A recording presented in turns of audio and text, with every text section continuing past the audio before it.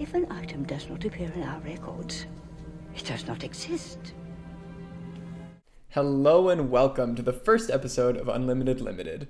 In this series, I'll be talking about both draft and sealed gameplay for Star Wars Unlimited. In this video in particular, I'll be talking about the upcoming Jump to Lightspeed set and reviewing each card spoiled thus far. This series will update periodically with new thoughts and insights into the format and when new sets are spoiled. So what are my credentials? I play a lot of Magic's draft format, and while that's not Star Wars Unlimited, a lot of game themes and more importantly draft themes are sort of similar between the two games. And I've also played a decent amount of Star Wars Unlimited draft. As for fan cred, I did just move across the country, bringing only 3 suitcases, a backpack, and still wrapped up that big guy, and got him out here. If that's not dedication to the Empire, I don't know what is. I'm going to start this video by doing a bit of a draft sealed primer, so if you're already a veteran in that regard and you just want to know the card reviews, then skip ahead to the timestamp on the screen right now. So for those of you who are pretty new to the limited scene, there are 2 kinds of limited that we talk about typically, and that's draft and sealed. Sealed is your standard pre-release format where you're given a kit with 6 packs, you open them up, you throw together a 30-card deck, and you send it. Pretty simple to understand in that regard. So draft is a little bit more complicated. You sit around a table with 8 people, you and 7 others, and you each have 3 packs of Star Wars Unlimited, and you're going to build your deck 1 card at a time. And the way that works in more detail is you take each of the packs and you open all 3 of them, but you don't look at the cards, and you just pull the leaders out of each of the 3.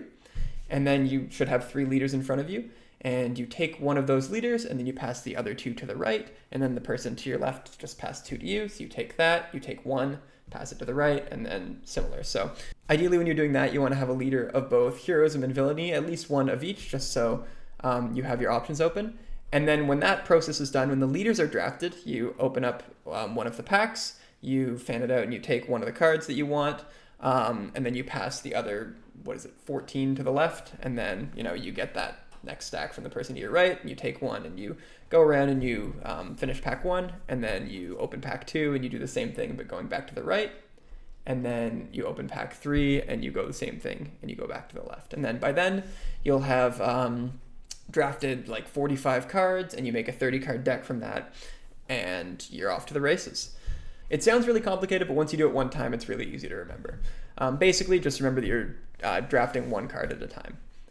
So things to look out for in draft, just general draft tips. It's very important to have just good 2 resource cost cards, because on turn 1, you want to make sure you have something you can do. It's also very important that you draft removals, so cards that, interact with your opponent's board and remove their units. So those are the 2 very important baseline things that anybody can be looking out for, is 2 cost units and removal. As you get a little bit more advanced, you'll look for some other stuff too. Cards that are casually called 2-for-1s are also really important to look for. So cards that you play and it sort of gives you the value of 2 different cards, those tend to be very strong as well. But identifying those sometimes can be a little bit tricky in this game. So yeah, generally if you're new, you'll do A-okay if you're just looking for removal and efficient early creatures. Obviously you want to have some late game stuff too, but I think those usually come a lot easier than getting the early stuff.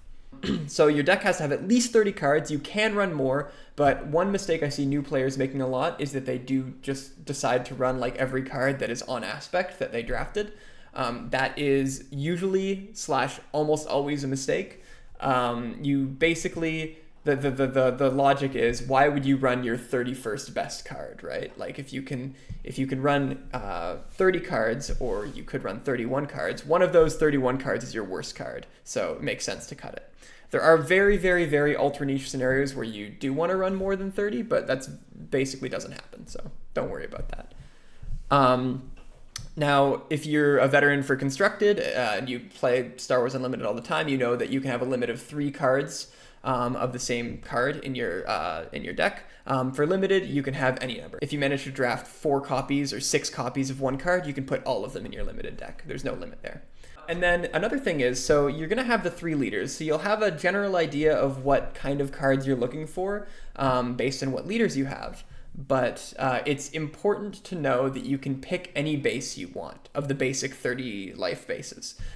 If you want one of the rare bases, you have to draft that somewhere in the pool, but if you just want a regular base, you don't need to have opened it, you can just get one of those just for free. Usually people at the table will be chill and they'll just like, if you didn't open a blue one, for example, they'll just give you a blue one.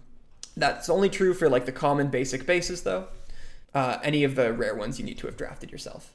This is a little bit more of an advanced draft strategy, but something that you definitely should keep in mind.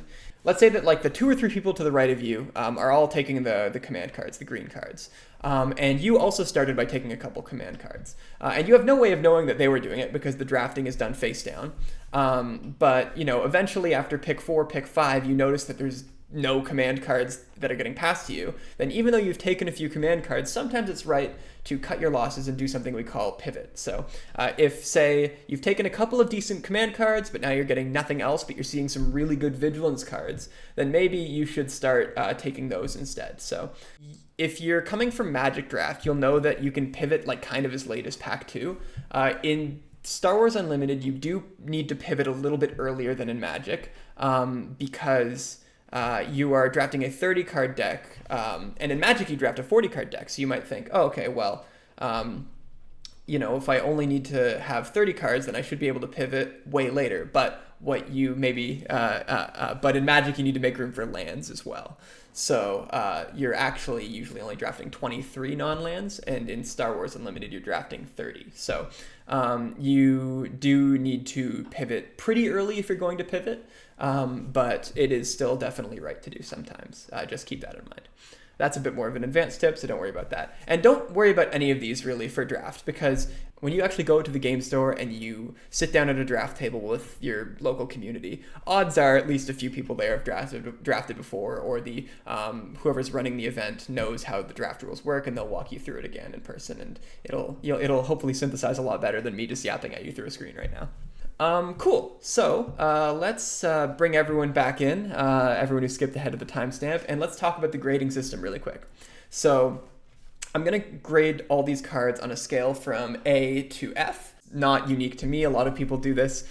In particular, one Magic podcast that is quite famous is called Limited Resources, and it is a podcast where they do the same thing for Magic's draft format, and they have a similar ranking system. So stealing from them, an A is like a bomb.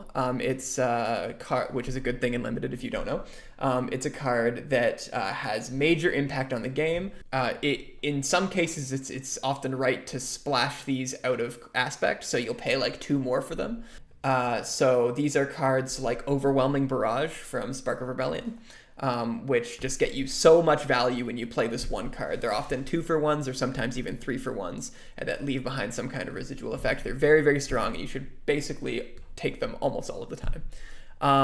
A B would be a card that's just kind of very efficient for its cost. A card like K2SO that your opponent kind of needs to deal with, and definitely your deck will probably have a couple of these, and it'll be built around these.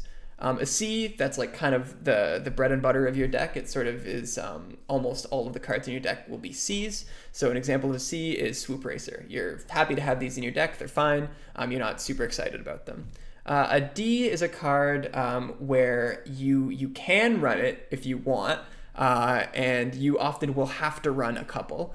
But they tend to be less efficient for their stats. They're not really doing that much, and whenever your opponent plays one, you're like, yeah, okay, sure. But they can still be fine, and they are an important part of decks, unfortunately. That would be a card like Corellian Freighter. An F is a card that you basically should never run in any of your decks. That would be a card like Restock, where it's just not really doing anything to the board. It's not really doing anything that gets you value. It really is just super niche. Some Fs will be good and constructed, where you can actually build a deck around them. But in Limited, we have to keep into account the fact that our deck is not going to be optimal at all times. So some cards that would maybe have a place in an optimal constructed deck just don't work here. There are also build around cards. So some cards are, have one sort of rating on their own, and then another rating if they're actually in a deck that's relevant for them. So a card like that would be General Dodona, which would probably be like a C or maybe even lower in a deck that doesn't get there with Rebels. But if you manage to draft a ton of Rebels, it could very easily be a B. Now, whether you get there or not is a little bit vibes based, but you'll sort of experience over time what getting there looks like for something like a Rebels deck.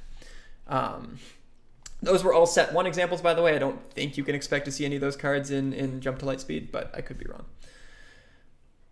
So one final thing before we start, there are still cards that haven't been spoiled yet as of the making of this video. I believe FFG has finished all of their official spoilers, but now there's going to be cards that come as people open pre-release kits that are just sort of, spoiled live. So this list could change a little bit depending on what those cards are, and I'll likely make another video about those cards and any updates that they put onto this list. Now, the reason I'm doing this now and not waiting for all the cards to come out is because I want to have this out before pre-release, and I'm not 100% sure that all of the cards will be revealed timely with enough time before pre-release that I can pump this video out. And of course, I haven't played with these cards yet. Nobody has. I'm human and will make mistakes here. That's the reality when doing these early set reviews with cards that you haven't played with yet. Sometimes entire aspects will be weaker in a format than others, and sometimes a format will be faster and more aggressive or slower and more control-y. And sometimes it may be just like straight up miss an interaction that will impact how some cards perform. This is just meant as a general guide that gets you thinking about what kind of cards that you're interested in drafting in this limited environment. So let's get into it. All right, so let's start with the leaders. So the first card I have up here is Asajj Ventress, I Work Alone. And she's a rare leader that's vigilance and villainy. She has action. You exhaust her and deal 1 damage to a friendly unit. If you do, deal 1 damage to an enemy unit in the same arena. She has epic action if you have 6 or more resources. You can deploy her or deploy her as an upgrade on a vehicle. And as a unit, she's a 4/6 with grit. And as an upgrade, she gives +3/+4, and attached unit, of course. So for all of the leader units that flip as pilots, the attached unit becomes a leader unit, so that's true here. It gains grit, and on attack, you may deal 1 damage to a friendly unit, and if you do, deal 1 damage to an enemy unit in the same arena. And she has the Force, Knight, Bounty Hunter, and Pilot tags. So I've given Asajj a C. The flip to be a 4/6 with grit is not massively impressive. It's a decent unit, and 6 toughness on a grit unit definitely can lead to some pretty nutty swings. As a pilot, she's also okay. The reason this isn't super impressive compared to some of the other leaders, but the reason that I've given her still just like kind of a flat C is because oftentimes in Limited it is pretty useful to be able to direct where a ping goes. So oftentimes you'll have a swing where your unit will only have, or where the opponent's unit will only have like 1 life left, or that 1 life difference in some areas matter a lot. And then yes, it pings your own unit too, but that, because you're choosing it, oftentimes you can make it good, or at least not bad for you and much worse for your opponent.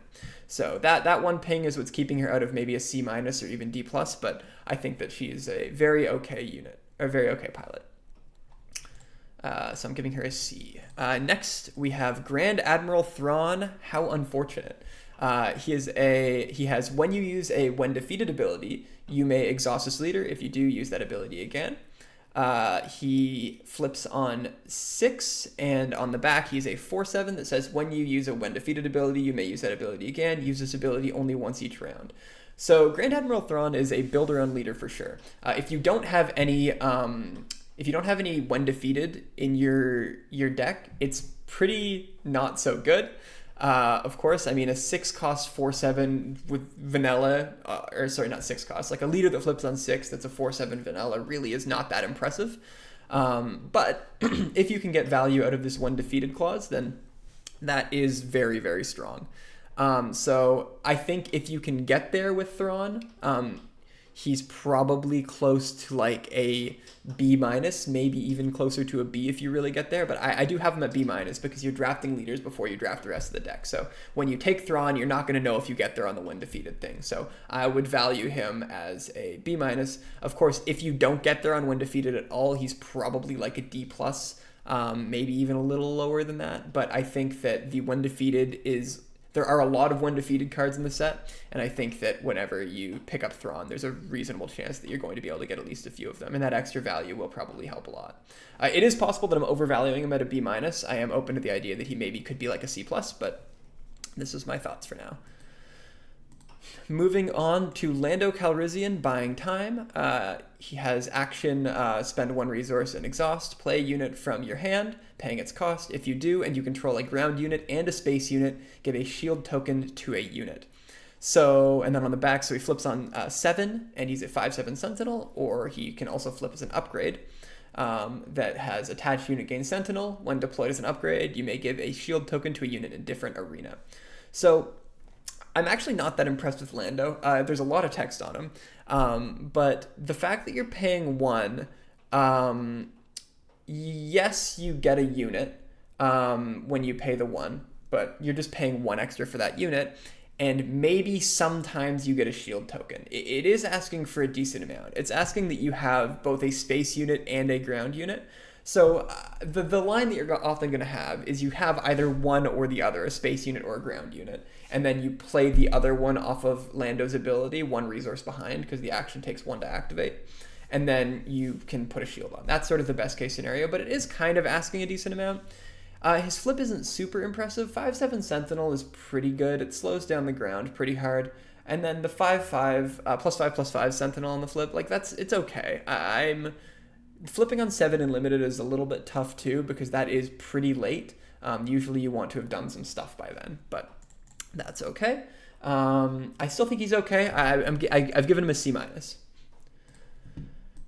Next up, we have Rose Tico, Saving What We Love. And so Rose has action, exhaust, heal 2 damage from a vehicle unit that attacked this phase. She flips on 5 and has on attack, you may heal 2 damage from a vehicle unit, and she has a 4/6. She also has the resistance tag, which I think has niche interaction in this set. So Rose is actually pretty strong. Flipping on 5 is like reasonably early. I think there's 2 leaders here that flip on 4, but flipping on 5 is usually as early as it gets for the most part. And 4/6 is a very respectable body. The action, healing 2 from a vehicle that attacked this phase is, I think, very strong. Because oftentimes you're going to attack with a unit, take out one of your opponent's unit, and so you'll be left with like 1 or 2 toughness left on your unit in many cases, and then you can just heal that up. So you do need to get there on vehicles for sure, but in this set I don't think that'll be too hard. And then on the back, of course, it's just more of the same thing. You may heal 2 from a vehicle unit. So that does seem really strong to me. I've given her a C+. Next up, we have Admiral Piet. So this is our first build around. So Admiral Piet has action, exhaust, play a capital ship from your hand. It costs 1 less. He flips on 5, and then on the backside, he's a 2/7 Imperial official that says each capital ship you play costs 2 resources less. So I think Admiral Piet in a deck that doesn't get there on capital ships is probably like a... Flipping on 5 and being a 2/7 is not that impressive. It's probably like a D+. But just for flipping on 5, it would probably be lower if it was higher up. But if you get there on capital ships, I think that it's probably a B-. So there are 6 playable capital ships in this set at common and uncommon. One thing I didn't really say in the draft overview that I'm going to just quickly touch on now is that it's exciting to be like, oh, I'm going to get this legendary and do crazy stuff in draft. And that will happen sometimes. But whenever you're evaluating card synergy, you often should evaluate based on whether the commons and uncommons enable that synergy. So yes, there are a lot of capital ships at rare and legendary, and maybe you'll be lucky enough to get 1 or even 2. But most of the time you're going to have common and uncommon capital ships. And in this format, there are 6 of them. So you hope that you hit those. Sorry, I should clarify. There's 6 playable ones, so 6 in villainy.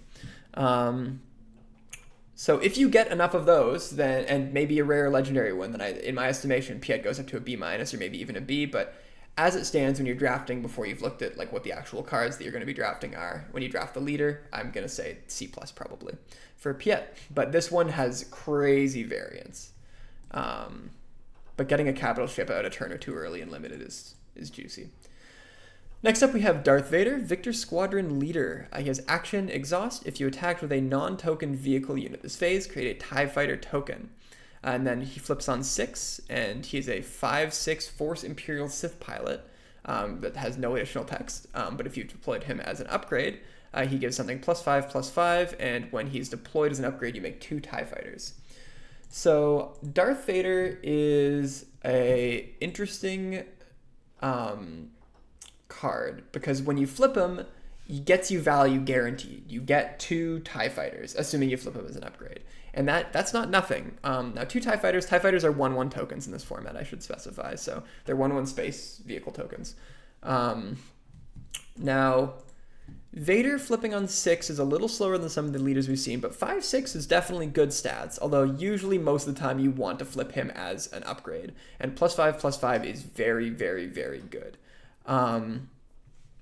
And just for that, I think that I'm going to give him a C+, because I think that flipping on 6 and being a 5/6 is fine, but flipping on 6 and giving something +5/+5 and instantly getting value is very, very good. So I'm giving him a C+. Holdo. Holdo is Admiral Holdo We're Not Alone is the full name, and it has she has 1 and tap. Sorry, I use magic terms sometimes. 1 and exhaust to give a resistance unit or a unit with a resistance upgrade on it +2/+2 for this phase. She flips on 6, and she's a 3/8 resistance official that has on attack. You may give another resistance unit or a unit with a resistance upgrade on it +2/+2 for this phase. Holdo is very strong if you can get there in a resistance deck. However, there are 9 resistance units in this format at common and uncommon, and 4 at rare or legendary. And I think for that reason, a 3/8 for 6 is just not very good. And then she can't target herself with this ability. It has to be another resistance unit or unit with a resistance upgrade on it. So she's always just going to be a 3/8, which would be good if it flipped on 5, but I'm less impressed on flipping on 6. And then again, the ability is basically never going to happen. Maybe it'll happen once or twice if you really get there on resistance units, but I think that it's unlikely that you do most of the time. And of course, when you actually pick up Holdo, you have no idea whether you're getting there on resistance units. So I am not impressed with Holdo. I'm giving her a D. Wedge Antilles, leader of Red Squadron, has action, exhaust, play a card from your hand using piloting. It costs 1 less. Deploys on 5 and into a 3/6 rebel pilot, or as an upgrade that gives +3/+4. And as attached unit is a leader unit. It gains on attack. The next pilot card you play this phase costs 1 less. This includes piloting costs. So I think Wedge is quite strong. So the fact that there are a lot of pilots in this set. I didn't actually count the total number, but there's quite a lot, as you'll see. And if you can play, and a lot of them are very strong too. The bonus you get is very strong. So if you can actually play them for 1 cheaper, that might actually just get you enough value to be able to that might actually get you enough tempo to be able to run away with that game pretty easily. And the fact it's repeatable and free is very, very impressive. On the back, the fact you can just do it every turn. +3/+4 is a pretty good upgrade on 5. You usually don't want to play him just as a 3/6, but in an absolute pinch you can. You pretty much always want to play him as the upgrade, because that's how you get the effect. So I've given Wedge a C+, just because I think that it's very potential that this leader just gives you such crazy tempo. Next, we have Captain Phasma Chrome Dome that has action, exhaust. If you played a first order card this phase, deal 1 damage to a base, flips on 5 into a 4/6 first order trooper. And it has on attack. If you played another first order card this phase, you may deal 1 damage to a unit. If you do, deal 1 damage to a base. 4/6 flip on 5 is pretty good. But the ability that you get on Phasma is very not impressive. So there are 9 first order units at common and uncommon and 1 at rare. Now, dealing 1 damage to a base sometimes is really not that impressive. In limited, a lot of it is about board control. Aggro is definitely good, but it's not the kind of refined aggro that you see in Constructed with Sabine or whatever, where every ping to the base matters a lot. Pings to the base do matter a decent amount, but not enough, I think, to have it be your leader's whole shtick that she can only really do sometimes. Again, if there were more first order units, I think this unit would be better, but there just really aren't that much. Being a 4/6 is fine, but I think you in general should probably avoid playing Captain Phasma. I've given her a D, although I might be talking myself into a D plus just because the stats are pretty good. But for now, I'll stick her there. Next up, we have Major Vonreg, Red Baron, that has action exhaust. Play a vehicle unit from your hand, paying its cost. If you do, give another unit +1/+0 for this phase. It deploys on 4 into a 2/5 or a +3/+3 upgrade that says attached unit is a leader unit. It gets on attack. You may give another unit in this arena +1/+0 for this phase. So Major Vonreg, you can see, is like a bit of a weaker unit in terms of its actual flip. Like 2/5 is not that impressive compared to what we've seen so far. +3/+3 is pretty good. But what I like about Vonreg is that it deploys on 4.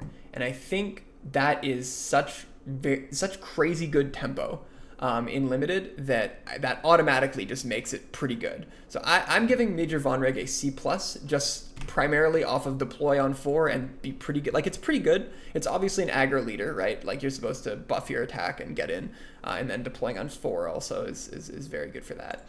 So you're going to want to try to build aggro if you're doing Major Vonreg. And this does have the potential to gas out as well, because you're flipping on 4. Ideally, you're doing this, but sometimes you have to make a 2/5, and then your opponent deploys on 5 or 6 and just has a unit that completely dwarfs yours. Definitely is a downside, but what you're trying to do if you draft a deck like this is just go, go, go. So I think Vonreg is pretty good. I'm giving him a C+. Next, we have Luke Skywalker, Hero of Yavin. It has action exhaust. If you attack with a fighter unit this phase, deal 1 damage to a unit.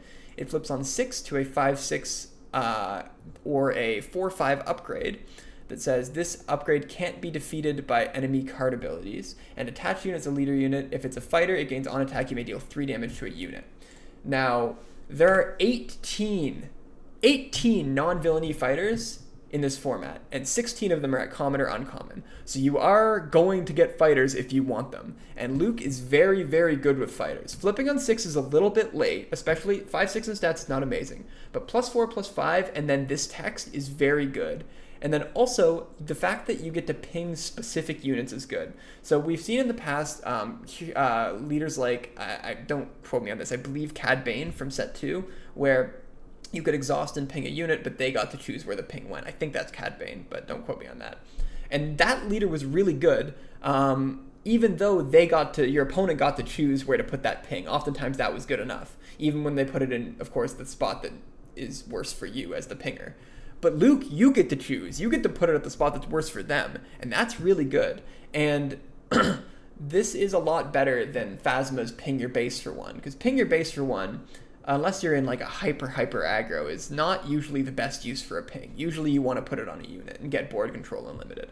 So Luke helps you do that, and on the flip is very, very very strong. It helps you do that. Like 3 to a unit is very good. This basically, you flip it, you attack with the unit, it kills the unit that is attacking, and it kills some other unit. Because you're almost certainly going to have a fighter. And some of the fighters in this format are good too. Anyway, I've gushed about Luke long enough. I think Luke is a B, maybe even a B+. I think Luke is the best leader in the set. Sorry, that's spoilers, I guess, but I think Luke is the best leader in the set for Limited. I don't know how much constructed play. I think, leaders like Thrawn are going to be crazy and constructed. Cool. Poe Dameron, I Can Fly Anything, is a... I just realized I haven't been saying any of the aspects of the leaders, so hopefully you are actually watching the video, not just listening, but that's okay. So Poe Dameron, I Can Fly Anything, is a aggression heroism leader that has action 1 and exhaust. To flip this leader and attach him as an upgrade to a friendly vehicle unit without a pilot, he flips on 5 to a 4/6 or a +2/+1 upgrade that has action attached to this upgrade to a friendly vehicle unit without a pilot. Use this ability only once each round. So Poe Dameron's a weird leader because he flips on 5, sure, but he also flips on, in principle, 1. Because you, whenever you want, can just pay 1 and exhaust him, and boom, he just goes on as a +2/+1 upgrade. Now, +2/+1 is not amazing, for sure. In fact, it's quite weak, but the fact you can do it multiple times, and you can, for 1 resource, just move him around wherever is most convenient is actually very good. I think Poe Dameron is going to be a very high skill leader where like players that really know how to use him will get a lot of good value out of him. And the fact that it's repeatable is very good, because even if Poe Dameron gets defeated, right, he goes back to your leader slot, and then next turn you can just flip him back, and he goes as a upgrade. On 5, you're probably usually flipping him into a 4/6, because that's just a lot better than a +2/+1 upgrade. A free 4/6 is pretty good, but nevertheless. And so I've given Poe Dameron a B-. I think he's quite strong, but definitely he will be a very skill-testing hero, in my opinion. Next up, we have Admiral Trench. Admiral Trench is, sorry, I should read the whole name. Admiral Trench, chick. And Admiral Trench is a cunning villainy leader that has action exhaust. Discard a card that costs 3 or more from your hand if you do draw a card. And then he doesn't have an epic action, but he has an action where you pay 3 and tap. And if you control 6 or more resources, you may deploy him.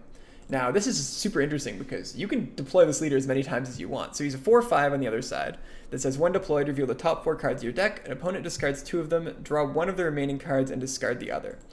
So this unit is very, very interesting because, yeah, so you're looking at the top 4, and you're getting the 3rd best card from the top 4. So it's not amazing, that effect, because your opponent's obviously going to choose the 2 best ones for you to get rid of. And then you're choosing the 3rd one and then also getting rid of the 4th best one. Now, this is a little scary because, yeah, it's a 4/6 or 4/5 for flipping on 6, which is not that strong, but the gimmick is that you can repeat it a bunch of times. This is a little bit scary to play in Limited because you do only have 30 cards in your deck, and every time you're deploying this unit, you're -4 cards because the other 3 aren't going into your deck, they're going into your discard pile. So you do have to be a little bit scared about mill in longer games with Admiral Trench. Mill being, for those of you who don't know Magic, whenever you have cards go from your library into your deck and you run out of cards in your library, or from your deck into your graveyard, from your deck into your discard pile. I'm mixing games here. That's okay. You know what I mean. The action is pretty good where you can discard and draw. That is just always a handy repeatable effect to have. I think this is a strange leader to build around, and because of that mill, even though the repeatable deploy is pretty nice, he's just always a 4/5. But I think that he's probably just a C, maybe even a C-, but I'm going to call him a C for now because of that mill downside. Next, we have Rio Durant, Wise Crackling Wheelman, sorry. Action 1 and exhaust to attack with a space unit. It gets +1/+0 and gains Saboteur for this attack. This unit is Cunning Villainy. He flips on 5 to be a 3/5 with Saboteur, and or as a +3/+5 upgrade, and the upgraded unit gets Saboteur, and if it's a transport, it gets +1/+0. And so I looked into how many transports are in this format. There are 11 playable transports in Villainy, with 3 at common and uncommon, so you can kind of ignore it because 8 of them are rare or legendary. Almost all of the transports are rare or legendary in the set, so the transport part is maybe it'll come up once, but probably not. Good, so he flips on 5, and he's a 3/5, and a 3/5 that flips on 5. Look, I play Chirrut, that's my main deck, so I'm familiar with that, but I don't know if this guy's gimmick is quite as good as Chirrut's gimmick. I'm not super impressed with the body. However, the upgrade is actually pretty good.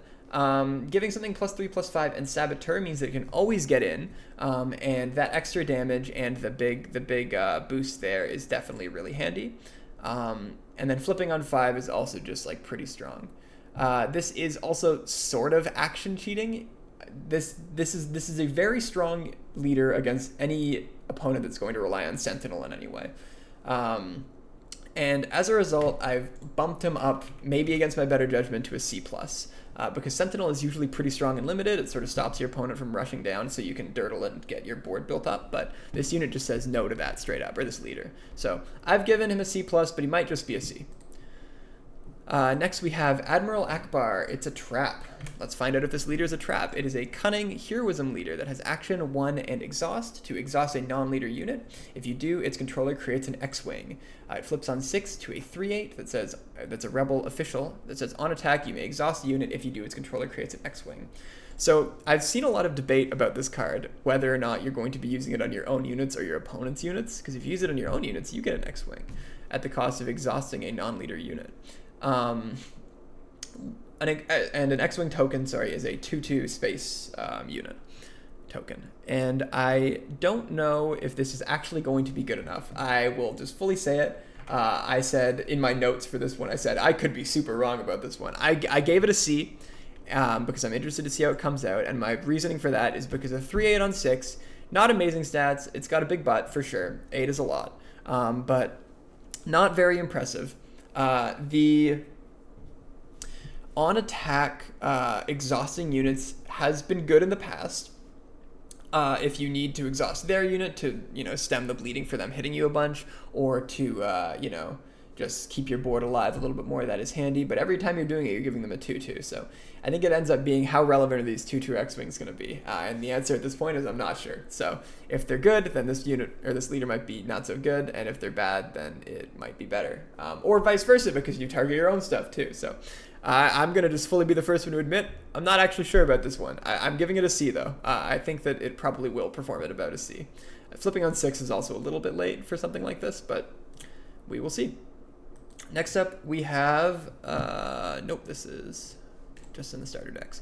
Next up, we have Kazuda Xiono. If I can get on my soapbox for a second, this is from a cartoon called Resistance, which I watched a few years ago, and it was so boring. Anyway, sorry if I just alienated the Resistance fandom in my in my chat, but it is what it is. I gotta be a person sometimes. Anyway, Kazuda Xiono, best pilot in the galaxy, is a cunning heroism leader that has action exhaust. A friendly unit loses all abilities for this round. Take an extra action after this one.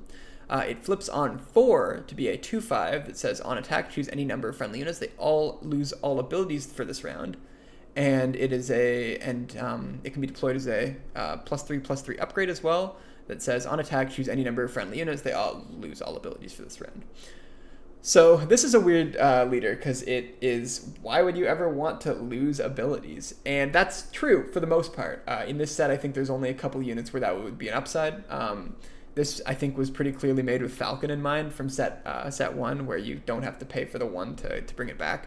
But I think that in this set, the synergy is really not going to be there. There is a 3-cost 4/4 ambush unit that is defeated at the end of your phase. And that card, I guess, if you get that going with Kazuda, is pretty good. But in general, I'm not very impressed with this card. That being said, I'm giving it a C. And the reason for that is because it flips on 4. And flipping on 4 and being a 2/5 or a +3/+3 upgrade, this is not as good as the other leader that flips on 4, the Major Von Reg, which I gave a C+ to. So I'm just going to give this one a C. I could be wrong about that. It might be closer to like a C- because it really is not that strong. But getting a free 2/5 or +3/+3 on turn 3 is really, really good. And that actually concludes the leader section. Now, there are, I think, 4 bases I need to talk about. Maybe 5. No, 5 bases. 5 bases I need to talk about. The first one is Colossus. It is a vigilance base with 35 life. Whoa! 5 extra life! With the downside being draw 1 less card in your starting hand. Now, 5 life is not irrelevant, for sure. But in limited, card advantage matters a lot. I mean, in constructed it does too, as you probably know. But 1 less card in your starting hand is also a little bit worse than it sounds, because when you're considering whether to keep a starting hand or not, you need to consider the curve that is going to play out. And whether or not you keep the hand depends on things like, do I have the right spread of things to do? Do I have a 2-drop to play? Do I have like a follow-up for that? Do I have removal? Stuff like that. And when you get to see 1 less card, that is worse than just drawing 1 less card sounds, in my opinion. So that being said, I'm not going to give it a straight F, because there maybe is a deck that plays this, but I really don't know what it would be. 5 life is really good, though, which is why I'm not giving it a straight F. I'm giving it a D- though. I really don't think you should play this pretty much ever. I maybe am being too much of a coward and should give it an F. I'm not sure. Don't play that card. Next up, we have Data Vault. It is a 33 life command base that says your minimum deck size is increased by 10 cards. Now, this card is an F. You should never play this card. Having to play a 40 card limited deck in this game is a death sentence.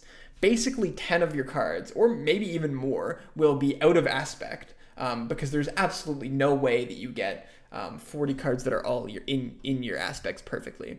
And it will just reduce the quality of your deck so much for 3 life. I'm not even convinced this card can be played and constructed, but maybe there's a world for it there, but absolutely not unlimited. That's just a straight F. Next up, we have Thermal Oscillator. It is a 27 life base in aggression that says your minimum deck size is decreased by 5 cards. This, I think, is a B, maybe even a B+. Am I convincing myself it's a B+? I am. It's a B+. This card is very, very, very strong and limited. Decreasing, so what I already mentioned earlier in my description of the letter grades is that cards that are Ds, for example, are cards that you sometimes reluctantly have to play just because you don't have enough cards. So this means you just get to play 5 less Ds, or even if you draft a particularly strong deck, maybe fewer Cs. And for 3 life, I think the quality of your deck will go up so much.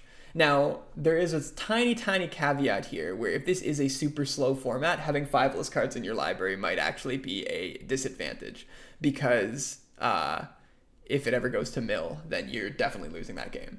But I think in general, this card is very, very strong. I'm giving it a B+. Next, we have Nabat Village, which is a 27 life base in Cunning that says, draw 3 more cards in your starting hand. You can't take a mulligan. When the first action phase starts, put 3 cards from your hand on the bottom of your deck in any order.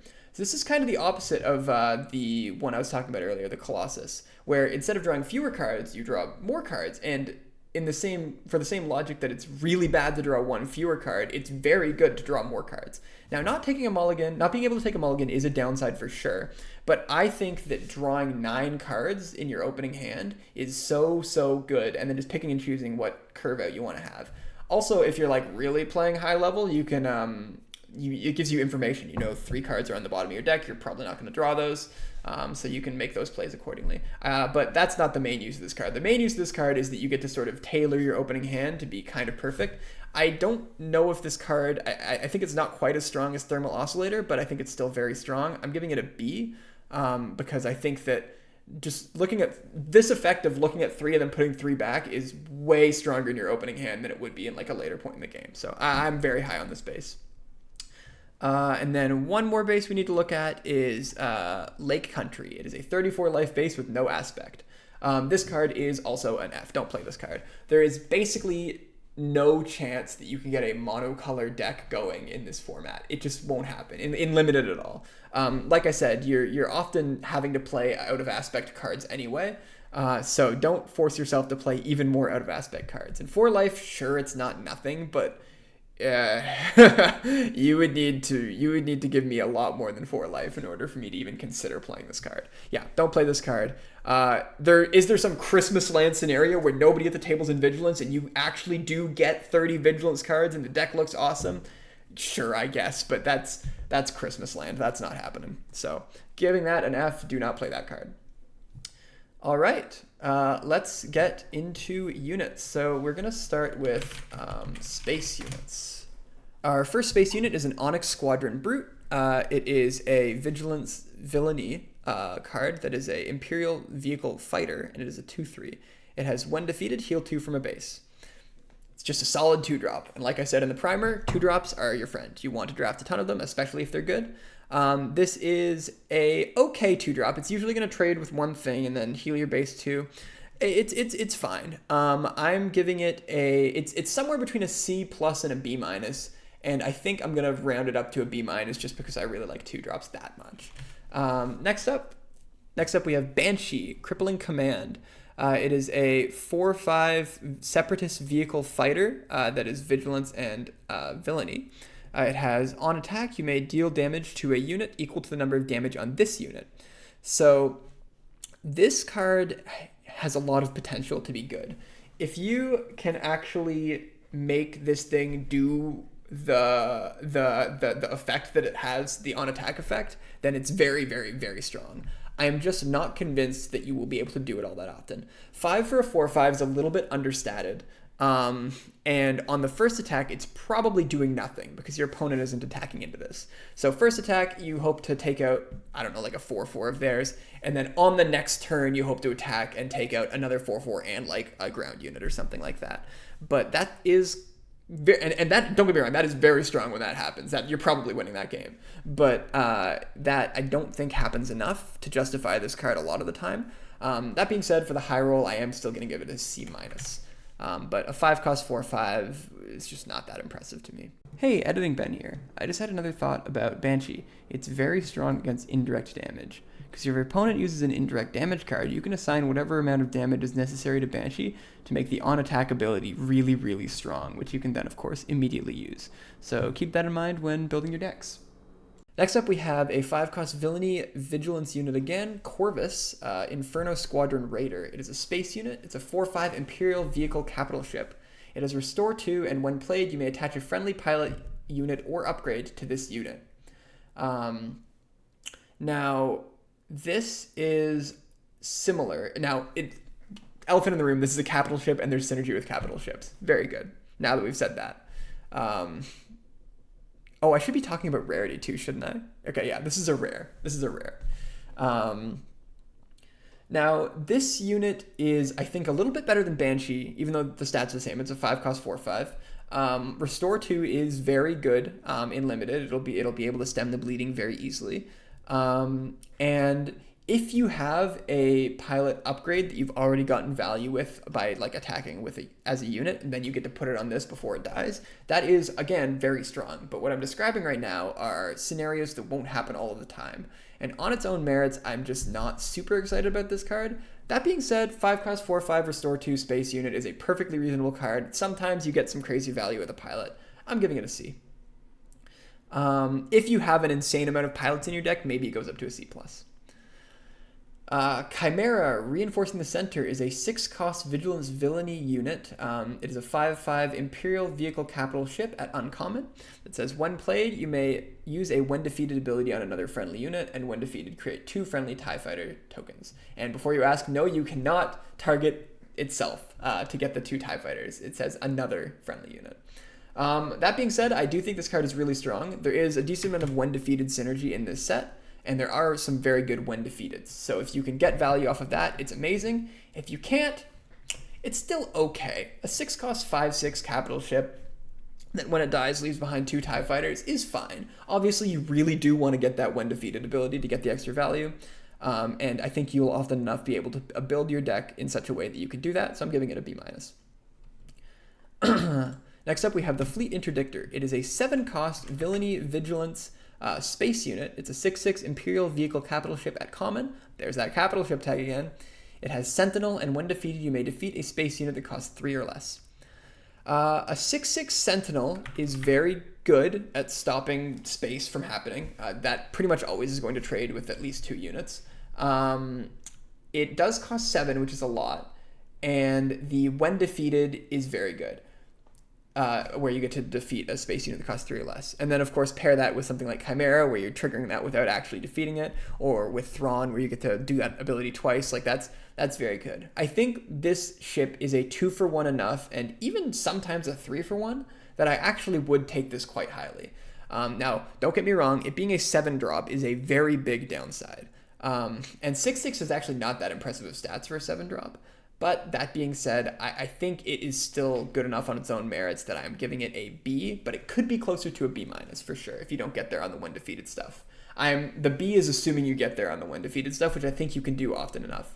It is also a common, so you'll probably get one of these if you want it, or even 2.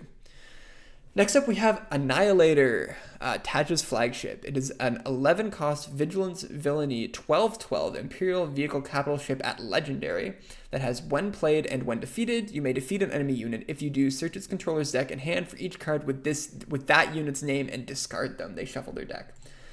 So a 12/12 that when played destroys something and when defeated destroys something seems really good. 11 resources is a lot of resources. Some people think they can get there, and sometimes they're right, but oftentimes they're wrong. And if you are playing this card, you're probably going to win that game. But let's do a little bit of math for a second. 11 resources is a lot. You start with 6 cards in your hand, right? So assuming you're not running that terrible base. So you have 24 left in your library. Every turn, you're drawing 2. So by the turn, and then on turn 1, you play 2 resources, so you're at 2. And then every turn you go up. So you need to go up 9 more in order to play Annihilator. Every turn, you're drawing 2. So 2 times 9 is 18. So 24 minus 18 is, 6? So assuming you've drawn no other cards by any other means, by the time you play this card, you have 6 cards left in your library. That's really not a lot. And that's assuming you've drawn no other cards, which often you have drawn other cards. I think that it is very unlikely that you are ever playing this card. And then also for that whole time, it's been probably just burning a hole in your hand. If you ever pick up this card and you want to try it, what I would recommend you do, first of all, I wouldn't recommend picking this up. But if you ever want to try it in Limited, what I would recommend you do is if you see it early, just resource it. Then if the game goes ultra late and you see it in the bottom 8 cards of your deck, then play it and win the game. Awesome. But I just don't see that happening. So I'm giving it a D. That being said, of course, card's very strong. And it's a capital ship, if that matters whenever you're casting an 11 drop. So cool. Next we have Phantom 2, modified to dock. It is a 3-cost Vigilance Heroism, 3/3 Rebel Vehicle Transport Spectre at rare. It has grit and action, pay 1. If this card is a unit, attach it to an upgrade to the Ghost. It's no longer a unit. Defeat all upgrades on it and remove all damage from it. Attached unit gets +3/+3 and grit. So attached unit can only be the Ghost, which we'll see in a second. It is a legendary, so don't expect to do that interaction. If you do, it's awesome. You're probably winning that game. Maybe. It's awesome, but it's not crazy awesome. Anyway, that being said, a 3/3 for 3 that has grit. I like it. It's good. I think that it's probably a C. I'm not that disappointed with it at all. Next up, we have Red Squadron X-Wing. It is a 3-cost Vigilance Heroism Space unit, a 3/3 Rebel Vehicle Fighter at common. When played, you may deal 2 damage to this unit if you do draw a card. I like this card a lot. I think having an option is always really strong. So of course, a 3-cost 3/4 with no text on it is not that impressive. It's playable though. And a 3-cost 3/2 that draws you a card is also not that impressive, but it's playable. This card is both of those. You get to pick which one you want. And having an option between 2 okay modes makes a very good card in my experience. People often undervalue things like this because they look at those individual modes and they go, yeah, it's not that good. But you have to evaluate it as almost like 2 cards. It's not quite like 2 cards. As you get more experience with this, you'll sort of see what I mean. But these effects are often very, very undervalued. And it's at common, so I'll definitely be picking these up. That being said, I don't think it's crazy or anything. I think it's a C+. Next up, and it is a fighter, matters for Luke. Next up, we have Dakar Cardo Frigate, a 5-cost space unit in Vigilance and Heroism. It's a 6/7 Resistance Vehicle capital ship that says this, at common, that says this unit gets -1/-0 for each damage on it. A 5-cost 6/7 is really big. And in order to put damage on it most of the time, that means they need to run a unit into it. So oftentimes this is going to trade for 2 units, sometimes even 3. I think there is some spicy synergy here with a leader like Rose, where you can keep healing it, and then getting just a crazy amount of value out of the fact that it is overstatted, and it is overstatted. 5-cost 6/7 space unit is very overstatted. Also a capital ship. I give it a C+. I think it's decent. And next we have the Ghost. So remember the synergy from Phantom 2. Ghost Heart of the Family is a 5-cost space unit, Vigilance Heroism, 5/6 Rebel Vehicle Transport Spectre. Each other friendly Spectre unit gains this unit's keywords. While this unit is upgraded, it gets Sentinel. Ignore the Spectre synergy for limited. I want to see the Spectre deck work and constructed. Maybe it will. I'll be trying to brew it, but I don't worry about it for limited. That being said, upgrading the Ghost is very reasonable, and when you upgrade it, the stats will be more than 5/6 most of the time, and it will have Sentinel, which is very good. But even if you can't do that, 5 cost 5/6 is just like good stats. I'm giving the Ghost a C+. If you get the Magic Christmas Land scenario having the Phantom and also other Spectres, then of course you're going crazy, but don't expect to do that. Next up we have Gold Leader. It's a 6 cost Vigilance Heroism Space Unit, fastest ship in the fleet. It's a 5/5 Rebel Vehicle Transport at Uncommon that has shielded, and if this unit is defending, the attacker gets -1/-0. I think this unit is perfectly fine. Costing 6 is a lot for sure, but it will often trade for multiple of your opponent's units. Again, just having shielded itself is very good. And then -1/-0 doesn't seem like a lot, but it often will be the breaking point for whether or not they need to throw just 1 unit of this ship or 2 units of this ship. So I think that you can get a decent amount of value with this. Now, that being said, oftentimes they're just not going to attack this ship and they'll just go to your base or other ships instead and require you to attack in. With Gold Leader, that's like kind of okay because you're still, that way you get to dictate the terms of the attacks, so you know, get better deals, and maybe you can even just keep hitting base for 5, and maybe that's good enough. But 6 is a lot though, and 5/5 is, not that impressive for 6, so I'm giving it just a C. It is a transport though, which is relevant. Next up we have Silver Angel, Trace's Hope. It is a 2 cost Vigilance Space Unit. It's a 2/3. Fringe Vehicle Transport at Uncommon. It says when 1 or more damage is healed from this unit, you may deal 1 damage to a space unit. So first of all, I just want to say 2 cost units that don't have a heroism or villainy aspect that are reasonably statted, which this is true for this card. All of those things are true. They tend to be very good. You can take them semi-early because when you're drafting, even if you don't know whether you're in heroism or villainy yet, because they just go wherever as long as you're playing vigilance. You don't want to pay 4 for this, but just that versatility alone makes these a reasonably high draft pickup in my experience. The effect on this is decent if you can get there with healing. So like if you're playing Rose or something, that's really good, and there are other cards that heal too. That being said, it is still just a 2 cost 2/3, which isn't amazing. I'm going to give it a C+, but definitely these are going to be the bread and butter of your deck, for sure. Cards like this, you want to have these.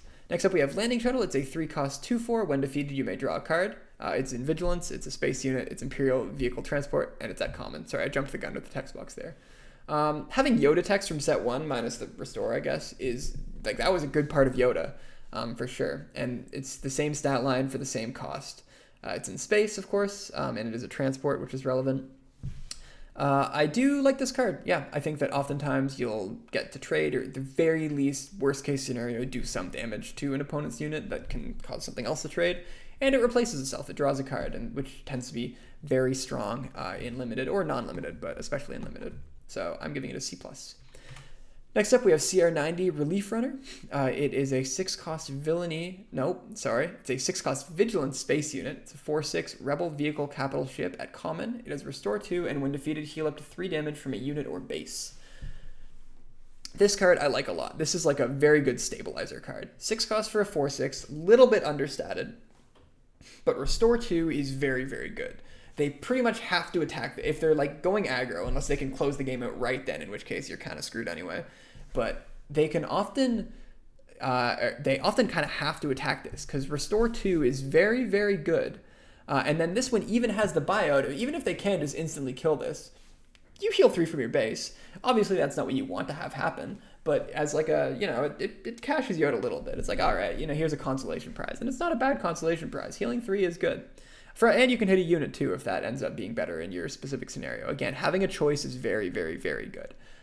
So I am giving it a C+. Next up, now we're moving into command cards. So here's a 1 cost Command Villainy Space Unit. It's a 2/1 First Order Vehicle Freighter that at Common that has, while you control a token unit, this unit gains Raid 1. Now, token units are quite abundant in the set in the form of TIE Fighter and X-Wing. This is a villainy card, so mostly TIE Fighters. That being said, 1 cost 2/1. I guess it's like appropriately statted. Getting Raid 1 sometimes is fine, but ultimately I think this is just a C-. It's really not all that impressive, but you're not going to like hate playing it. Next up, we have Kajimi Patrollers. It's a 2 cost Command Villainy Space Unit. It's a 1/1 First Order Vehicle Fighter that has, when played, make a TIE Fighter.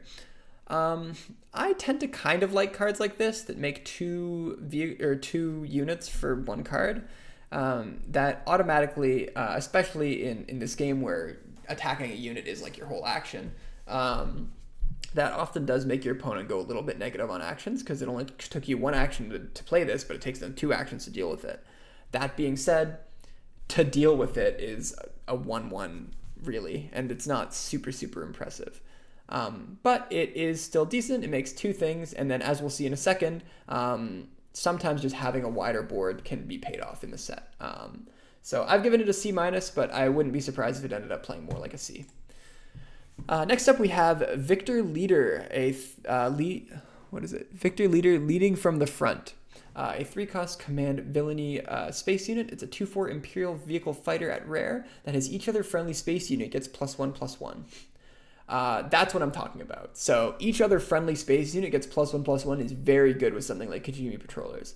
If you can turn 1 Kajimi Patrollers and then take, like, say you're going first, Kajimi Patrollers, take the initiative, play Victor Leader, you have so much value on turn 2 that can attack already. You can do whatever. You can deal with whatever they played on turn 1. And then this is basically an auto kill. Like, they have to use resources to kill this card. Very strong. As we've seen, Lords or Anthems in this game have been very strong. In the past, Colonel Stark, I think, from set 1 was very good and limited and also constructed. I think this card is very strong, and I would pick it up very highly. I'm giving it a B+. Next up, we have a 4-cost space unit that is Command Villainy. It's a 2/3 Imperial Vehicle Fighter with Ambush. When played, when defeated, create a TIE Fighter. So this card, so first of all, I haven't even talked about Ambush yet. Ambush is a very strong mechanic because it pretty much always means that action cheating in Limited in general is very good.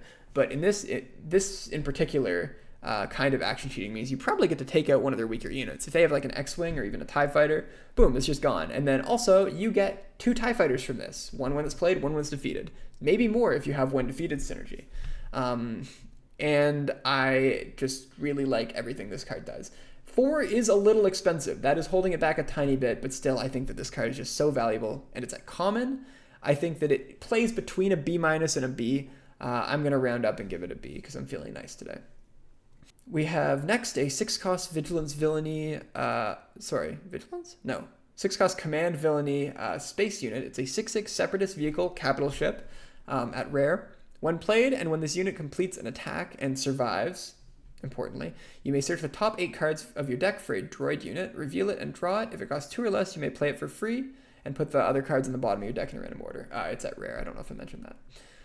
So this card is interesting because it is a card that pays you off for having droids in your deck. How many droids do you think are in this set that are playable? There are 3. 2 at uncommon and common and 1 at rare. That is not enough to make any sort of droid synergy happen. That being said, 6-cost 6/6 capital ship. It probably plays between a D+ and a C-. I'll round it up to a C-. If you ever do get the droid off of it, that's good, I guess. And that can happen sometimes. Top 8 is a lot. And then this also does technically give information, like you get to look at the top 8 and be like, oh, okay, now these are on the bottom of my deck. That's not nothing, but it's definitely not amazing. All right, next up we have the Executor Might of the Empire, a 11-cost Command Villainy space unit. It is a 12/12 Imperial Vehicle capital ship at Legendary. It has Overwhelm, and when played, on attack, and when defeated, make 3 TIE Fighters. So obviously this card is very strong. If you play this card, you're basically winning the game. Doesn't matter if they have Sentinel that has Overwhelm. And then also you get minimum 6 TIE Fighters from this, but usually more. That being said, if you were listening to the math earlier about the 11 drop, when you play this card, you have, 6 cards left in your library maximum? So same thing, in general, I would advise against putting this in your deck, but if you do put it in your deck, and you draw it in, the first half of the game, you just resource it. And if you draw it in the last, 8 cards of your deck, play it, win the game, sure, whatever. But yeah, I think that doesn't happen enough, so I'm going to give this card a D, unfortunately, because I do love the big spaceships, and I want to brew something like that for Constructed. All right, next up we have a 2-cost Command Heroism space unit. It's a 3/2 Rebel Vehicle Fighter at common, no text, it's vanilla. I love playable 2-drops. That's what my notes say. I love playable 2-drops. And this is a playable 2-drop. It's a 3/2. Fighter is a relevant tag. Vehicle's a relevant tag. Cool. Yeah, I'm giving it a B-. I'm happy to take a bunch of these. Next up is Blue Leader. It is a 3-cost command heroism space unit. It's a 3/3 rebel vehicle fighter at uncommon that has ambush, and when played you may pay 2. If you do, move this unit to the ground arena and give 2 experience tokens to it.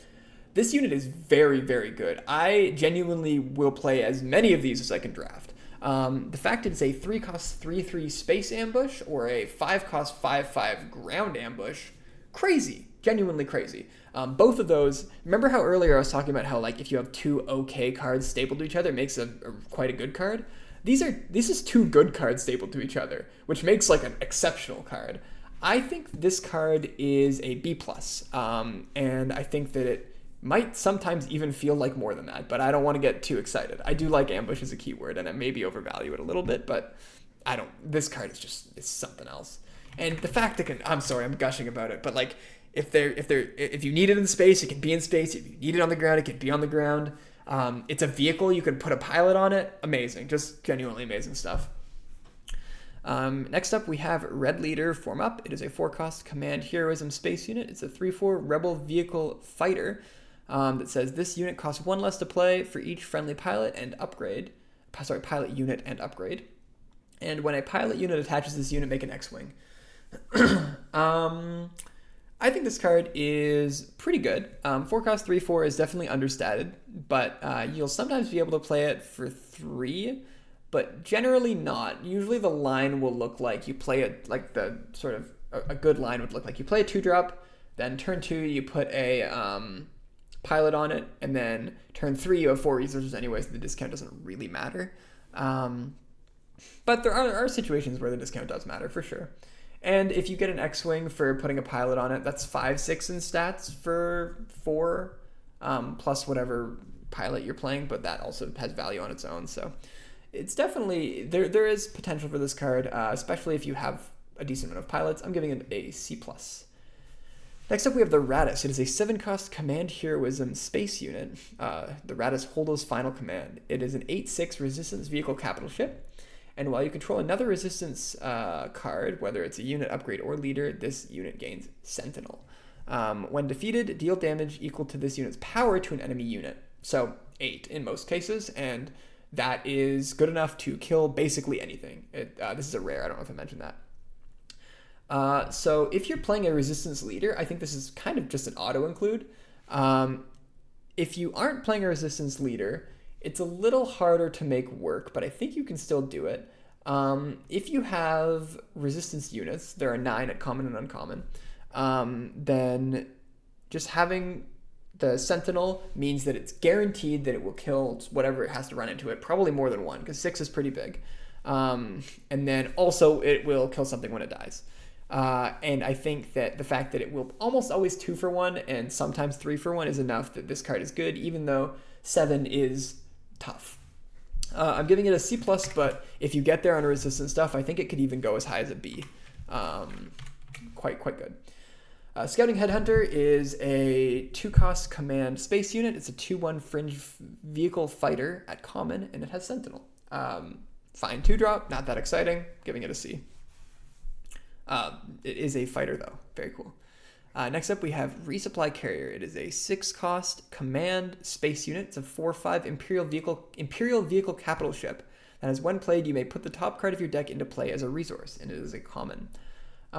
This card is interesting. 6 cost for a 4/5 is definitely understated. It is a capital ship, which does matter, and it does ramp you. So what I was talking about earlier with those 11 drops doesn't sound so scary now, right? Yeah, it's still scary. Now, once you get to 6 resources, the ramp is a little less relevant in limited. If you can ramp super early, that can be handy, but going from your 6 resource turn to your 8 resource turn is like, I mean, I guess, but it's really not all that impressive. That being said, I think that there's enough sauce, and the fact that it's a capital ship matters. So even though it's understated, I'm just going to give it a C. Next up, we have Special Forces TIE Fighter. It is a 2-cost aggression Villainy Space Unit. It's a 2/3 first order vehicle fighter. It says at common, that says when played, if an opponent controls more space units than you, ready it. I think this card is very good. It is actually possibly better whenever you are not going first, because turn one, if you're playing second, your opponent plays a space unit, they pass, you play this, you ready it, they take initiative, and then maybe you can get a profitable trade depending on the space unit. It is first order, which is a relevant tag for sure. And of course it is a fighter. And then of course it's a 2-cost 2/3. I love that. That's great. It's a good 2-drop. I think it's going to play somewhere between B- and B. And I am keen to round this one down to B-, but I might be wrong about that.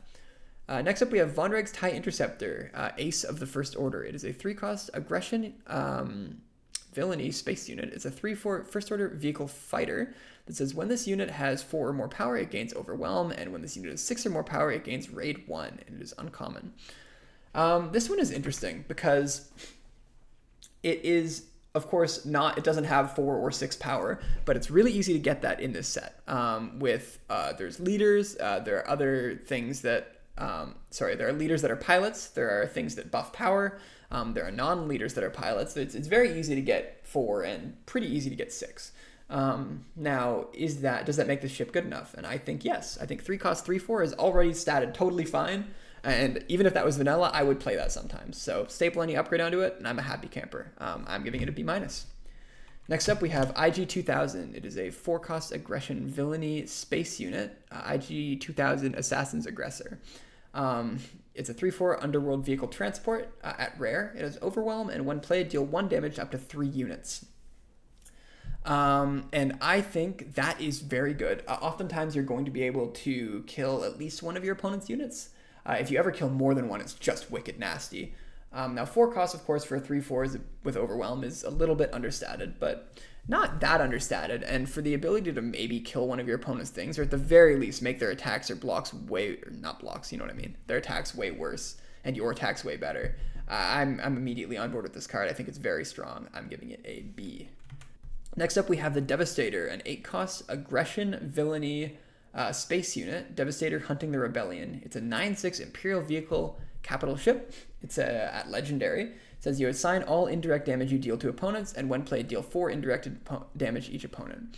I think this is the first indirect damage card we've seen so far, so I'll briefly explain that. When you deal indirect damage to your opponent, they choose how to deal that damage. So say you deal 5 indirect damage to your opponent, they're like, okay, I want 1 here, 2 here, 1 here, and 1 here. And then that would be that.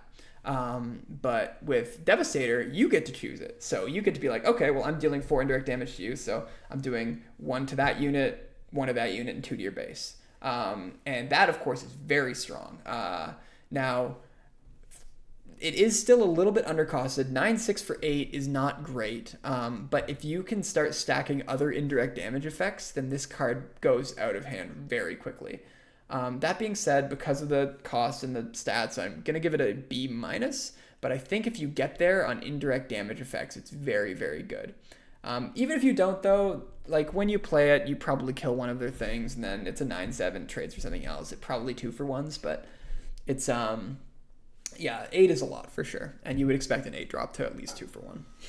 Cool. Next up, we have Black 1, Straight at Them. It is a 2-cost aggression heroes in space unit. It's a 2/3 resistance vehicle fighter. It says at rare.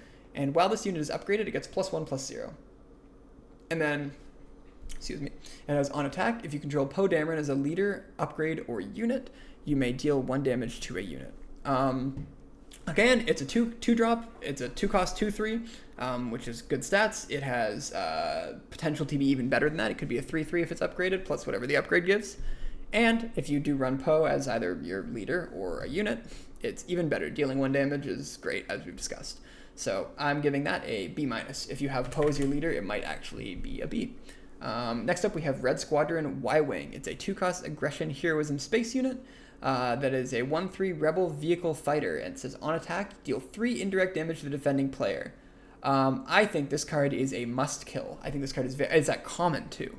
I might be a little bit ambitious. I want to give this card a B, and that's because oftentimes you're never going to be attacking your opponent's unit with this. You're usually going to, if you can, just attack base, because they can either have one of two things happen. They can have their base take 4, 1 from the attack, and then 3 indirect damage, and they're never winning that race. 4 on a 2-drop to base is crazy.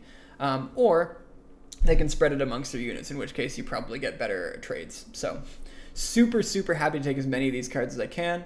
I think it will overwhelm them very quickly. Now, that being said, it does block very poorly. If they have like a 3/3, they can eat 3 of these things. Definitely a downside of the card. Maybe knocks it down to a B-. I might be talking myself into it. Yeah, it's a B-. Okay. It was revealed to me in a dream by a Force Ghost that this card is actually a C+. Next up, we have Red 5, Running the Trench. It is a 3-cost aggression heroism space unit. It's a 3/4 rebel vehicle fighter. It says on attack, you may deal 2 damage to a damaged unit. It is uncommon. Yeah, 3-cost 3/4, like I've said, very reasonable stats. I would play that as a vanilla. Not super happily, but I would. The fact that sometimes just gets to eat a damaged unit, like finish off a unit, perfectly fine with that. I think this card is quite strong. I'm just going to give it a straight up B. Next up, we have Tactical Heavy Bomber, a 5-cost aggression heroism space unit. It's a 3/5 resistance vehicle transport at rare that says on attack, deal indirect damage equal to this unit's power to the defending player. If a base is damaged this way, draw a card. Now, in Limited, in my experience, now we'll see how indirect damage plays out, because much like you having a choice being very good, giving your opponent a choice, even where to direct damage is very bad.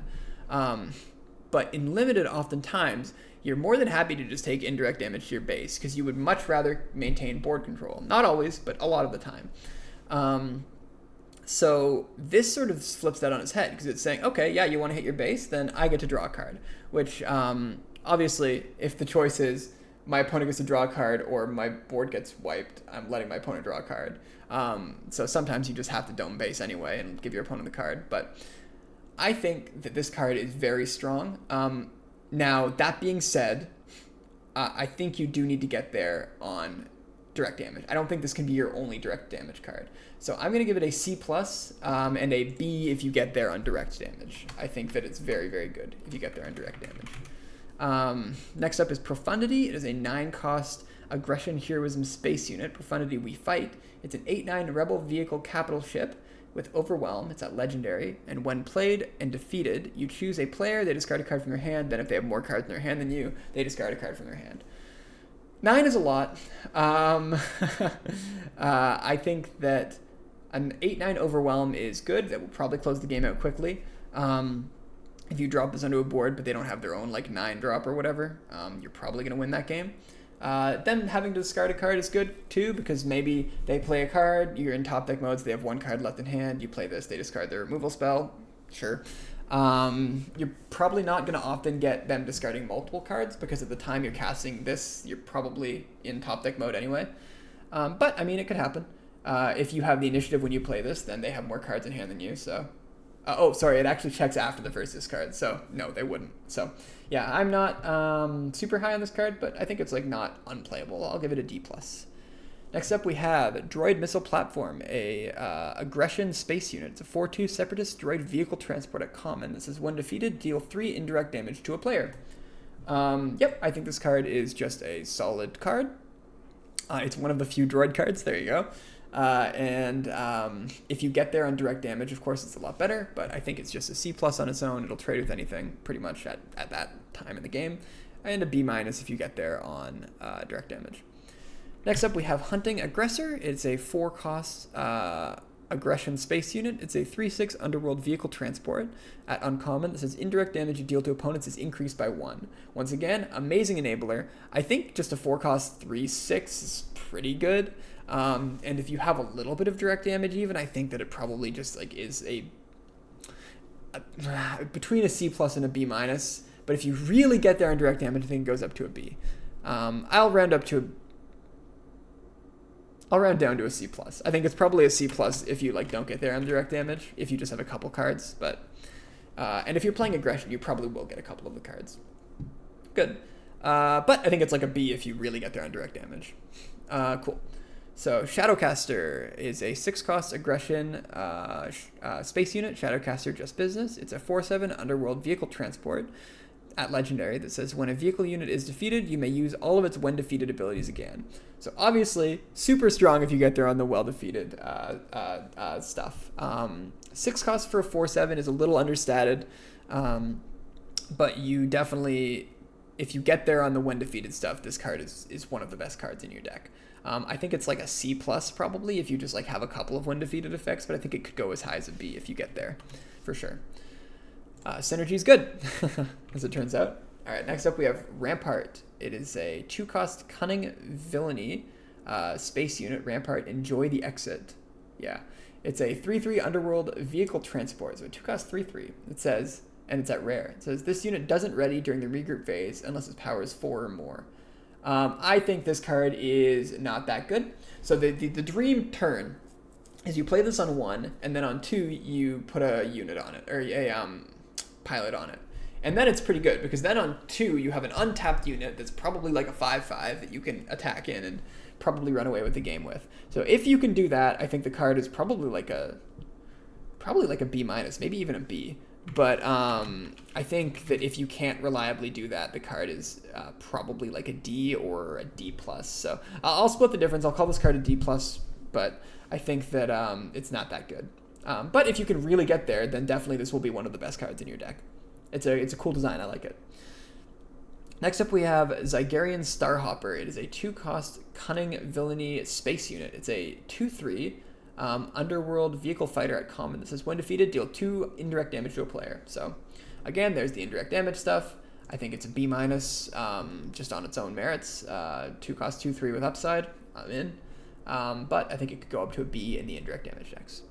Next, we have Contracted Jump Master. It is a 2/4 underworld vehicle transport with Sentinel at common. It is a 3 resource Cunning Villainy ship. I don't think I said that. Again, yeah, it's just like a fine statted 3-drop. 2/4 Sentinel like helps slow down your opponent. Usually they'll need to make 2 attacks into that, sometimes 1, but like a big attack, you know. I think the card's fine. I'll give it a C. Next up, we have Houndstooth. It's a 3-cost Cunning Villainy space unit. Houndstooth, reliable and deadly. It is a 4/3 underworld vehicle transport. Oh, wait, hold on. I'm receiving word from my source that this card is not in the main set. Okay, we're going next. Yeah, this is a starter deck card. Okay, Mist Hunter is a 3-cost Cunning Villainy space unit. Mist Hunter, the Findman's Pursuit. It's a 3/4 at uncommon, underworld vehicle transport that says, on attack, if you played a bounty hunter or pilot card this phase, you may draw a card. I think this card, a 3-cost 3/4, I'm in. I want to play it. Cool card. I think that it's probably just a C+ because it's a fine statted vanilla with slight upside. If you really get there on bounty hunters or pilots, then it is probably a B-. There are only 2 playable bounty hunters that can be played in a villainy deck in this set, but there are a decent amount of pilots, so I think that you can probably get there sometimes. The 2 playable bounty hunters at common, uncommon, sorry. So yeah, I'll give that a C+. Next up, we have Invincible. What's that? What's the subtitle there? Naval Adversary. Yeah. It's a 6-cost Cunning Villainy 6/6 Separatist vehicle capital ship. At legendary, it says if you control a unique Separatist card, this unit costs 1 less to play. And when you deploy a leader, you may return a non-unit leader that costs. Oh my goodness, sorry, a non-leader unit that costs 3 or less to its owner's hand. I guess non-unit leader makes sense now because you have pilots. Cool, but I digress. This card is interesting. And it's interesting because everything works in the wrong order on this card. There's 1 unique Separatist card at uncommon, 1 at rare, and 1 at legendary. So you're never casting this for less because the cheapest one, I believe, costs 5. So you're playing that, and then next turn you were going to play this for 6 anyway. I guess you get to play it for 5 and play a 1-drop or something. I don't know. And then when you deploy a leader, you do get to do that effect, which is good. But oftentimes you're deploying a leader on 5, like semi-often. And so this is a weird card for sure. So if you have a leader that deploys on 6 or 7, this is maybe a little bit better because you already have this out. But yeah, everything kind of works in the wrong order with this card. That being said, 6 cost 6/6 that it sometimes bounces something is pretty good. I'm hesitant to give it anything more than a C plus though. I think that if you can somehow get it to work with like a 6 or 7 cost leader so that you're like guaranteed to bounce, then maybe it goes up a little bit, but I'm not that impressed, I think. But 6 cost 6/6 is like good enough, I think. And then the fact that it sometimes has this clause, maybe it goes to a C plus. But I think that's only in a leader in a deck where the leader deploys late enough that this matters. If you're playing this in a deck with a leader that deploys on 4 or 5, I think that it's probably like a C minus and not worth playing in your deck. Cool. So next up we have Fireball. It is a Cunning Heroism space unit, Fireball and Explosion with wings. It is a 3/3 resistance vehicle fighter with ambush, a 3/3 ambush for 2 at uncommon, and when the regroup phase starts, deal 1 damage to this unit. So that is a real downside for sure. That being said, I think this card is still very good. It's worse if you're on the play, weirdly, I think, which is an interesting one. So usually I think that the line will be you let your opponent play their 2-drop, you play this, kill it, and then they take initiative, and then you go to 3, and this dies on regroup phase probably. Unless their 2-drop was like Y-Wing, and then you get another attack with this, which is awesome. There is synergy here with the leader, the Kazuda guy. Is that his name? Yeah, Kazuda. Because he has the ability to remove abilities. So you swing in with the ambush and then you tap it, remove that ability, it doesn't take 1. So there is synergy there for sure, which is cool because I think this is his ship in the show. But this card is still very good even if you can't get that off. I'm giving it a B minus. Probably a B if you're running Kazuda as your leader. But yeah. Next up, we have Blade Squadron B-Wing. It is a 3-cost Cunning Heroism space unit. It is a 3/3 Rebel Vehicle Fighter at common, and when played, if another player controls 3 or more exhausted units, give a shield token to this unit, or to a unit, sorry. So it can be other units too. A 3-cost 3/3 is fine, and I think a lot of the time that's all it's going to be. 3 or more exhausted units is a big ask. If you get that, it's good. Shield token, awesome. But I think that you're not often enough that I'm just going to give this a C. I think it's fine. Next up, we have Black Squadron Scout... Oh, wait. Yes. Next up, we have Black Squadron Scout Wing. It's a 5-cost Cunning Heroism space unit. It's a 4/6 Resistance Vehicle Fighter at common and has... When you play an upgrade on this unit, you may attack with this unit. It gets +1/+0 for this attack. This card is pretty good. 5 cost for 4/6 is decent stats. Not amazing, but fine. But it does let you action cheat, which is really nice. So you play this out, and then next turn, you try to, as soon as you possibly can, I think, put a leader on this and get all that value. +1/+0 is nice as well, and then also just getting to play the leader and get the attack in and the +1 bonus is very, very handy. So I think that this card is going to be pretty good if you can get there on leaders. I don't think I would play this card if I didn't get there on... Sorry, I said leaders, on upgrades. I don't think I would play this card if I didn't get there on upgrades. I think that is not very good if you can't do the thing. But that being said, I love action cheating. I'll give it a B minus. Next up, we have Home 1, On My Mark. It's a 9-cost Cunning Heroism space unit. It's a 7/8 Rebel Vehicle Capital Ship at Legendary. And it has, if an opponent if an opponent controls 3 or more space units, this unit costs 3 less to play, so it becomes 6, and it has ambush. So this is like an attempt at a comeback card, I think, because if your opponent has gummed up the board such that they have 3 space units, you're probably on the back foot. So the idea is that this comes down on 6, and a 6-cost 7/8 ambush is obviously crazy. That is the nuts. And it also just immediately takes out one of your opponent's spaceships, then they have to probably use another one to destroy this. But usually if they have 3 space units, then they've already done a lot of damage to your base. This doesn't really protect your base. So then there's like a bit of a decision on whether or not they keep going for base or they attack Home 1. But that being said, it does help you recover a little bit for sure. 7/8 for 6 with ambush, so just eat something immediately is quite good. If you have to play it for 9, it is substantially less good for sure. 9 is a difficult ask, and then this is not that impactful for a 9-cost card. But obviously if you play it for 6, it's crazy. So there's a balance there. That being said, I think I'll give this one a B- as well. It could play closer to a C+, because you don't want your opponent to have 3 space units. That's tough. Next up, we have Death Space Skirmisher. It is a 3-cost cunning space unit. It is a 3/3 underworld vehicle fighter. It says at common, this is when played, if you control another space unit, you may exhaust the unit. I think this card's great. Honestly, looking at this card actually makes me want to make Home 1 a C+. I'm changing my mind. Home 1, no, you know what? B-. I'll stick with my guns. So Death Space Skirmisher, I'm going to call it a B-. I think that 3-cost 3/3 is fine enough stats. I would try to avoid playing that as vanilla, but of course, it's very easy to have another space unit in this set. So being able to just completely turn your opponent's like turn 2 play off. If you have a turn 1 space unit, then they have a turn 1 space unit. If you have the initiative or they choose to play a unit before attacking, then you just really just shut off their turn. I think the card's very good. I think it's a B-. Next up, we have Stolen AT Hauler. It is a 3-cost cunning space unit. It is a 4/5 underworld vehicle transport at legendary. 3-cost 4/5. Wow. It says, when defeated, choose an opponent. For this phase, they may play this unit from its owner's discard pile for free. So they get it if they kill it. And then likewise, you get it whenever you kill it for them.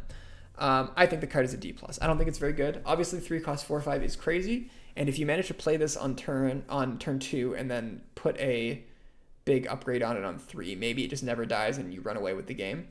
But I think that is not going to happen often enough. And oftentimes, you're just going to have your opponent, yeah, sure, probably kill one of their units to get rid of it, but then they just get this. I'm not that convinced. I think it's a D+.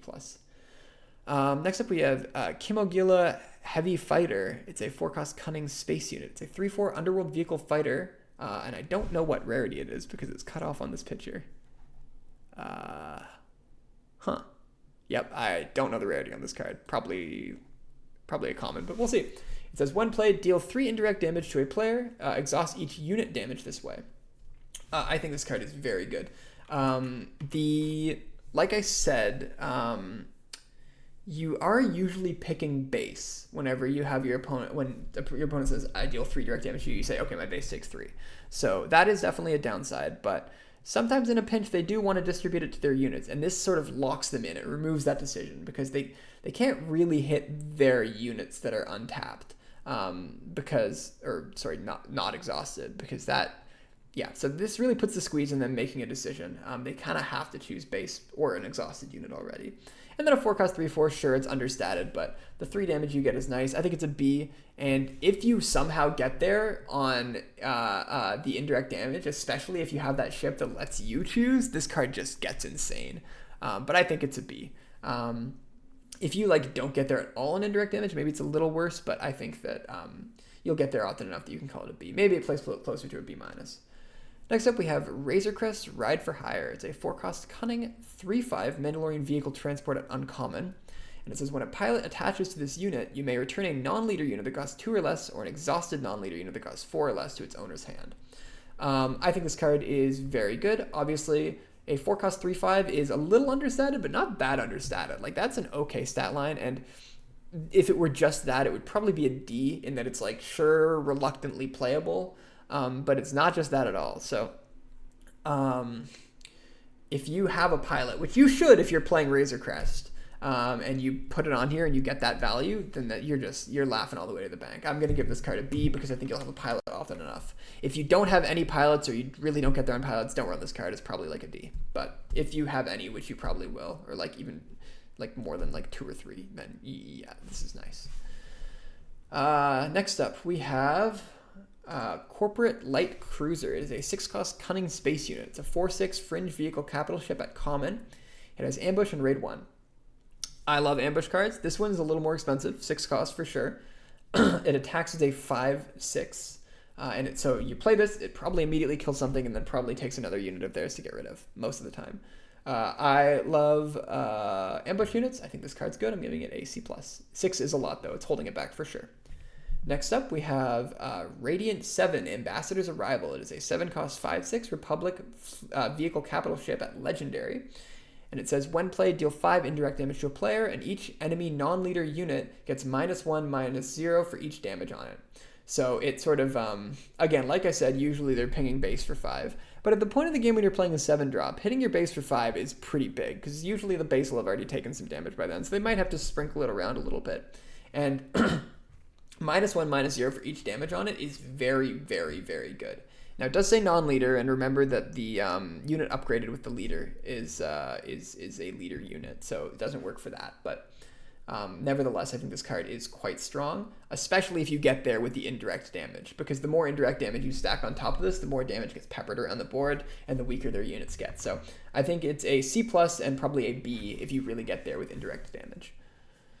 Next up, we have TIE Bomber, a villainy space unit. It's a 0/4 Imperial Vehicle Fighter. It is at common, and it says on attack, deal 3 indirect damage to the defending player. So this is another unit that I think is okay. It will be a big part of any of your indirect damage decks that are in villainy. So, because 3 is a lot, but this is sort of, as we know, giving your opponent an option is not the best thing. So 3 indirect damage is still pretty good. Oftentimes this is just going to be I hit your base for 3. And that's totally fine, as we've seen on a 2-drop. Green Squadron A-Wing is great. Of course, it's a little worse than that, because they can say, okay, I put 1 on my base and 2 on the unit or whatever. But nevertheless, I think this card is a C+ or a B- if you really get there with the indirect damage stuff. Next up, we have TIE Dagger Vanguard. It is a 3-cost villainy space unit. It's a 2/2 First Order Sith Vehicle Fighter. It says when played, you may deal 2 damage to a damaged unit. It's at common. I think this card is fine. A 3-cost 2/2 is definitely understated, but oftentimes you can finish off a unit. If they had a better turn 1 than you, and you lost your unit and they didn't lose theirs, good chances turn 2 you play this, it kills their unit, you still have a 2/2. Obviously, having a 2/2 is nothing to write home about here, but it's fine. I'll give it a C. Next up, we have Rogue Class Starfighter. It is a 4-cost villainy 4/3 space unit, Separatist Vehicle Fighter. I don't see the rarity, but probably common, and it has Sentinel. This is like a playable card. It's understated. Sentinel is good, and the 4 attack on it is also good, because they have to put something into it, because it has Sentinel, and 4 will probably deal with whatever they put into it. But I'm going to give it a D+. I'm just not that impressed by it. You'll play it if you need one, though. It's not the worst card in the game, for sure. Next up, we have a 4-cost villainy space unit, Shuttle ST-149, under Krennic's authority. It's a 3/4 Imperial Vehicle Transport that is shielded. It's at uncommon, and it has when played or when defeated, you may take control of a token upgrade on a unit and attach it to a different eligible unit. This card is interesting, because if it were in a set that had a bunch of counters, experience counters or shield counters or anything like that, then I think it would be pretty good. But in this set, there are 4 experience counters at uncommon, 1 at rare, and there are 5 shield counters at common or uncommon, and 2 at rare. So there's really not that many counters.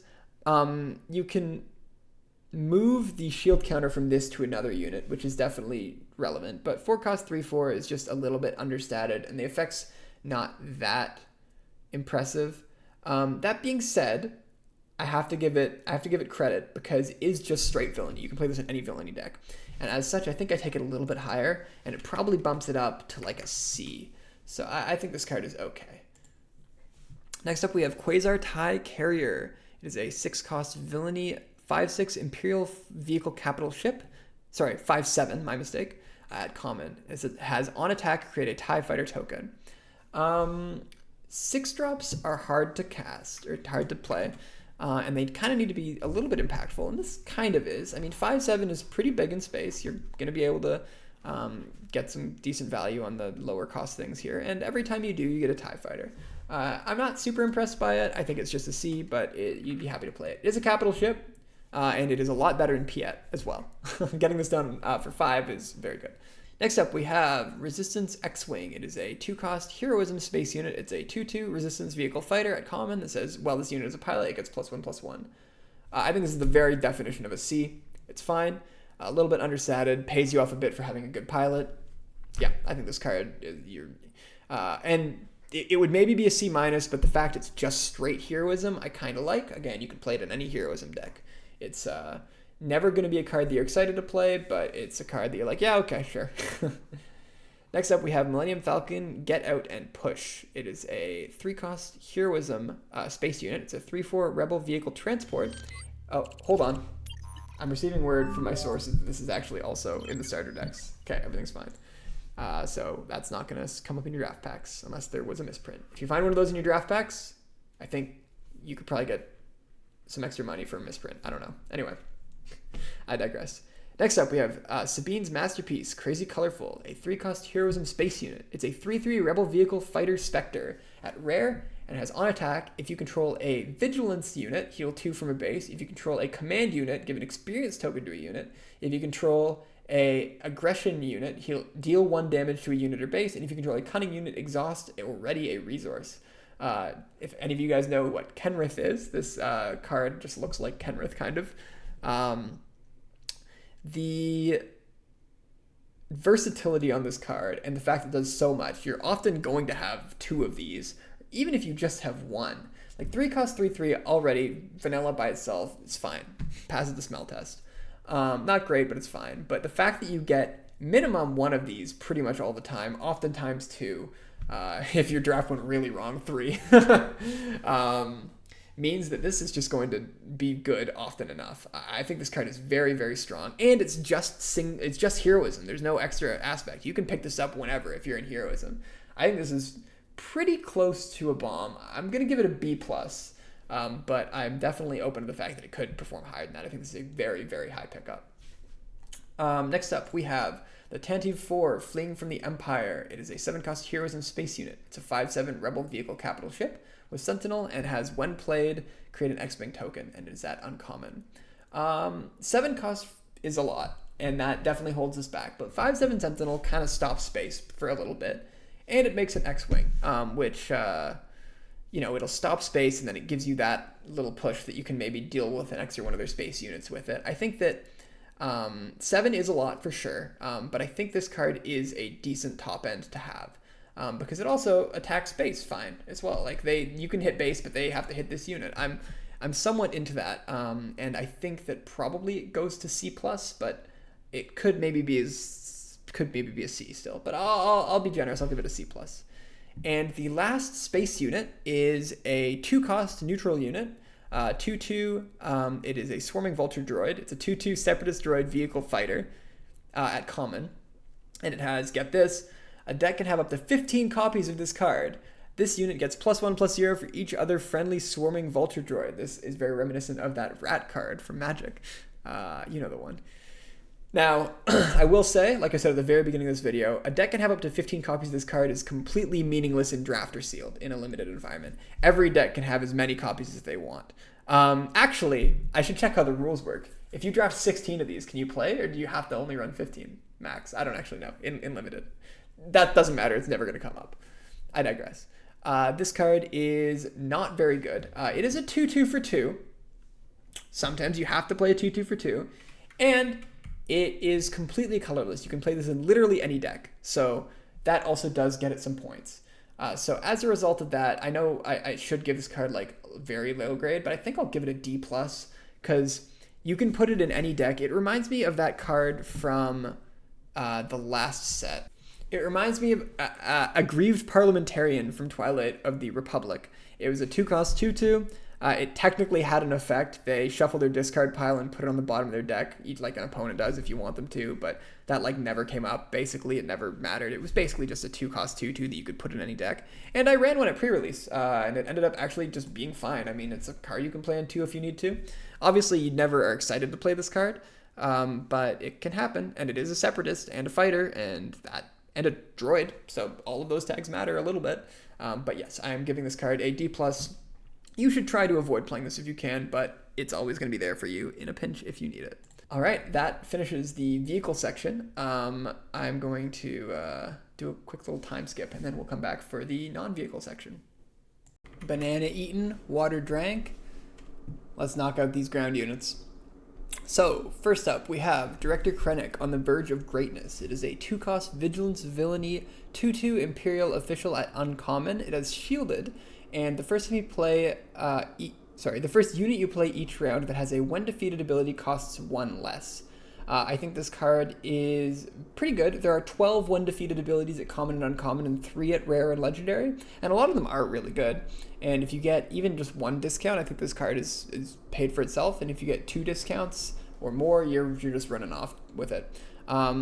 So I think if you just have like the normal amount of one-defeateds, this card's probably just a C+. We've seen 2/2 shielded before for 2, and it's been good. I think if you really get there with one defeated abilities, this card could even go as high as a B. Next up, we have a 3-cost Vigilance Villainy unit, Interceptor Ace. It is a 2/3 with Grit, but it also has Piloting for 3 Vigilance Villainy, which is the same cost, and it has Attached unit, has Grit, and gets +2/+3. This unit is good-ish. A 3-cost 2/3 Grit is not amazing. It's a little understated because it'll often die in one hit, so the Grit won't matter that much. But giving something +2/+3 in Grit does matter. You're probably going to want to use this as a pilot often. But sometimes if you need to use it as a unit in a pinch, you can, and that versatility is good, so I think I'm going to give this a C.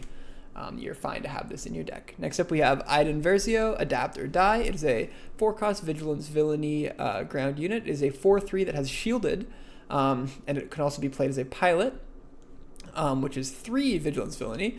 It has, when this upgrade attaches to a unit, give a shield token to that unit, and it gives it +3/+3.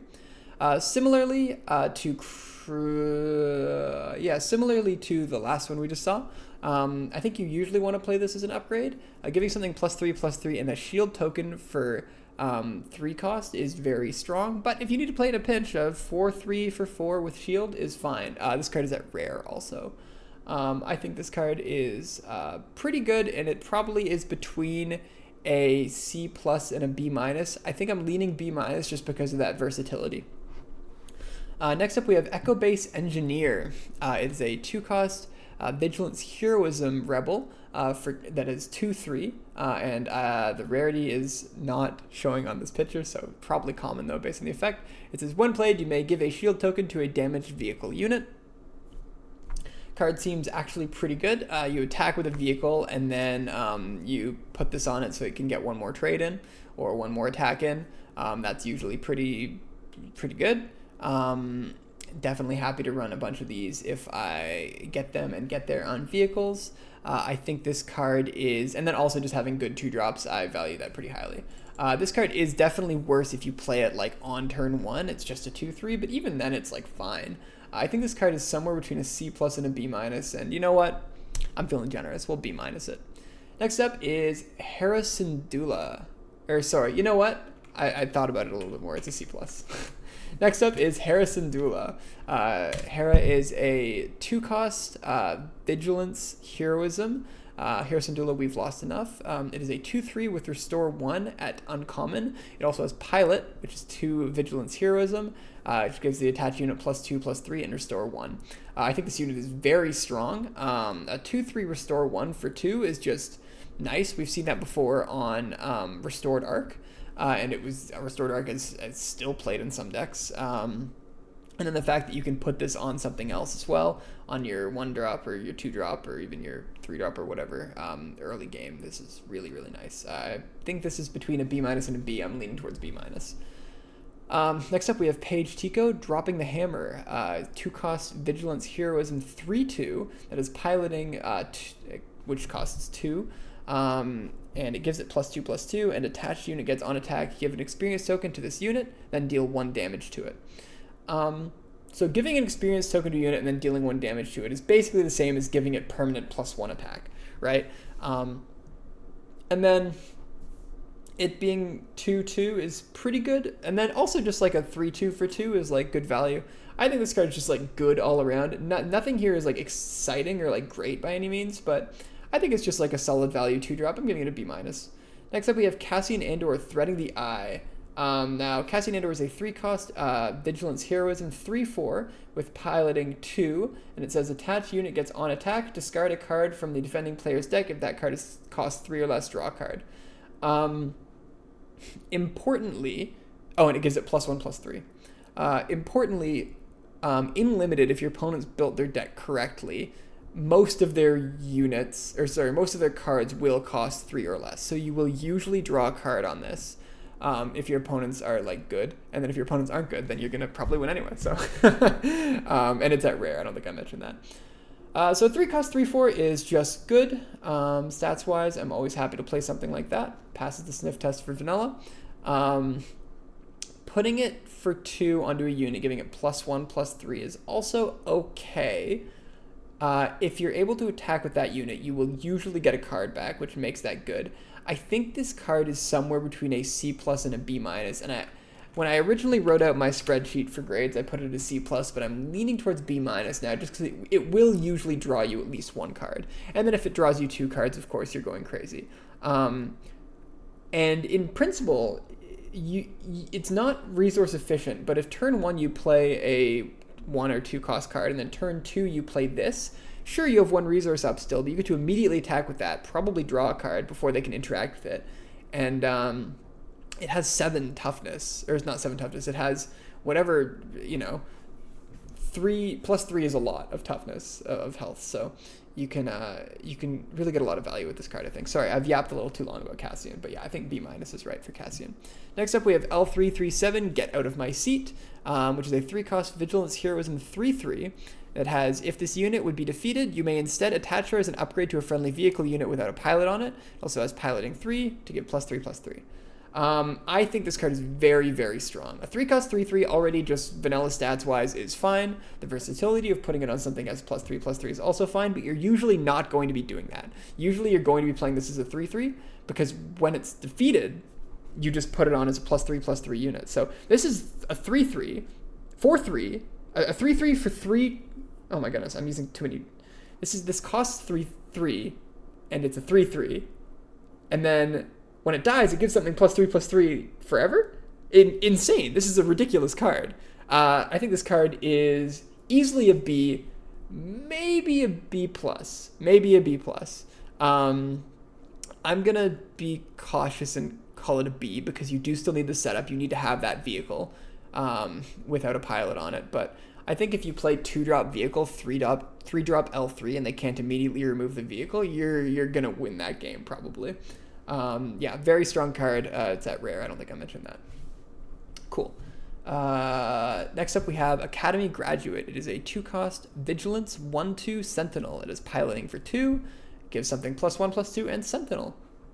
And it is at common. This is like an okay card. 1/2 Sentinel on turn 1 is not exactly what you want to be doing, but giving something +1/+2 in Sentinel is pretty good. It's a 2-drop. It's fine. I'm giving it a C. Next up, we have a 2-cost Vigilance, Desperate Commando. It's a 2/2 Resistance Trooper at common. It says, when defeated, you may give a unit -1/-1 for this phase. This trades up okay, because you can like run this into an X3, like a 3/3 or a 4/3 or a 2/3 or whatever, and it'll kill it with the when defeated effect. Obviously, this gets better if you do have the when defeated synergies, and this is not heroism or villainy, it's just vigilance, so it can go into any when defeated synergy deck. I think most of it's in villainy though, don't quote me on that.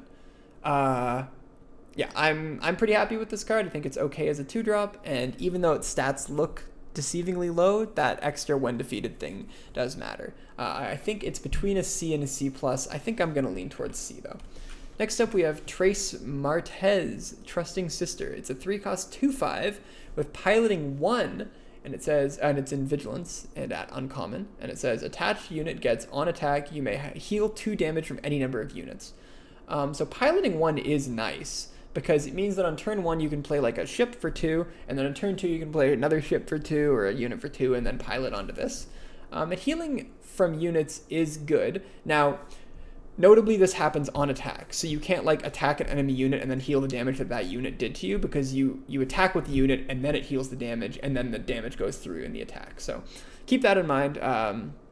But it is a pretty strong card. I mean, 3-cost 2/5 is just like good stats with the versatility there. I'm giving it a B-.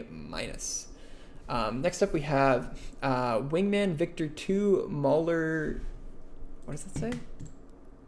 Mauler Mythel. I don't know what Mythel is. Maybe that's their name. It is a 2-cost command villainy. unit. It's a 3/2, and it can be piloted for 1, and it gives something +1/+1, and when it's played as an upgrade, you make a TIE fighter. It can't be piloting the TIE fighter that it creates, but it is a solid uncommon. I mean, a 2-cost 3/2 I'm already happy with. I think I usually will be playing it as a unit, but in a pinch, having the option to play it as an upgrade is, I'm fine with that. I'm giving it a C+.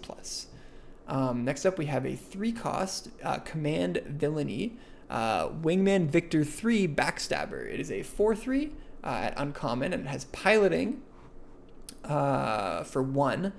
And it says, when played as an upgrade, you may give an experience token to another unit, and it gives that unit +1/+1 as well. I think this is about the same as the last one. I mean, 3-cost 4/3 is just good stats. The piloting is something you'll do sometimes. Experience counter is cool, I guess. There is light synergy somewhere with that, but yeah, I think the card is fine. I'm giving it a C+ as well. I think that's very analogous to the other one, which I guess is a flavor win. Next up, we have Captain Phasma. On my command. It's a 5-cost Command Villainy unit. It is a 5/6 first order trooper at uncommon that has 1 played on attack. You may give another first order unit +2/+2 for this phase. So as we talked about, there are I think 9 first order units at common and uncommon, and this is one of them. This is at uncommon. So 8 other first order units, because it's a legendary, it's a unique, so you can't do it on itself in any meaningful way. But I mean, that being said, 5-cost 5/6 is still, that passes the sniff test on stats. I'm happy to play a 5-cost 5/6 if I have to. And if you do get there in first order units, it is pretty strong. +2/+2 every time it attacks. That's not irrelevant.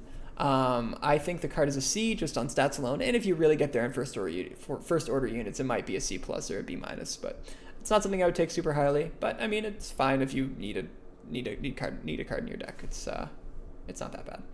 Next up, we have Pantaran Starship Thief. It's a 2-cost Command Villainy 2/2 that has, when played, you may pay 3. If you do, attach this unit as an upgrade to a fighter or transport unit without a pilot on it and take control of that unit. So, and then of course it has, when this unit detaches from a unit, that owner takes control of it. So, and +0/+0 as an upgrade. So this is a weird unit. So you can play it just as a 2-cost 2/2. So great, awesome. Or you can play it as a 5-cost, but then it's not a 2/2. Then it's just, I steal your unit, your vehicle.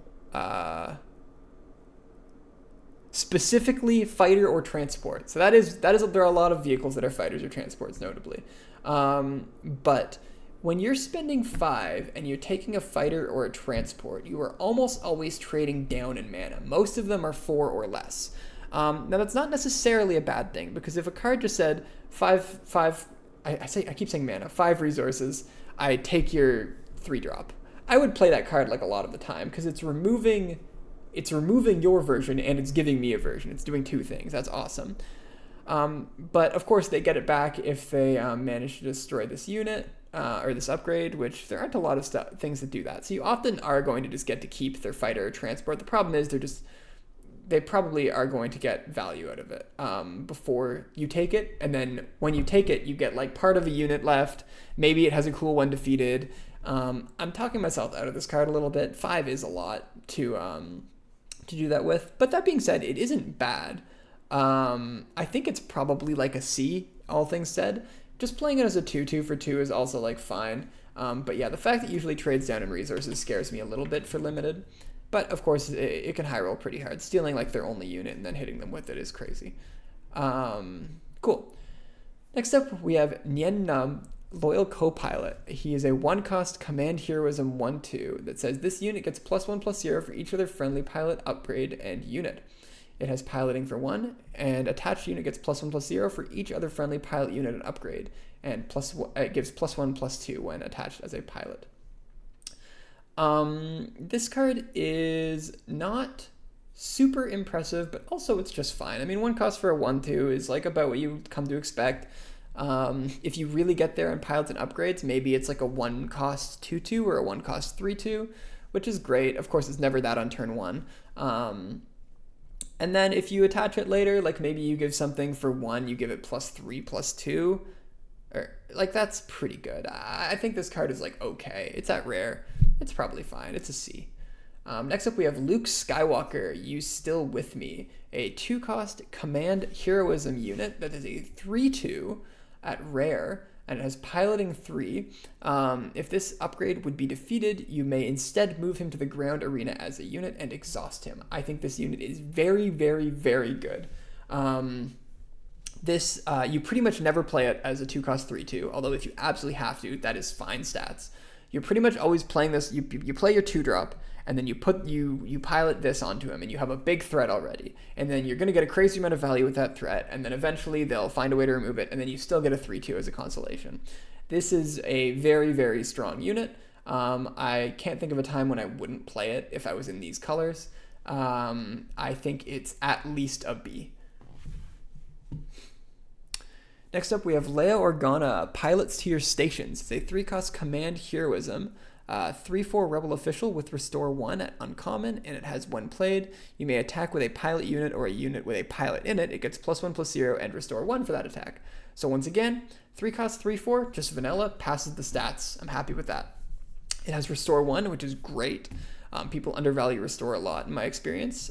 Maybe that's not true at your local scene, but I've been to a few different places where people don't seem to take Restore very seriously in draft. So Restore is very serious in draft. When played, you may attack with a pilot is also pretty good, because you usually, if you have a pilot, you won't have that on 3 most of the time. At least not have that on 3 and also be able to play Leia. But, I mean, if you draw this late, you still get a better attack, you get to restore, and you action sheet. Like, this is just like a good card all around. You're not always going to get the when played value, but even just a 3-cost 3/4 Restore 1 is just good. I think this is a B-. Next up, you have Snap Wexley, which is Snap Wexley, Resistance Recon Flyer. It is a 3-cost command heroism, 2/5, that says when played as a unit or on attack, the next resistance card you play this phase costs 1 less, and it has piloting 2. When played as an upgrade, search the top 5 cards of your deck for a resistance card, reveal it, and draw it, and gives +2/+2. And this is a rare. Now, there aren't that many resistance cards, but if you do get there, it's all right. Like, getting just like looking top 5, you'll probably find a resistance card if you actually get there on resistance cards. Like, it draws you a card, and then 2 for +2/+2 is like decent. It's still not an amazing card. If you don't really get there on resistance cards, it's probably just a C. If you do, it's probably like a C+. But it's okay. Like, you're never like sad about running this, but if you can cut it, you probably do. Next up, we have Poe Dameron, One Hell of a Pilot. It's a 4-cost command heroism 3/3, and when played as a unit, you make an X-Wing, and then you attach this unit as an upgrade to a friendly vehicle without a pilot. So, worst case scenario, the X-Wing that you just made. So immediately, it's a 5/5 for 4. Love it. And then it has piloting 2, gives something +2/+3. A 5/6. No, sorry. Math. It's a 4/6. 4/5. 4/5. It's a 4/5. Yeah, because the next one is a 2/2. So yeah, you play a 4/5 for 4. That's Chill Wind Yeti stats. That passes the sniff test. And then it doesn't even need to attach to that X-Wing. It can attach to something else. This is a very strong card. You're basically never playing it just as a pilot. You're pretty much always playing it as a unit, because getting that extra X-Wing value is just so good. And it's an uncommon. Poe Dameron is a really good card too, because if you do have Snap Wexley, that card we just saw, you'll find it pretty often. Like, if I pick up like 1 or 2 Poe Damerons, I'm playing Snap Wexley. Like, if I pick it up, of course. That would be a time where you want to run that and other resistance synergies, just because Poe Dameron is so good on its own. I think Poe Dameron approaches a B. Next up, we have Clone Pilot. It's a 2-cost command card. It's a 2/2, and it has piloting 2, and it gives something +2/+2. This is the most vanilla card in existence, and I think it has earned the right of being called a C. 2-cost 2/2 is not great, but fine, and piloting for +2/+2 is also not great, but fine. Might actually, but I'm debating whether it's a C minus. But the fact that the versatility again probably keeps it at a C, but it could also be a C minus. But 2-cost pilots are also pretty good, so I'll call it a C for now. Next up, we have General Draven doing what must be done. It's a 5-cost command card. It's a 2/5 rebel official at rare that says when played and on attack, create an X-wing. This is an interesting one because when you play it, you're immediately getting an X-wing. So it's 5 costs for 4/7 in stats across 2 bodies and 2 arenas, which is pretty good. If you're ever attacking with it, that goes up to 6/9 in stats, which is very good for 5. And if you manage somehow to attack with it twice, you're off to the races. I think this card is very good because at the very, very least, if they like instantly remove it, you're fine with them, A, using a removal method to get rid of them, and B, you just got a free X-wing out of it. So I think this card's pretty strong. It's not like game-breaking or anything. It's usually going to be a pretty big removal target. It's probably between a C+ and a B-. For 5, though, I'm going to round it down to a C+, but still super happy to run this card if I pick one up. Next up, we have First Order Stormtrooper, which is an aggression villainy card. It is a 2/1 First Order Trooper, shocker, at common. And it says, on attack and when defeated, deal 1 indirect damage to a player. I think this card is also just very much a C. It's 1 cost, which does have some utility in the set. One line that 1 cost will be very handy in is on turn 1, you play a 2-drop, and then turn 2, you play like you crew or pilot that with a 2-cost pilot, and then you still have mana to play or resources to play a 1-drop. You can tell my magic influence. But yeah, you have these those lines you have to consider whenever you're thinking about what 1-drops you want to play, and this is a pretty decent one. And if you get there on indirect damage, it's even better. But yeah, I think it's still just a C. Next up, we have Allegiant General Pride, Ruthless and Loyal. It is a 2-cost aggression villainy 2/3 First Order official at rare that says when direct damage is dealt to a unit, you may defeat a non-unique upgrade on it. So no pilots, or well, some pilots, but not all pilots. And it has on attack, if you have the initiative, deal 2 indirect damage to a player. So again, a 2-cost 2/3, fine stats, happy to play that, probably like a C-. But this has a pretty substantial amount of upgrade or upside. If you get there on the indirect damage, the first part is great. There's lots of cool targets, not that many, but there's enough that will come up sometimes. And then the on attack sometimes just straight up dealing 2 indirect damage. Great. Yeah, this card is just a C+. It's quite strong. And it's First Order, which matters for some of these tags here. Speaking of First Order, next up we have General Hux, No Terms, No Surrender, a 2-cost aggression villainy 1/4 First Order official at uncommon that says each other friendly First Order unit gains raid 1, and it has action exhaust. If you played a First Order card this phase, draw a card. This one is interesting because the actual giving all of your First Order units raid 1 doesn't matter that much. Like I said, I think there's, other than Hux, 8 First Order units at common uncommons. That's not nothing. It'll come up sometimes, but it's not that important. But the action there is, because if you do manage to play a First Order unit, every turn just drawing a card every time you do that is really, really nice and limited. You can run away with that quick if you have enough First Order units. That being said, I think that Hux on its own is probably just a C, but if you really get there on First Order units, it probably is like one of the best cards in your deck. It's probably like a B. Very, very strong. It's pretty much a must kill. If I see my opponent play this, I'm probably ignoring it, and then they play until they play a First Order unit, and then I'm just all eyes on Hux. Good.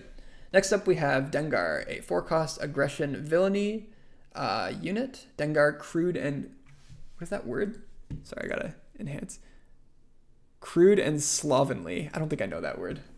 Anyway, 4-cost aggression villainy, a 5/4, so good stats, and it has piloting 2.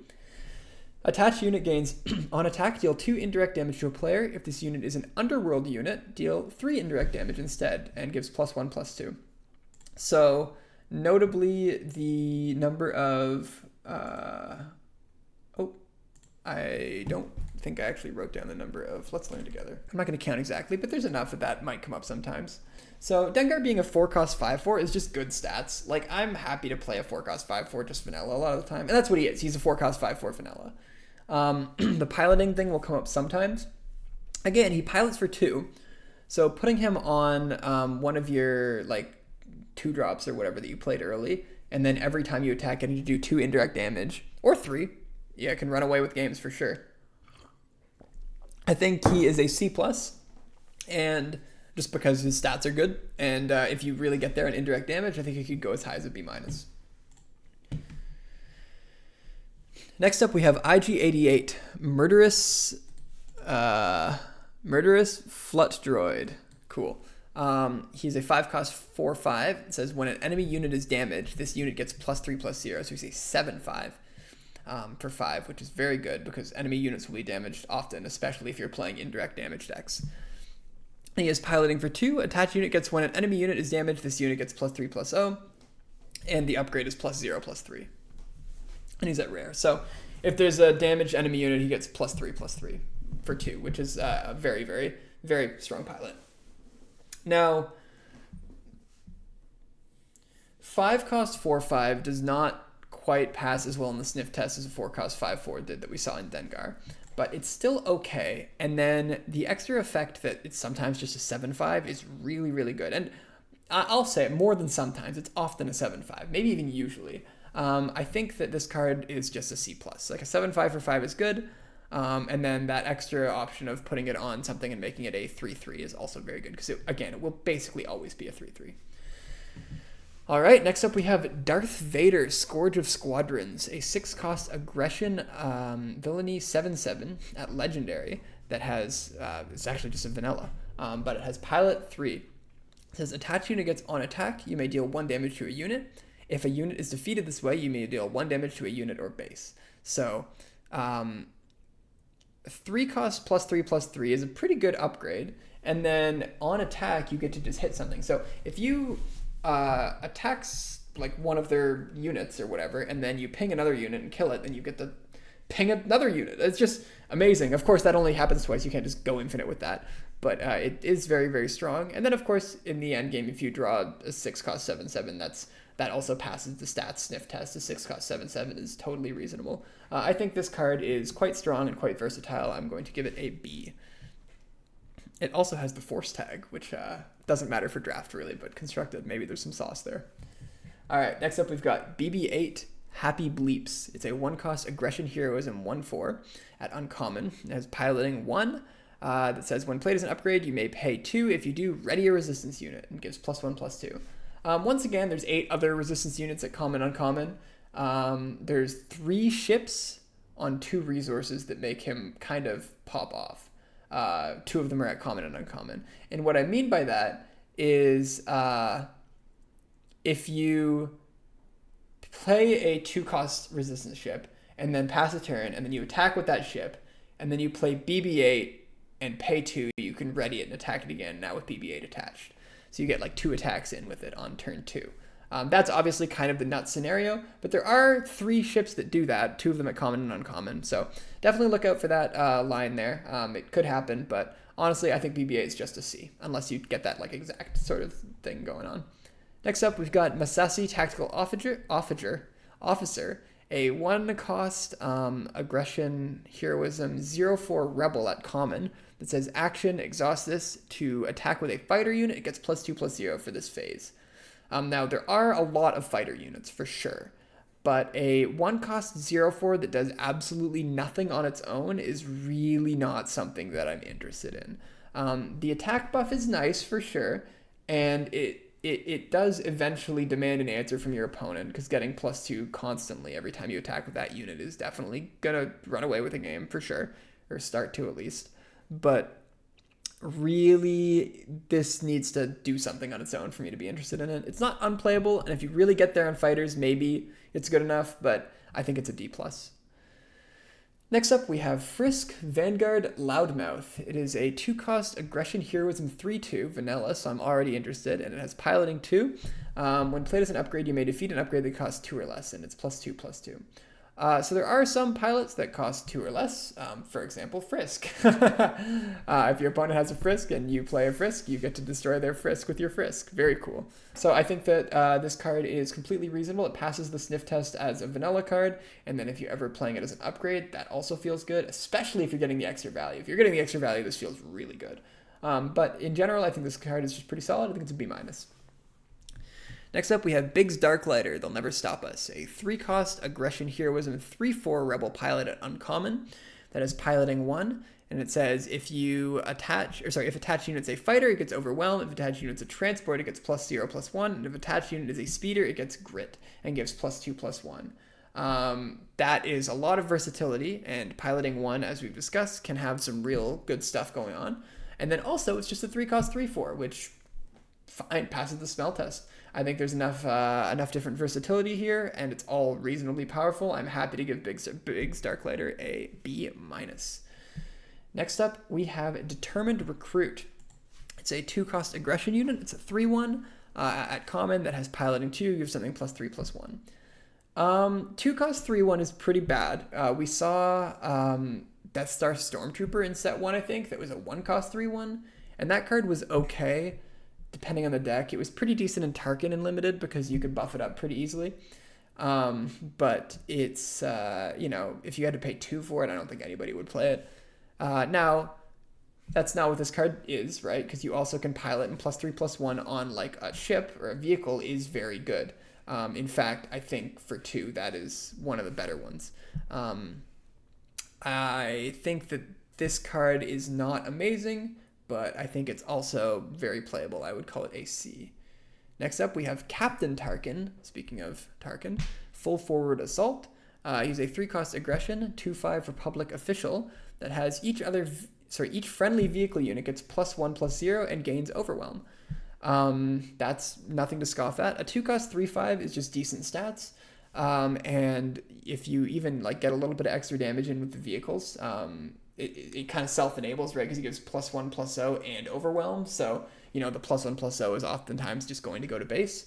I think this card is definitely totally fine. And even if just on stats alone, it's all right. I'm giving it a B-. Next up, we have ATDP Occupier, a 4-cost aggression unit. It's a 3/4 Imperial Vehicle Walker, and I can't see the rarity, but I'm guessing it's a common.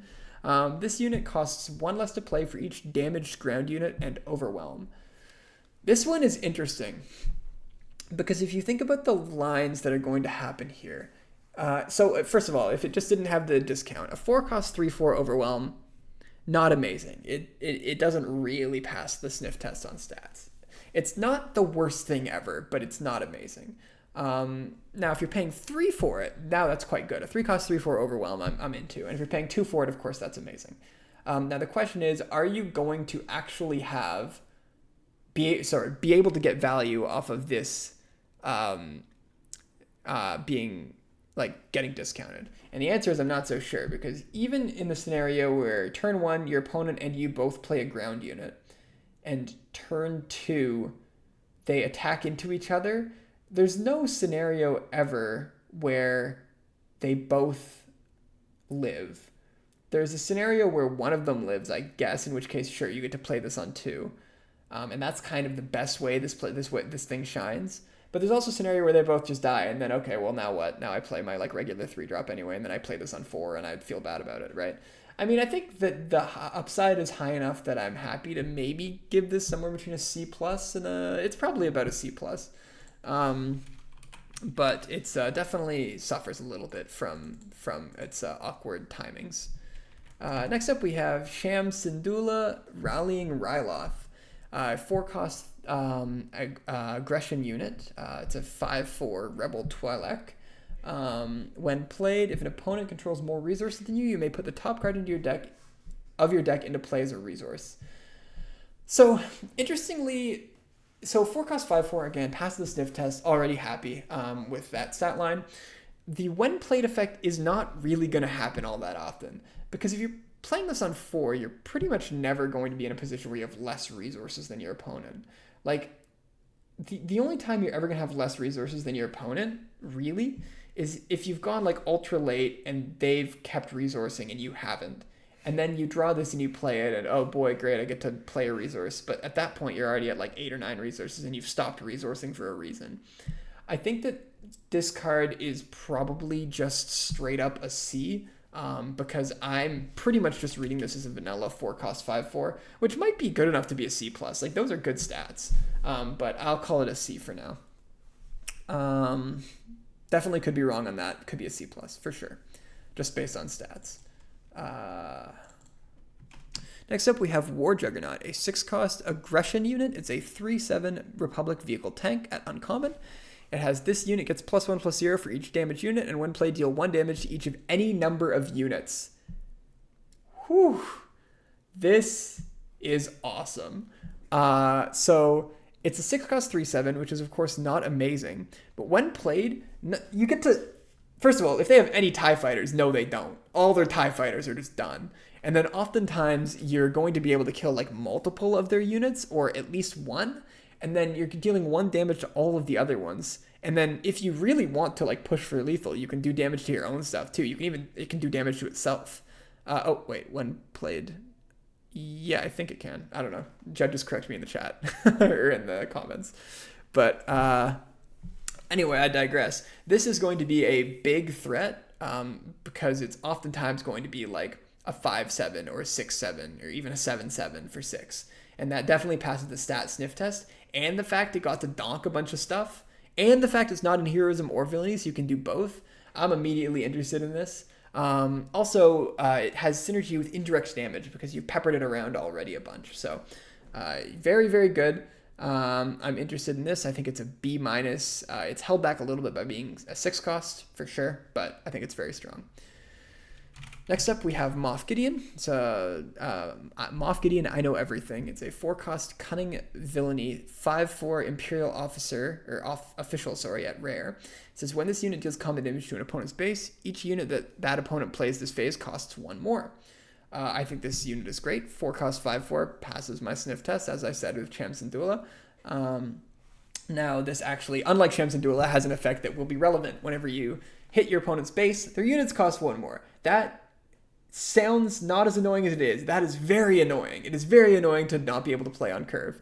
Or even if you're planning on playing 2 cards that turn, now you have to spend 2 extra mana because each unit they play costs 1 more. So it's very, very annoying to have that. This is pretty much a must kill as soon as you play it for your opponent. So I think Moff Gideon is a B. All right, Boba Fett, a 5-cost cunning villainy. Boba Fett Feared Bounty Hunter is a 5/4 shielded that can be piloted, or it has piloting for 2. It says when played as an upgrade, you may deal 1 damage to a unit. If the attached unit is a transport, you may deal 2 damage instead. There aren't an insane amount of transports, but there are a decent amount. Fact-checking myself on that. I wrote it down somewhere, but I can't find that now. There are a decent amount of transports, actually. Some of them are in heroism, but there's a decent amount of transports. So there's a good chance that you get Boba Fett onto one of them. But even just a 5/4 shielded for 5 is really good. A 5-attack shielded unit pretty much guarantees that you get to trade for one of their things before Boba Fett even takes any damage. So I'm immediately interested in that. Shielded is a tiny bit worse in this set than usual because of indirect damage. It basically makes the shielded target not shielded, right? Because yeah. But nevertheless, I think that this card is very strong. Just a 5-cost 5/4, and then the pilot, a 2-cost for +2/+3 that also gets to ping something. Sometimes ping it for 2, which is very good. I like this card. I think it's probably between a B- and a B. I think I'm going to round it up to a B. Next up, we have Dagger Squadron Pilot, which is a 1-cost Cunning Heroism, 2/1 Rebel Pilot at common that has piloting 1, gives something +2/+1. Yeah, I mean, a 1-cost 2/1 is about what you'd expect. I think you're usually playing this as a pilot, giving something +2/+1. It's fine, not super impressive. I think it's a C-.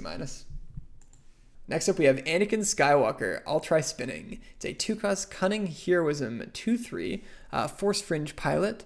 And it's a vanilla, but it has piloting 2. And it says, when attached unit completes an attack and survives, you may return this upgrade to its owner's hand. And he gives +2/+3. So Anakin is okay. I mean, a 2-cost 2/3, I'm already sweet. Sounds cool. And then, but you're usually doing it as a pilot, because 2-cost 2/3 as a pilot is pretty good. You do have to, the bouncing back to the hand effect is not nothing. It is a little bit of a like tempo loss for you, for sure, because you have to like keep replaying it, but that's also kind of okay, because if you need the buff to get in against like a big enemy unit, so you like just barely survive, then you can choose to bounce Anakin to hand. That'll oftentimes kill the ship that Anakin was attached to. And that's kind of okay. It means you kind of did a 1-for-1 with Anakin's help, and you can kind of keep putting that back. In general, I kind of like these repeated value effects generally, and I think that if you've built your deck well and you sort of play your lines well, you can get decent value out of them. But of course, it's not amazing because you do have to keep putting it out, and it costs 2 every time you do it. So I think Anakin, all that considered, even though also Anakin is just a 2-cost 3 or 2-3, which is fine. I think it's a B-.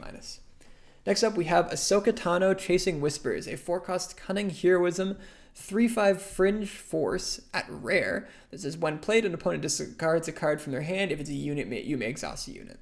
Now, of course, if your opponent has a unit and a non-unit in their hand, and they have a unit on the field they don't want you to exhaust, they're probably going to choose the non-unit to discard.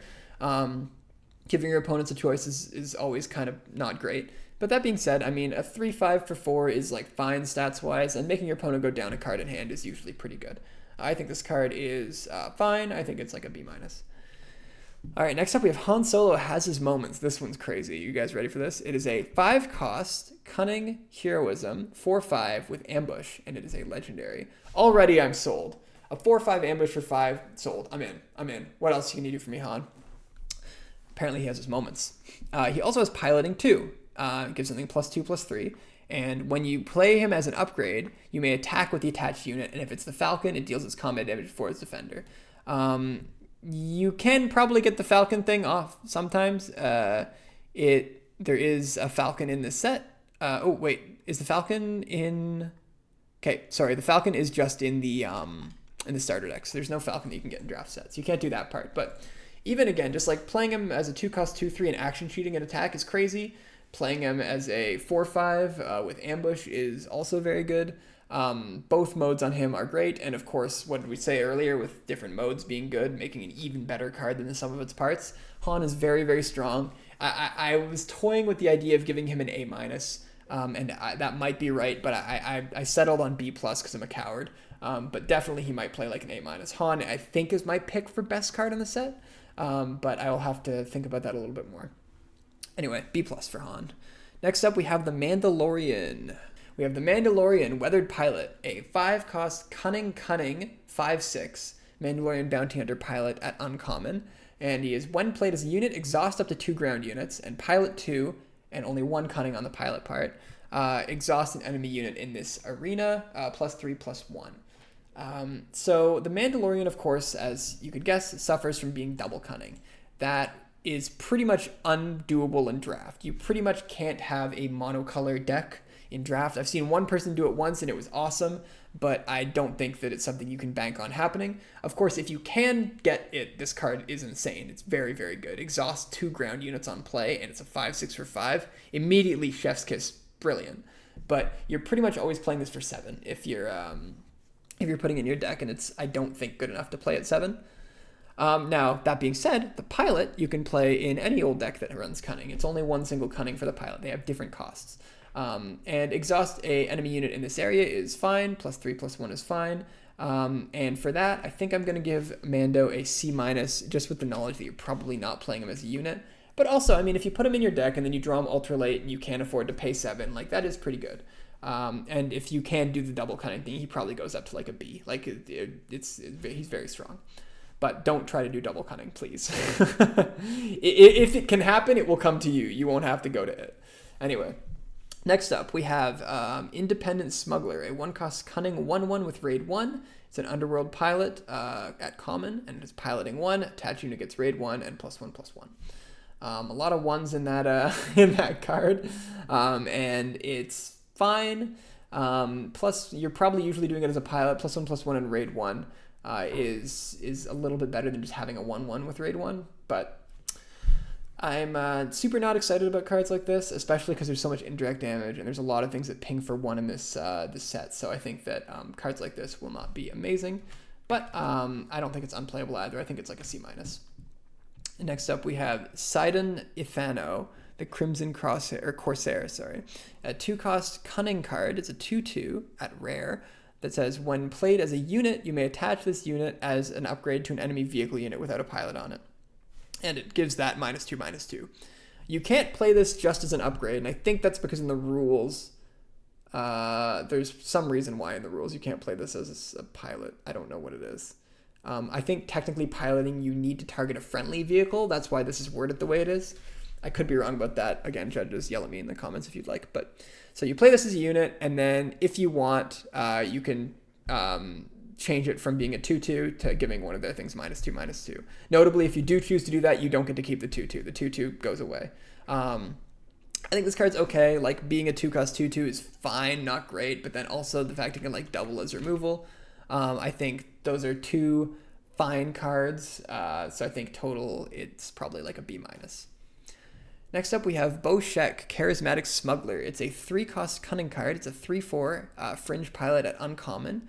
It has piloting 2, and when played as an upgrade, discard 2 cards from your deck and return each of those cards with an odd cost to your hand. So it has the potential to draw you 2 cards, but it also has the potential to draw you 0 cards. Definitely a scary one. But honestly, just playing a 3-cost 3/4, again, passes the sniff test. 2-cost pilot that maybe sometimes, I think on average, draws you a card.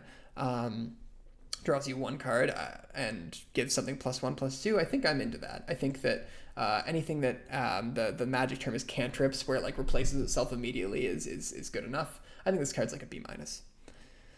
But you will often be playing it just as a 3-cost 3/4. Not always, but often. And I think that that's like good enough oftentimes. Next up, we have Contracted Hunter, a 3-cost cunning 4/4 underworld bounty hunter with ambush at uncommon. And it says, when the regroup phase starts, defeat this unit.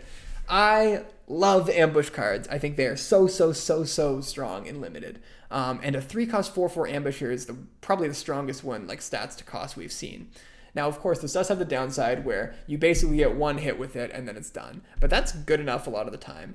Just dealing 4 to an enemy unit usually will kill it, especially this early in the game. And would you play a 3-mana removal spell? I would a lot of the time, yeah. And it's not quite a 3-mana removal spell, but it's close. Now, I can't not mention the Kazuda synergy, right? If you play this and you have Kazuda as your leader, then you can make it so he loses all of his abilities after the ambush thing happens. You play it, ambush, next action, you make him lose abilities, and then he doesn't get defeated. And then it's just a 3-cost 4/4 ambush, and that is crazy. If you can get him early and you have Kazuda as one of your leaders, maybe it's something you consider, especially if you get multiple copies. That being said, I think that the downside is usually going to happen, so I think I'm going to give him a B-. Next up, we have Guerrilla Soldier, a 3-cost cunning 2/3 fringe Twi'lek trooper at common. This is when played, deal 3 indirect damage to a player. If a base is damaged this way, ready this unit. This card seems really good because, like I said earlier, your opponents, when they take indirect damage, they're usually going to choose to do it to their base because in limited, having board presence is so important. Now, if they do choose to do it to their base, you ready this unit. You get a 2/3. Boom, you get to do a little bit of nonsense with that. Obviously, if you get there on the indirect damage too, this is even better. But this is, I think, just really strong on its own, even if you don't get there on indirect damage. I'm giving it a B. Next up, we have Rafa Martez. What is this? Shrewd Sister? Yes. It's a 3-cost cunning card. It's a 3/3 underworld. I don't see the rarity here. It doesn't show me it, so I don't know if we know it yet, but it has when played and on attack, you deal 1 damage to a friendly unit and ready a resource. This is an interesting one because oftentimes it's not a may. You have to deal 1 damage to a friendly unit. So if this is the only unit on the board and you play it, you're dealing 1 damage to Rafa, which is not great. And then readying a resource, which on the turn you play this, you probably don't have a 1-drop to play. So it's usually just going to come down as a 3/2 if it's the only thing on the board. Now, it's not always going to be the only thing on the board. And then the fact that you get to do it again on attack definitely helps a little bit because later on you can maybe do some extra stuff, play some extra cards. I think the card isn't bad for sure. It's not a bad card, but it's not quite as strong as it initially looks. I think it's like a B-. Next up, we have Skyway Cloudcar. I think this is a reprint. It's a 3-cost cunning card. It's a 3/3 fringe vehicle fighter at common. It says when defeated, you may return a non-leader unit with 2 or less power to its owner's hand. This is a pretty decent card. It's passes the sniff test on stats, 3 cost 3/3. I'm fine playing. And when it dies, you get to bounce something. And then again, if you get the like when defeated synergy, this is great. But yeah, this is going to get you decent tempo. It's going to get you decent value. It's a little bit low on stats, and that's why it's probably like a C+. But honestly, it's pretty good. Now your opponent can often do things with this that make it a little bit less beneficial for you. Like if they only have one thing that they can, that would be able to be bounced back to hand with this undefeated, then they can just run it into this and do damage or even kill it sometimes. But oftentimes you're okay with that. It's definitely an interesting card, and I would be fine to play it at C+ for sure. Next up, we have Sith Trooper. It's a 3-cost villainy card. It's a 3/3 first order Sith Trooper at common. And it has on attack, this unit gets +1/+0 for this attack for each damaged unit the defending player controls. So again, good synergy with indirect damage, and a 3-cost 3/3 just passes the sniff test anyway. Plus, this is just villainy, so it is pretty easy to cast. You can play it in any villainy deck, and you'll probably be happy to do so. I think you'll see a lot of Sith Trooper, because it's just like a fine card that you can just put in anywhere. I think it's like a C+. The extra damage effect probably isn't going to show up too often, at least in a meaningful way.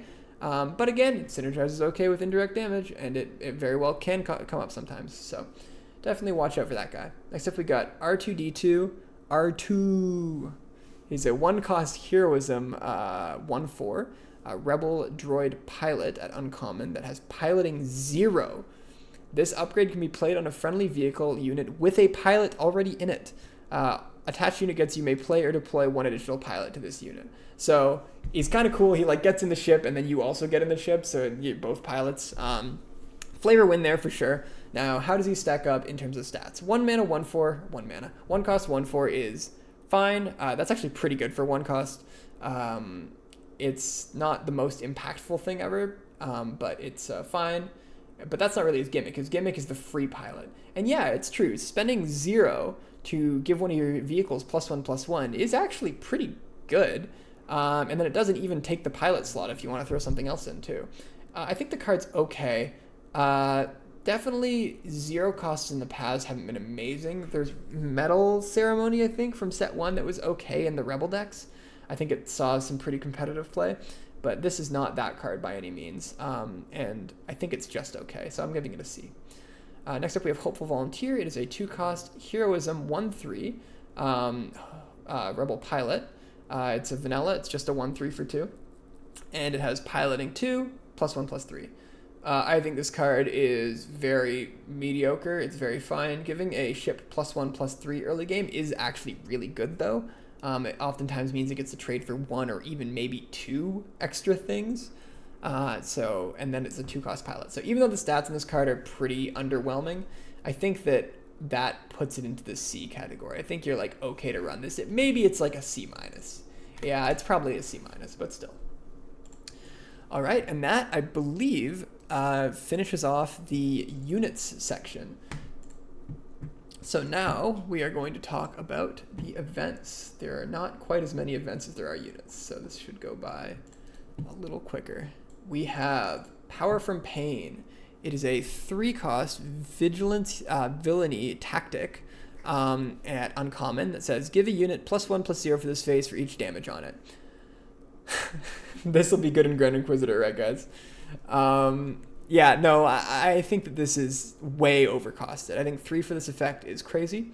There are obviously situations where you play this and it gives some huge grit grit overwhelm unit like +6, and then you get in for 1 million and you win the game off of Power from Pain. But I think it's just too low impact for limited. It's probably like a D.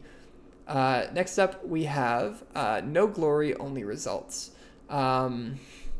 which is a tactic that is 5 cost and vigilance villainy at rare. It says take control of a non-leader unit and defeat it. I think this card is very, very strong. Obviously, it was meant for Thrawn because you steal something with a when defeated effect, it gets defeated, you copy it with Thrawn, you get crazy value off of this. But I mean, worst case scenario, this is just Vanquish. but better. I guess worst case scenario is just Vanquish, but often it's going to be better than Vanquish, and Vanquish was pretty good in Limited. I was happy to play a decent amount of Vanquishes.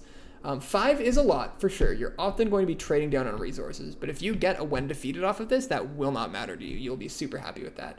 I think this is probably between a B and a B+, and I'm feeling generous. I'm going to give it a B+. And if you're running it with Thrawn, just forget it. It's great. Next we got You're All Clear Kid. It's a 2-cost Vigilance Heroism Gambit at Uncommon. It says defeat an enemy space unit with 3 or less remaining HP. If you do, and an opponent controls no space units, you may give an experience token to a unit. So that is like decent hoops to jump through. You have to be able to hit a 3 or less space unit. That is pretty easy to do, and then that also has to be their only space unit if you want the experience counter. But even if it's not the only space unit, like 2 costs deal with a space unit that's like smallish is fine. I think this card is like quite good for 2. I think it's a B. I think it's very strong. And if you get the experience counter, it just feels amazing. Next up, we have Direct Hit.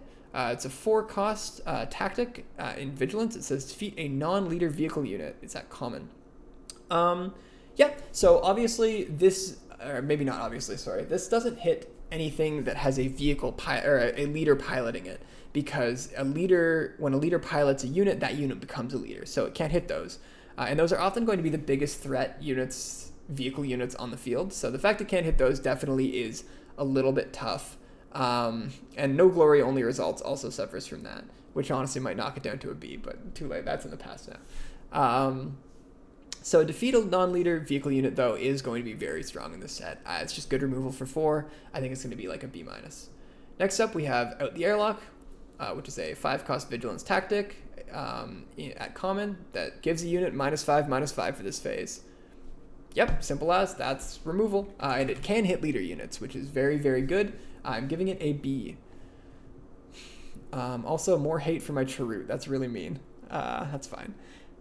Next, we have Nebula Ignition, a 9-cost Vigilance Disaster at Legendary that says defeat each unit that isn't upgraded. This is basically a board wipe. Sometimes maybe you can make it work in your favor if you've built your deck right, but 9 is a lot. It's your opponent often has the first opportunity to rebuild here, because what usually will happen is it'll be a gummed up board. And you will get to your 9 resources and you'll deem it beneficial to use, and if they have the initiative, maybe they've played a unit if you're lucky, and then you use this, and then board's wiped, they're like, okay, I take initiative, and then they start sort of winning that initiative race there. And then, of course, the other equally likely scenario is they're just attacking with these units, you board wipe, and then they're like, oh, okay, and they just immediately play a 6-drop or something, and you have no more resources because you just spent 9 on this. It doesn't play out as well as you think it would, but it still plays out okay. Like, if I get one of these and I have a 20, or I have like the 30th slot, like, I'm probably putting it in. It's probably like a D, though. If you really get there on upgrades, maybe it's like a little higher, like a C-, because if you can somehow make this a one-sided board wipe, it does feel very strong, for sure. So that one I could be super wrong about. I look forward to seeing how it plays out. It might be like a B, like, I don't know, but I'm putting it at a D for now. Next up, we have Scramble Fighters. It is a 7-cost Command Villainy Legendary Supply that says create 8 TIE Fighter tokens and ready them. They can't attack bases for this phase. So I was talking with some of my friends about this card and its limited applications, which it's very interesting, because essentially what it reads is clear the space arena for both of you, probably. At the very, well, probably for your opponent, little less probably, but still pretty likely for you. Lose the initiative and cost 7. I think that is probably pretty good. You might even lose the initiative for multiple turns, depending on how big their space arena is. I still think it's pretty good. I'm also not that confident about this one. I think it's probably like a B-. 7 is pretty early to have an effect like this. Like 8 TIE Fighters is pretty good. And then, of course, if you have that, like, Lord, like that TIE Advanced or whatever that gives all your space units +1/+1, this is just absolutely disgusting. But, yeah, there are also some units that, like, completely ruin you if you play this. Like, there's the one that you can deal 1 to however many units you want. Like, that you just concede the game if that happens to you. Anyway, yeah, I think it's like a B-, but I could be super wrong on this one, too. Next up, we have Salvage, a zero-cost command supply at uncommon. It says play a vehicle unit from your discard pile, then deal 1 damage to it. I think this card's actually pretty good, because there's a good chance at some point in the game you're going to lose a vehicle unit, and you just get to have it back with 1 less HP, sure, but that's okay. Yeah, no, I think this card's great. Well, great. I think it's okay. I don't think you want more than like 1, but it's like a C, I think. It's just fine. These cards do kind of have that weird downside where you can't have too many cards that are like this because they don't strictly add to the board on their own. Unless you have something in your graveyard or your discard pile that's already enabled this effect, it's not very good. But it's fine. I think it's a C. When you need it, it's good. Next up, we have Dogfight. 1-cost command uncommon tactic. This is attack with a unit even if it's exhausted and it can't attack bases. This has super interesting implications for Constructed, by the way. I think, at least. I've been doing some brewing. We'll see what ends up happening. But I think this card is really good for a surprise. It can't be like surprise lethal because it can't hit base, but for a good surprise attack. Because I mean, we've been playing this game for like a year now, right? It came out around a year ago, and we're all used to the fact where if a unit is exhausted, that's all we're seeing from it. There's a few exceptions. There was that card from set 2 that like untapped all your units and then you lost the game if you didn't win that turn. But like this is at uncommon. We're going to be seeing more of this, and a lot of people are going to not play around this card. And I'm probably going to be one of them. I'm going to mess this one up, I think, a few times. But I think the card is pretty good. But again, similar to Salvage, it's not the kind of card you want a lot of. It's probably like a C. Maybe if the Deception game really gets there, it's like a C+, but I'm going to go with C for now. Next up, we have Tandem Assault. It's a 1-cost command tactic at common. It says attack with a space unit. If you do, attack with a ground unit. And that ground unit gets +2/+0 for that attack. I think Tandem Assault is fine. It action cheats, which is always good, and you're often going to have a space and a ground unit in this limited environment, I think. And action cheating is just always good, especially whenever that second action is like better because it gets buffed. And this only costs 1. I think I'm super into it. I think it's a C+. You do once again, you have to be careful about how many of these cards you run though that aren't strictly removal, because in limited what you want to be doing is adding to the board or subtracting from your opponent's board. And this does kind of let you do that, but not in a very direct way. So just be careful. You can run a few of these, but don't run too many. That's my draft advice to you. A lot of people run too many of that kind of card. Next up, we have Air Superiority, a 2-cost command tactic at common. It says, if you control more space units than an opponent, deal 4 damage to a ground unit that opponent controls. This does ask a lot of you, but if you do have it, it's like 2-cost deal 4 is good. The standard for dealing 4 right now is Open Fire, which is 3. Now, notably, this only hits ground units, and you have to jump through the space hoop to do it. So if you're in a super space-heavy deck where like maybe ground is a bit of an issue for you, like you're not adding to the ground that hard, then something like this would be good because there's a good chance you'll have more space than your opponent. But that is kind of a big ask. If your opponent just has a lot of space too, then this card might just always be dead. I think it's probably like a C-, but there are decks where you would like want copies of that. Next up, we have Eject. This is a 2-cost gambit in command at rare that says detach a pilot upgrade, move it to the ground arena as a unit, and exhaust it. Draw a card. Eject is a weird card. I actually am scared to evaluate this because I have no idea if it's going to play out well or not. In principle, it cantrips, which I like, of course. Any card that draws a card is already fine.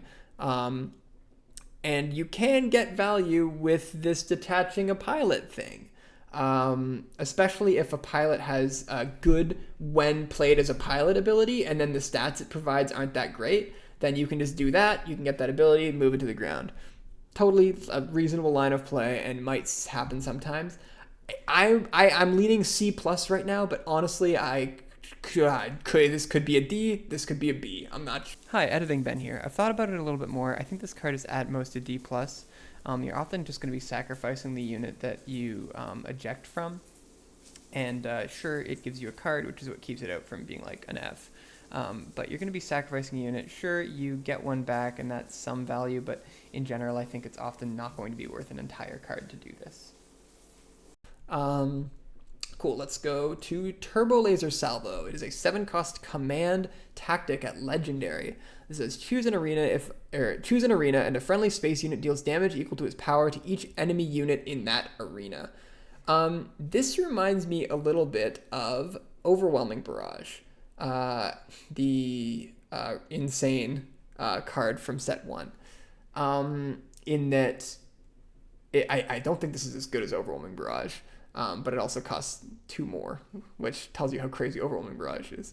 But yeah, if you get there on like having a big space unit and this just like wipes your opponent's ground or space, like that is really, really good. That's a high impact card for 7. It's also a dead card sometimes. If you don't have a big space unit, this is often a dead card. You do have to build around this card, but I think if you pick it up early enough, you can probably get enough big space units that it ends up being okay. And also you can play this in light side too, or in heroism. I think I'm gonna give it a B-, but this is another tricky one that you have to do a little bit of deck building to get there on. Next up, we have They Hate That Ship. It's a 1-cost aggression heroism innate at rare that says an opponent creates 2 TIE Fighter tokens and readies them, then play a vehicle from your hand. It costs 3 less. This is a D. It just asks too much of you. You need to have built your deck really well, and then giving your opponent like crazy board presence is really a big downside. I think in Constructed, this card might actually be kind of good, where 2 TIE Fighters aren't that important. But in Draft, 2 TIE Fighters that you're giving to your opponent on, this card is at its best on like turn 1, and giving your opponent 2 TIE Fighters on turn 1 in addition to whatever other plays they have is really, really tough. And sure, you get like a decent resource acceleration, but I just think that unless you have the right ship for that in that moment, it's not going to be that good. I think it's like a D. Next up, we have Trench Run, which is a 1-cost aggression heroism gambit at rare that says attack with a fighter unit. For this attack, it gets +4/+0 and gains on attack. Discard 2 cards from the defending player's deck and deal unpreventable damage equal to the difference in the discarded card's cost of this unit. This card's kind of funny. It's like giving something +4/+0 for 1 is pretty good. Wait, sorry, I think did I misread that? Discard 2 cards from the opponent defending player's deck, deal unpreventable damage equal to the difference in the, so I guess you add up the 2 cards, and then whatever the difference in between the card's cost and your unit is the, okay, so the, like ideal scenario is you use this on like a small unit, you mill like 2 huge things, or use this on a huge unit, you mill 2 small things. Sure. Yeah, this is like kind of funny. I mean, it like +4/+0 is just good. There's like a lot of fighters, so that restriction won't matter too much. This is I think pretty good in an aggro deck. I think it's like a C though. It doesn't really add to the board in a meaningful way, so I'm hesitant to give it much higher than that. But it's a cool one though. I look forward to playing it out. Next up, we have Fight Fire with Fire, a 1-cost aggression gambit at common that says choose a friendly unit and an enemy unit in the same arena. If you do, it deals 3 damage to each of them. Or deals 3 damage to each of them. Yeah, I think this is like a D-. I think that, like, sure, you're choosing, so you can make it as good for you and as bad for your opponent as you can. So this will often be asymmetrical. You'll usually kill a better one of your opponent's units than the unit that you kill of yours, but you're spending a whole card and a whole action to do that also. I'm super unconvinced. I don't think it's an F. Because I think that sometimes you just have to do this. The arena restriction sucks too. There's maybe a place for this as like your 30th card, but you really don't want to be running this. If you're like so low on removal, maybe you have to, but yeah. I think it's like a D, maybe a D-. Cool. Next up is System Shock, a 1-cost aggression tactic at common that says defeat a non-leader upgrade attached to a unit. If you do, deal 1 damage to that unit. Once again, I'm not that interested in this. It's just too restrictive. Oftentimes you're not going to have non-leader upgrades on units at the right time. Sure, defeating one is going to feel good, and the extra damage is going to feel good as well. Like, there will be a time where playing this card it feels strong, but I think it's too restrictive, and you want stuff that you can do whenever you need. I think it's like a D. I could be wrong though. I mean, if non-leader upgrades end up being like a huge thing in the set, then this card actually is like decent, and you definitely play this out of the sideboard. Like if you're doing best of 3 and your opponent has like 1,000,000 upgrades, yep, I'm throwing this in every time. Cool. Next we have Stay on Target, which is a 2 cost aggression tactic at uncommon that says attack with a vehicle unit. For this attack, it gets +2/+0 and gains when this unit deals damage to a base, draw a card. I think this card is fine.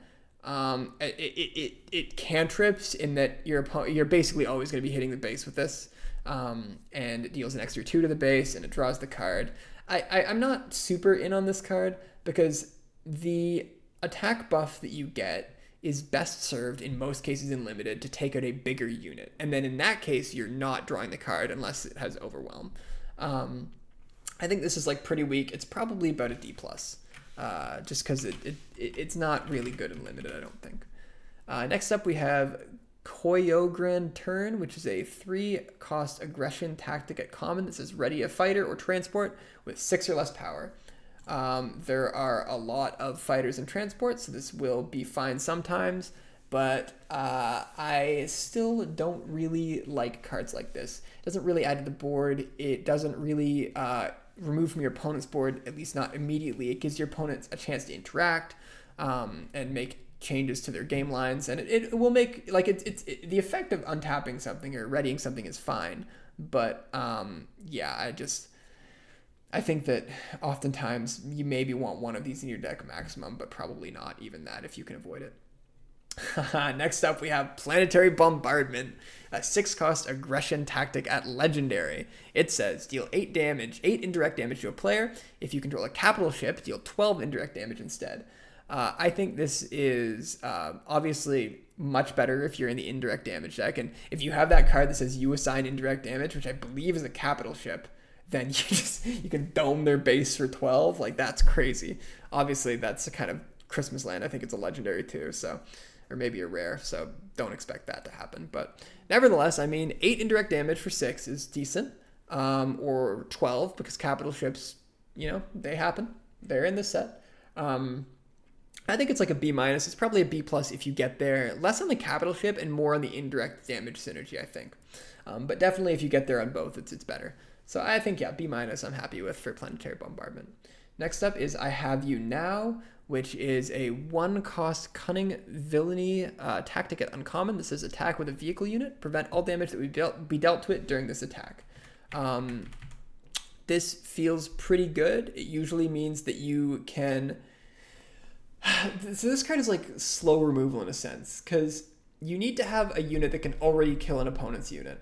And then you use this to do that, and it's like using this as removal, but you needed to tap your unit to do it. So it's like removal that like heals their base in a weird way, which is a trade that you'll usually take in limited.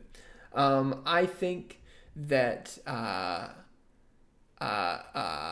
Have You Now is probably like a C+, but again, much like a lot of those cards I mentioned, don't take too many of these effects, because you need to have stuff on the board, and in order for these effects to even be good. If stuff on the board can be good without these effects cannot be good without stuff on the board. So play to the board. Next up, we have Commence Patrol, which is a 1 cost Cunning Heroism tactic at uncommon that says put another card in a discard pile on the bottom of its owner's deck. If you do, create an X-Wing token. So this basically just is a 1 cost 2/2.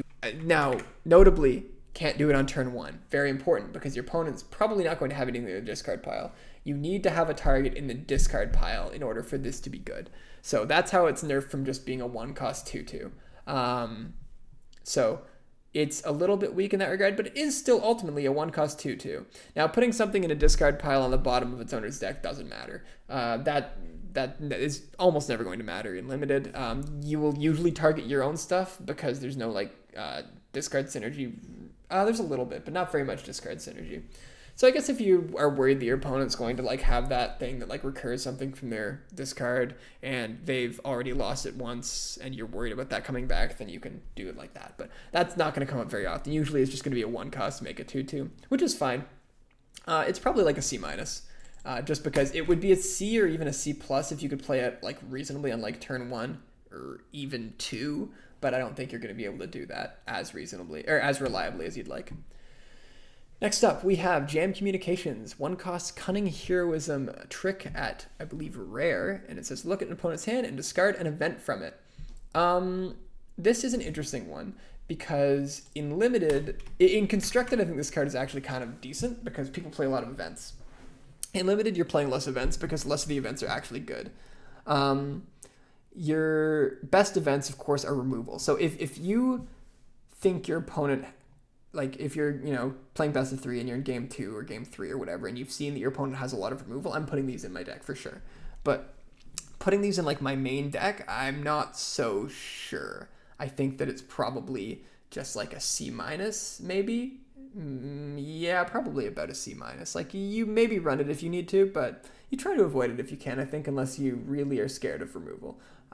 Which you should be, but not everyone's going to have a ton of removal. Next up, we have It's a Trap, which is a 3-cost Cunning Heroism Gambit at rare that says, if an opponent controls more space units than you, ready each space unit control. Now, this one is super interesting. It is not very good, I don't think, because if your opponent has more space units than you, that's really not a good thing. And usually they're going to be kind of controlling the space area, and it's very rare that you're going to be able to attack with all of your space units while they have more space units than you, and then ready this. Usually they're going to be trying to control your space arena if they have more space units than you, so then if you ready your space units, it's a lot less good whenever you have less space units. I think this card's like a D. There is a place where it's like good, of course. If you're like pushing for lethal and they're starting to like stabilize and they now have more space units than you where they didn't before, then I guess it's fine. There's the one card that gives them 2 TIE fighters, which is kind of cute with this. But yeah. Next up, we have Electromagnetic Pulse, which is a 1-cost Cunning tactic at common that says deal 2 damage to a droid or vehicle unit and exhaust it. There are a lot of vehicles. There are not very many droids. I think it was, 3 droids? I wrote it down somewhere. Control F droid. There's 1 droid at rare and 2 at common and uncommon in dark side, and then I think there's like a few in light side, like R2 and BB-8. So definitely can come up sometimes. It's more likely that it comes up for the vehicle thing than the droid thing, but nevertheless. I think it's too restrictive. It is kind of removal, but I do think it's probably too restrictive to be like a good piece of removal. That being said, I don't think it's bad. Like exhausting something is good. Dealing 2 damage to something is good if you can do both. I guess you have to do both. You can only target droids or vehicles. So I think it's like a C minus. But if your opponent has a lot of droids or vehicles, then it definitely gets better than that. Next up, we have Punch It, a 1-cost Cunning tactic at common that says attack with a vehicle unit, and it gains +2/+0 for this attack.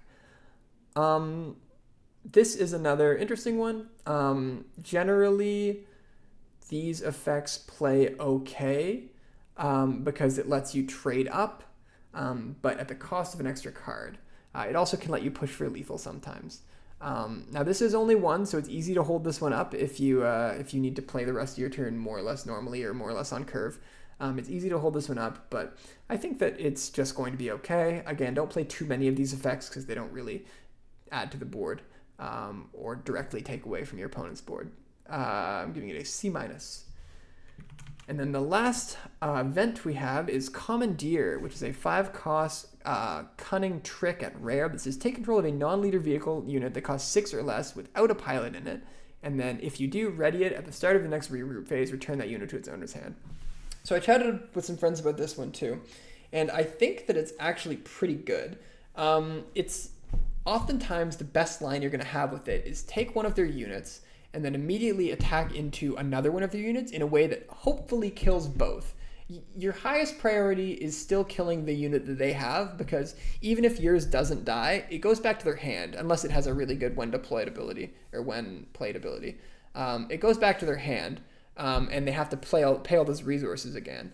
So like this, it's hard for this card to go negative, and it's very often going to go very positive. I think still it is a little bit of a scary prospect to maybe sometimes just spend 5 to like temporarily get something. So it's not, I don't think it's a bomb by any means, but I think it's like a B. I think this card is quite strong. Now, of course, it does need to be a vehicle. That is relevant for sure. You're often going to be doing this in the space arena and hopefully on something without, well, not hopefully, it has to be something without a pilot. Yeah, so I think it's about a B. It could be a little bit lower than that, though. I'm a bit nervous about it, if I am honest. All right. Now, the very last category is upgrades, and there are only 4. The first one is Dorsal Turret, which is a 1-cost command upgrade at common that says attached to a vehicle unit. Attached unit gets when this unit deals combat damage to a unit while attacking, defeat that unit. It gives +0/+0. So it just gives something death touch, basically, which I think is okay, but very situational. It's removal that asks you to jump through a lot of hoops, because it's really easy to imagine the scenario where you have like a TIE fighter, your opponents claim the initiative, you play Dorsal Turret, you attack their 9/7 or whatever, and you kill it, and you feel really good about that trade. And yeah, that's awesome, sure, when that happens, but like that's not going to happen very often, and it only has death touch on attacking. Whenever it's being attacked, it doesn't. So it's just so easy to blow this out. I don't think this is unplayable, but I think you should avoid this if you can. I think it's probably like a D, maybe a D-. I'm gonna say D now though. Next up, we have Twin Laser Turret, which is a 2-cost aggression upgrade at common that has attached to a vehicle unit. Attached unit gets on attack, deal 1 damage to each of up to 2 units in this area, and it's +2/+2. This reminds me a little bit of the Vambrace from set 2, which is the flamethrower one, which was really not bad at all. I think this unit actually is pretty good, or this upgrade is pretty good, because if you play it, so turn 1 you play like a 2-drop, and turn 2 you play this onto it, assuming it doesn't get immediately killed, which is a pretty big assumption sometimes, you feel pretty good about like attacking in and doing annoying amounts of damage to everything. Now, you can't like stack both of the damage on 1 unit. It has to be 1 to maximum 2 units, but I think it's still pretty good. I think it's like a C. Next up, we have In Debt to Crimson Dawn, which is a 2-cost Cunning Villainy upgrade at uncommon. This is when attached unit readies, exhaust it unless its controller pays 2, and it gives +0/+0. So the line for this one, of course, is you put it on your opponent's unit, and then if they ever want to use it again, they have to pay 2 for that turn to use it. I think that this removal, while efficient, giving your opponent the option kind of sucks. Because if they have a cool on-curve thing to do that turn, then damn, okay, great. They get to keep their thing tapped, sure. And that is unfortunate for them, but like they get to play a cool thing on curve, so it's fine. And if they don't get to play a cool thing on curve, like they drew something else, it's like, okay, no biggie, and they just pay 2 resources, and now it's readied, and they can proceed as normal and play under curve. And obviously, it still is unfortunate to have this played against you. Giving your opponent the choice definitely makes this a lot worse. I think it's probably about a C-. I'm still like kind of okay to play this because it is a pretty big tempo hit for your opponent, but I don't think it's any better than a C-. And lastly, we have Death Star Plans, which is a 2-cost upgrade that has no aspect at Legendary. And it says when attached unit is attacked, the attacking player takes control of this upgrade and attaches it to a unit they control. Attached unit gains the first unit you play each round costs 2 less. So there's a lot going on here, and it gives +0/+0. So in principle, the first unit in Christmas Land, you play this, and then you get to play a unit for free because it gives like Death Star Plans costs 2 and it discounts 2. So it's basically free.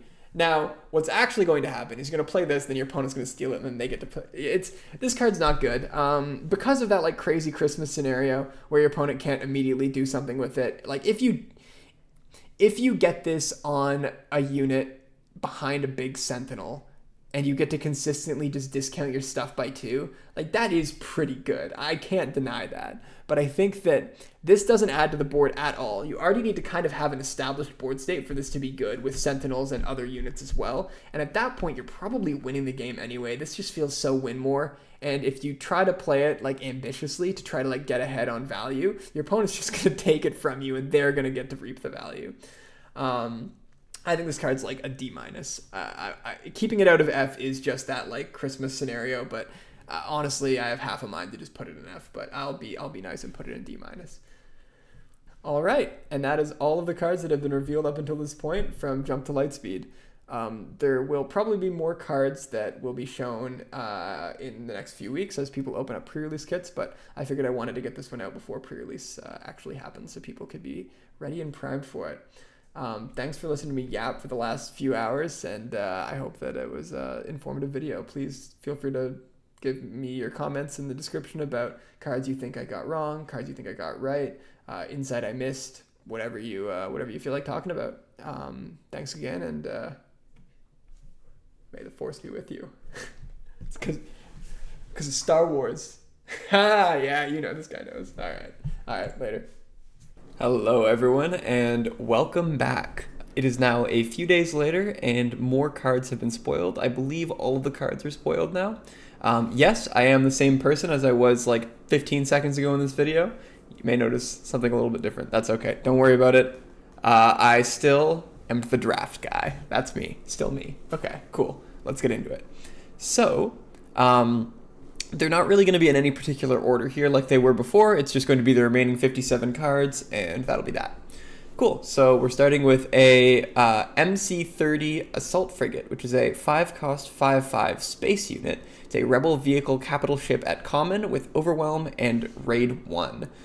This one is interesting. It's very, French vanilla is the term in Magic, where it's just, decent stats. It's got some keywords on it. Great. I think it's like fine top end. It's nothing super exciting. I'm just giving it a C. Next up, we have Tam Rivora, Searching for Purpose. It is a 3-cost It's a 3-cost Vigilance Villainy ground unit. It's a 2/5 first order pilot at rare, and it has piloting for 2, and says attached unit gains on attack, give an enemy unit in this arena -1/-1 for this phase, and gives the unit +2/+2. I think this unit is actually really good. You usually want to play it as a pilot. +2/+2 is pretty good, and you can play that on turn 2 under whatever ship you played on turn 1. And then also, any attack you now make is just incredibly good. There was a card in Spark of the Rebellion that I played a lot of called Jedi Lightsaber. And whenever you attacked with a Force unit that was equipped with Jedi Lightsaber, the defender got -2/-2. And let me tell you, that was very, very, very good. That -2/-2 mattered a lot more than you might expect it would. Now, -1/-1, of course, is quite a bit worse than -2/-2, but still, nevertheless, I think this card is quite strong. So I've given it a B-. And then if you just need to play a 3-cost 2/5, that's like fine. And it's a first order. One thing that is maybe worth noting, not so much about this card, but just in general, is there were 2 leaders that I talked about at the beginning of this video, Holdo and Phasma, that were resistance synergy and first order synergy respectively. And I said, this set doesn't really get there in first order and resistance units. Well, a lot of the new cards revealed were first order resistance, so they get there a little bit more now. I still don't think they're like amazing by any means, but I think they probably go up a little bit from like D's to like D+, or maybe even C-.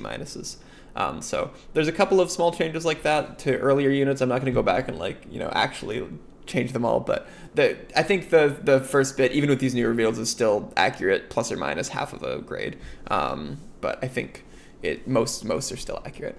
Just some of the synergy pieces change a tiny bit, but nevertheless, let's go next. So we have Hondo Onaka, Superfluous Swindler, which is a 4-cost Vigilance 3/5 Underworld unit at Legendary, and it has Shielded. On attack, you may take control of a non-pilot upgrade on a unit and attach it to a different eligible unit. This is an interesting one, not at all for Limited. God, don't play this card in Limited. It's an interesting one for Constructed. But in Limited, in this format in particular, pretty much all of your upgrades are going to be pilots. And this says take control of a non-pilot upgrade. There are occasional experience counters. There are occasional shielded or shield counters. And then there are every now and then there is an upgrade that is not a pilot, like Death Star plans, for example. But if you're stealing Death Star plans with Hondo, then, I feel like you could be doing something else. Of course, it being now just a 3/5 shielded for 4 is pretty fine. But of course, it's not going to be for 4 very often. Being double vigilance, it's probably going to be for 6, and that's just not playable. I'm giving it a D-. Don't play this card. Next up, we have Corporate Defense Shuttle. It is a 2-cost Vigilance Space unit. It is a Separatist vehicle transport at rare, and it is a 3/5 2 cost 3/5. That's incredible. What's the catch? Wow, you are a sharp, sharp, sharp customer. The catch is that this unit can't attack. That is a pretty big catch. In a game like Magic, this text, it's not good, of course, but it's not as bad as it is here, because, you know, you can still block with that unit, but you don't really block with units in this game. Your opponent's just never going to attack this. Now, obviously, if you give it Sentinel or whatever, then it's pretty good. Or if you're playing, like, was it Kazuda? You can make it lose abilities, and then, that's pretty good too. But, you know, in most cases, don't take this card unless you really want to do one of those things and you really build your deck around it. I think this card is like a D- also. But obviously, if you like build your deck around doing exactly this thing, then the payoff is a 2 cost 3/5, and I guess that's pretty good. So yeah, but in general, please don't play this card unless you really build around it. Next up, we have Royal Security Fighter. It is a 2 cost Vigilant Space unit. It's a Naboo vehicle fighter at common. It's a 2/2, and it has grit. This one I originally gave also a D or a D- to. Because I didn't really consider the piloting. So generally, if you play a 2 cost 2/2 is never a D-.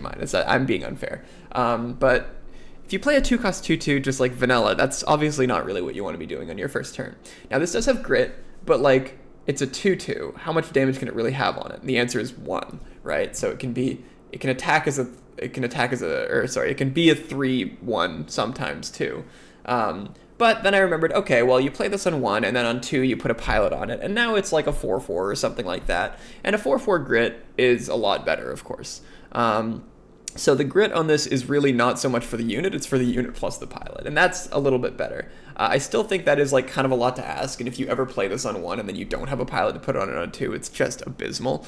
I think it's between a D+ and a C-. I've elected to give it a C- just because 2s are good.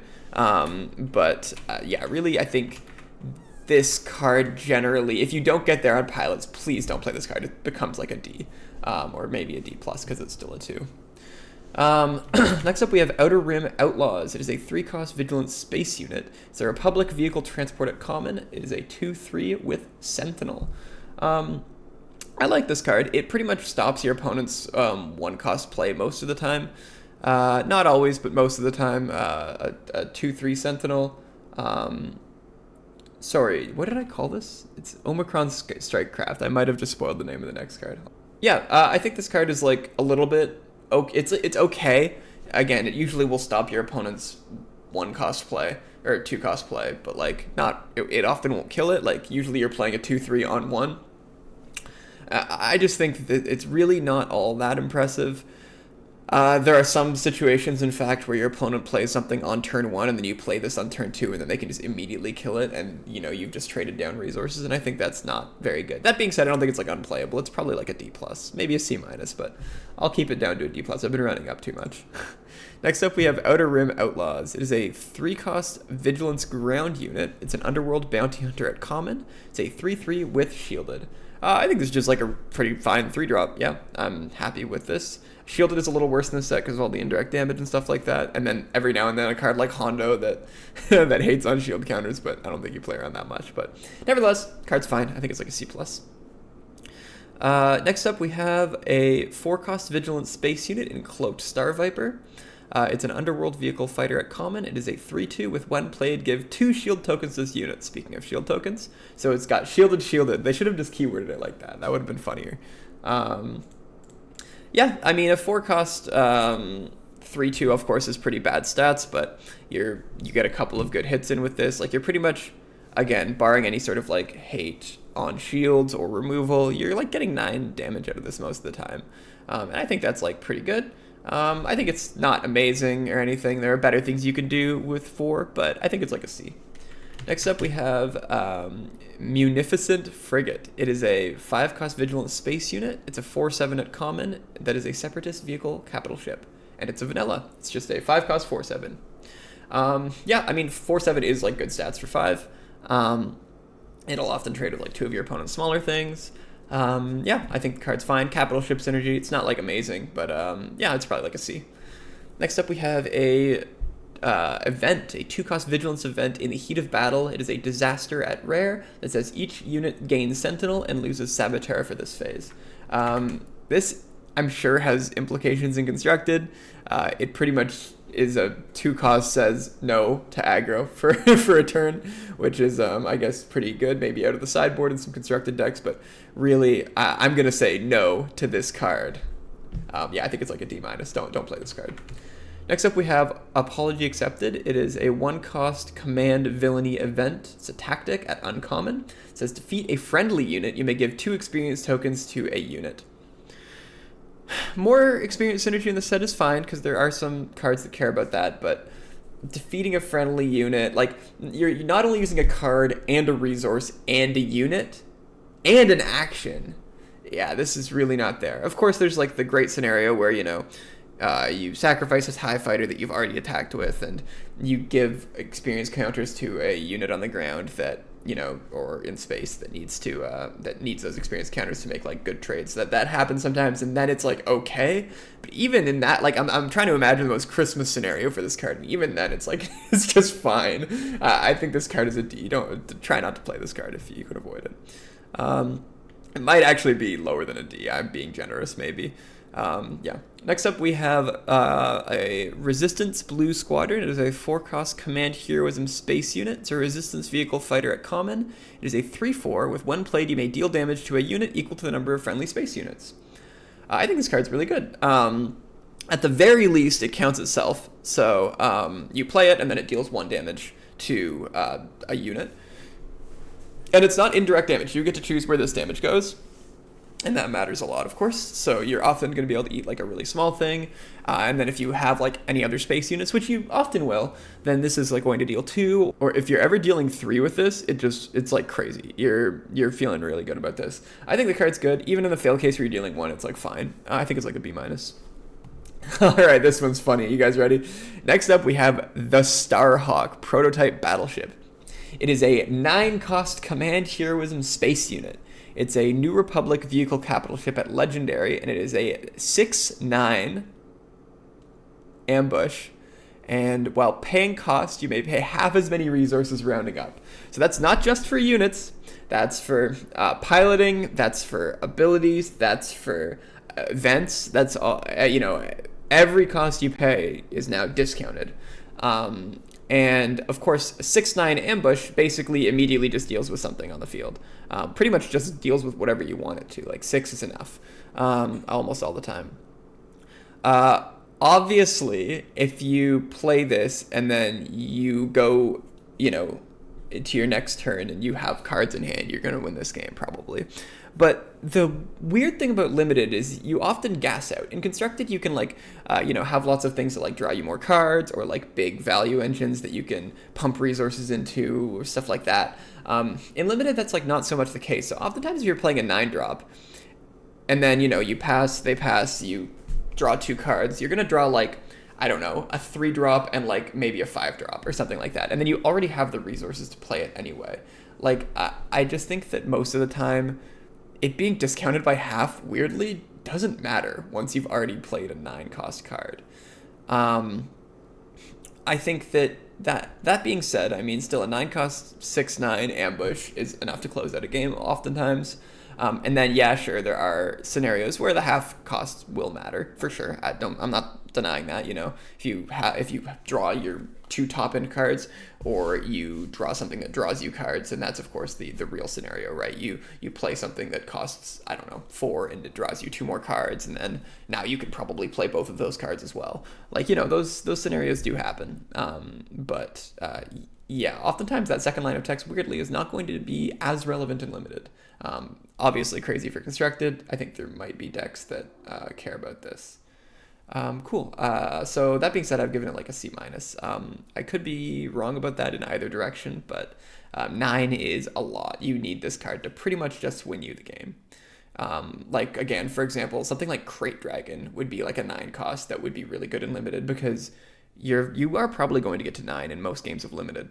And when you play Crate Dragon, you just win that game.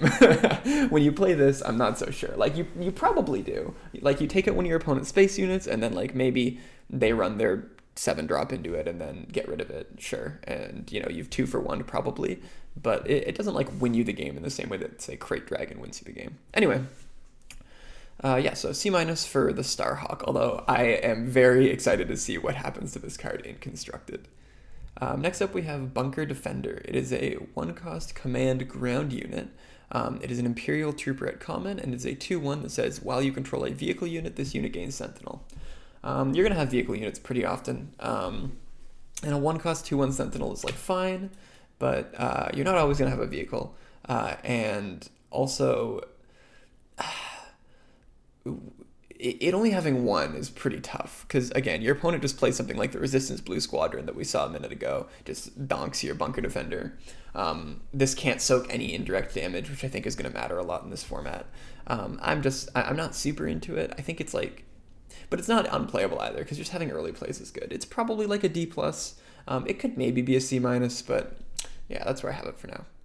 Next up, we have Jarek Yeager coordinating with the Resistance. It is a 2-cost command ground unit. It's a 2/3 with uncommon with piloting 2. And it says, while you control a ground unit and a space unit, attached unit gains Sentinel. And also +2/+2. So you can play this as a 2-cost 2/3. Immediately happy with a 2-cost 2/3, like, basically, obviously that's not exactly what you want to be doing, but there are much worse things that you can do with your resources than a 2-cost 2/3. One thing that's important to know is that playing this as a pilot, so playing like a 1-cost vehicle, a 2-cost vehicle, and then like passing turn, next turn you play this as a pilot, that is really, really good. Sentinel is better in draft, or limited, I guess, than it is in Constructed, because removal is rarer. In Constructed, if your opponent plays like a big Sentinel, then oftentimes you'll have like a takedown if it's small enough, or like a vanquish, or even a rival's fall, or an overwhelming barrage. There's a million ways to deal with it. But in limited, there are less ways. You often will just have to run units into it, and of course board control is very important in limited, so having your opponents run units into your unit is pretty good. So Sentinel is better than you might expect it to be in limited.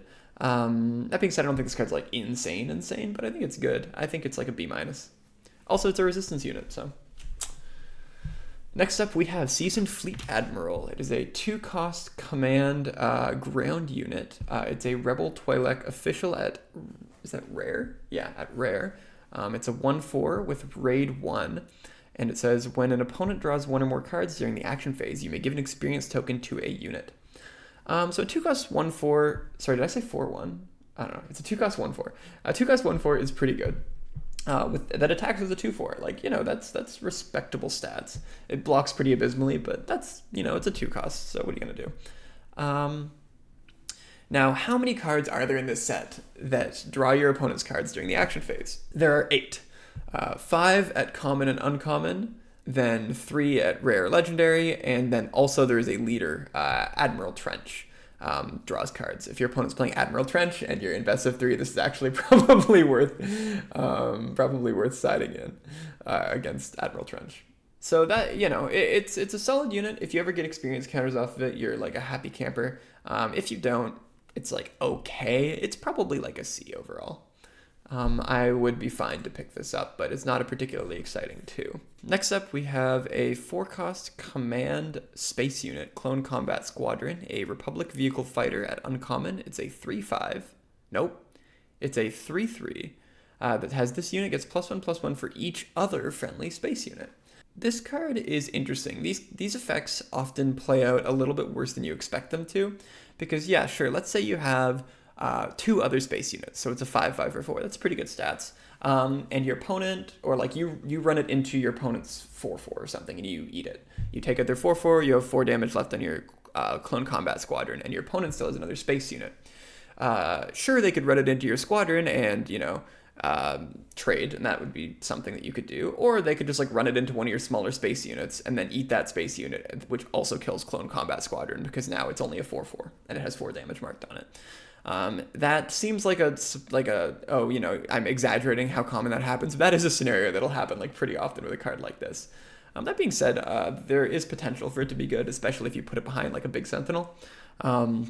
And you get there on the token stuff. Like, card's okay. I don't think it's bad by any means. I think, and the fail case with being a 4-cost 3/3 is pretty bad, but you know, you just try not to do that. Cool, yeah, so I'm giving it a C. Next up, we have Dornian Gunship. It's a 5-cost command space unit. It's a rebel vehicle capital ship at uncommon. It's a 4/6 that has, when played, deal indirect damage to a player equal to the number of vehicle units you control. This, of course, is a vehicle unit. I think this is decent. You're very often, by the time you're playing this, going to have like 1 or 2 other vehicle units. So when played, you're going to deal 2 or 3 indirect damage to your opponent, which not anything to write home about, but it's fine. And then just a 5-cost 4/6 body that is a capital ship. If anything you're doing cares about that, I think it's fine. This also gets a tiny bonus from my point of view because it fits into both heroism and villainy, which makes it a better card. So all of that being said, and then yeah, just 5-cost 4/6, 1 indirect damage is the fail case. I think is like okay, but I think you're often gonna have more than that. I think it's like between a C and a C+, and I think I'm gonna round up. Next up, we have All Wings Report In. It is a 1-cost command event plan at common that says exhaust up to 2 friendly space units. For each unit exhausted this way, create an X-Wing token. First of all, flavor fail, okay? This is not all wings reporting in. If you remember that scene from A New Hope, this is 2 wings reported in. You get 2 X-Wings. Very, very unfortunate. Nevertheless, though, on the merits of the card, I think that it is okay. It sometimes feels a little bit win more because you're going to have, you already need to have the space units in order to get more space units. Of course, exhausting yourself space units is a pretty big tempo hit, but there are some cases where that's just the best thing to do. Like if you have 2 small space units and they have like a big one, something you can do is just exhaust both of them and, you know, sacrifice the fact that you're maybe missing like 3 to base and getting 2 X-Wings. That being said, 2 2/2s for 1 is really, really high value if you're okay with that exhaust clause, which I think that you're not always okay with that, but you sometimes are. I think that you never, ever, ever want like more than 1 or 2 of these cards, even though it does kind of self-synergize because you can do 1 and then make 2 X-Wings, and then next turn you can exhaust the X-Wings to make 2 more, but that's a little bit too cute. Yeah, I think that the card's not amazing, but it's playable. It's probably like a C- or a D+, but I'm gonna round up to C-. Next up, we have Lightspeed Assault. It is a 2-cost command gambit event at rare that says defeat a friendly space unit and deal damage equal to its power to an enemy space unit. If you do, deal indirect damage equal to the enemy unit's power to its controller. So first of all, I hate this scene. Oh my god, what a terrible movie. Okay, no, I can't isolate my growing audience like that. That's messed up. But you know I'm right. Anyway, I digress. So this is technically removal. And I was saying and have been continuing to say throughout this video how important removal is in Limited. So important that you can deal with your opponent's threats reactively and proactively for, you know, hand hate and stuff. That being said, even though this is removal, it asks a lot of you.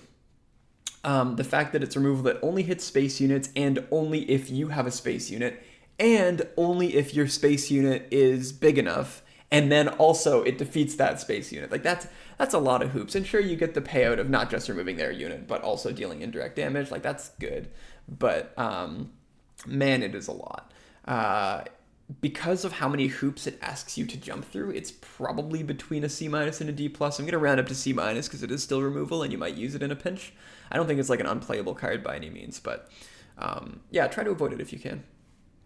Next up, we have a 4-cost command event tactic, Focus Fire, at common, that says choose a unit. Each friendly vehicle unit in the same arena deals damage equal to its power to that unit. This reminds me a little bit of, what's it called? Not Truce, Strike True?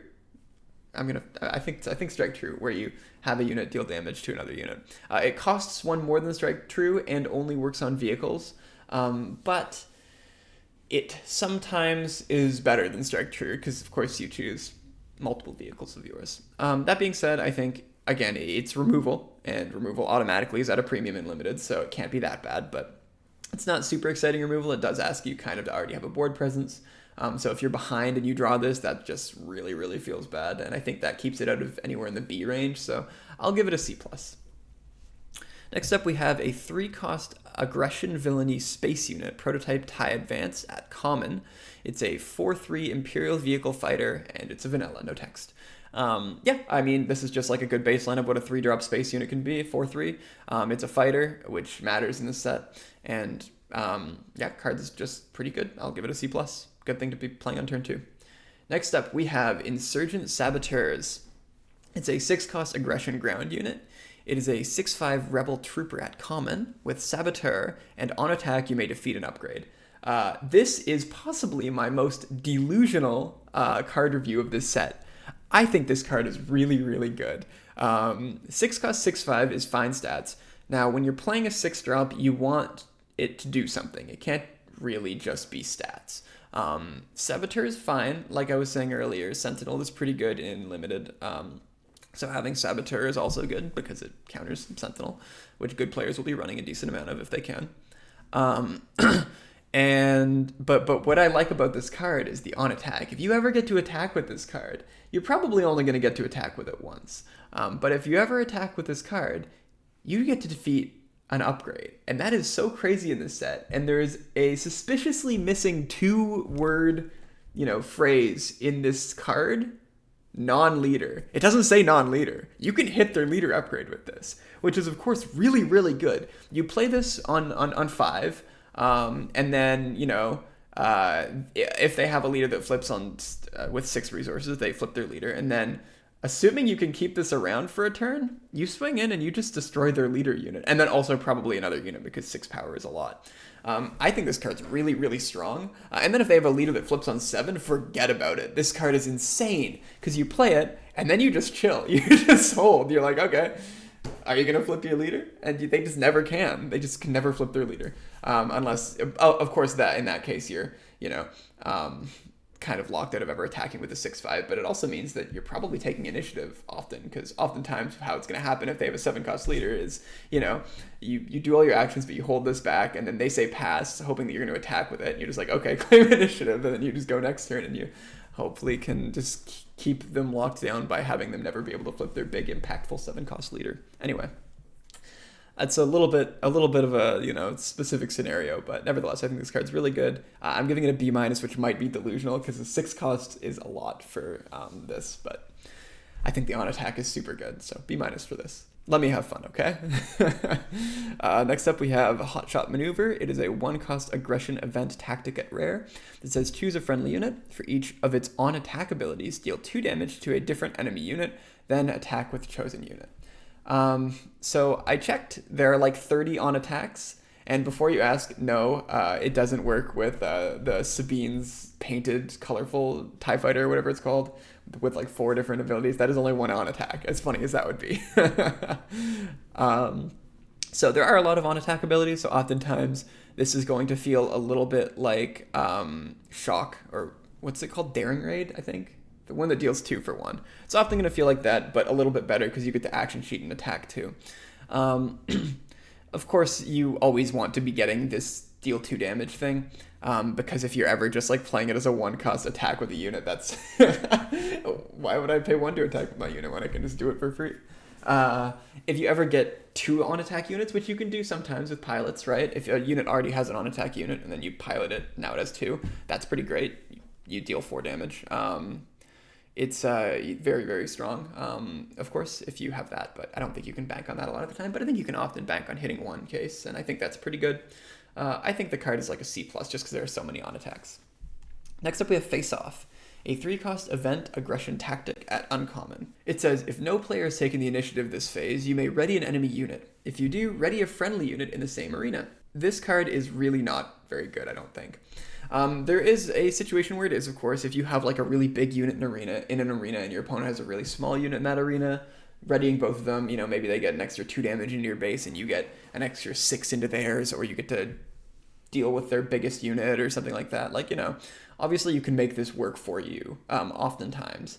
But that being said, giving your opponent an extra action as well, which they get to take immediately, right? Because you do this, they both ready, and then it's their turn. They get to do something with that.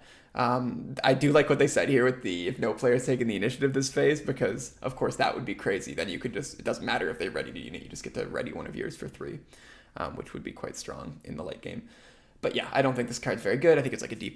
Maybe you run one of them sometimes if you really think you can get there. Yeah. Next up, we have Cat and Mouse, a 3-cost Cunning Villainy event tactic at rare that says exhaust an enemy unit. If you do, ready a friendly unit in the same arena with power equal to or less than the enemy unit. This is like a little bit better than Face Off, I think, because instead of readying both units, you're exhausting theirs, readying yours. But there's a bit more restriction on what you can ready. Yeah, I don't think there's like too much to be said about this card. I think you should probably definitely avoid playing more than one, but if you need to play one, you can. It's not the worst thing in the world. Exhausting an enemy unit is just like fine. Solid tempo. I'll give it a C-, but it might be closer to a D+.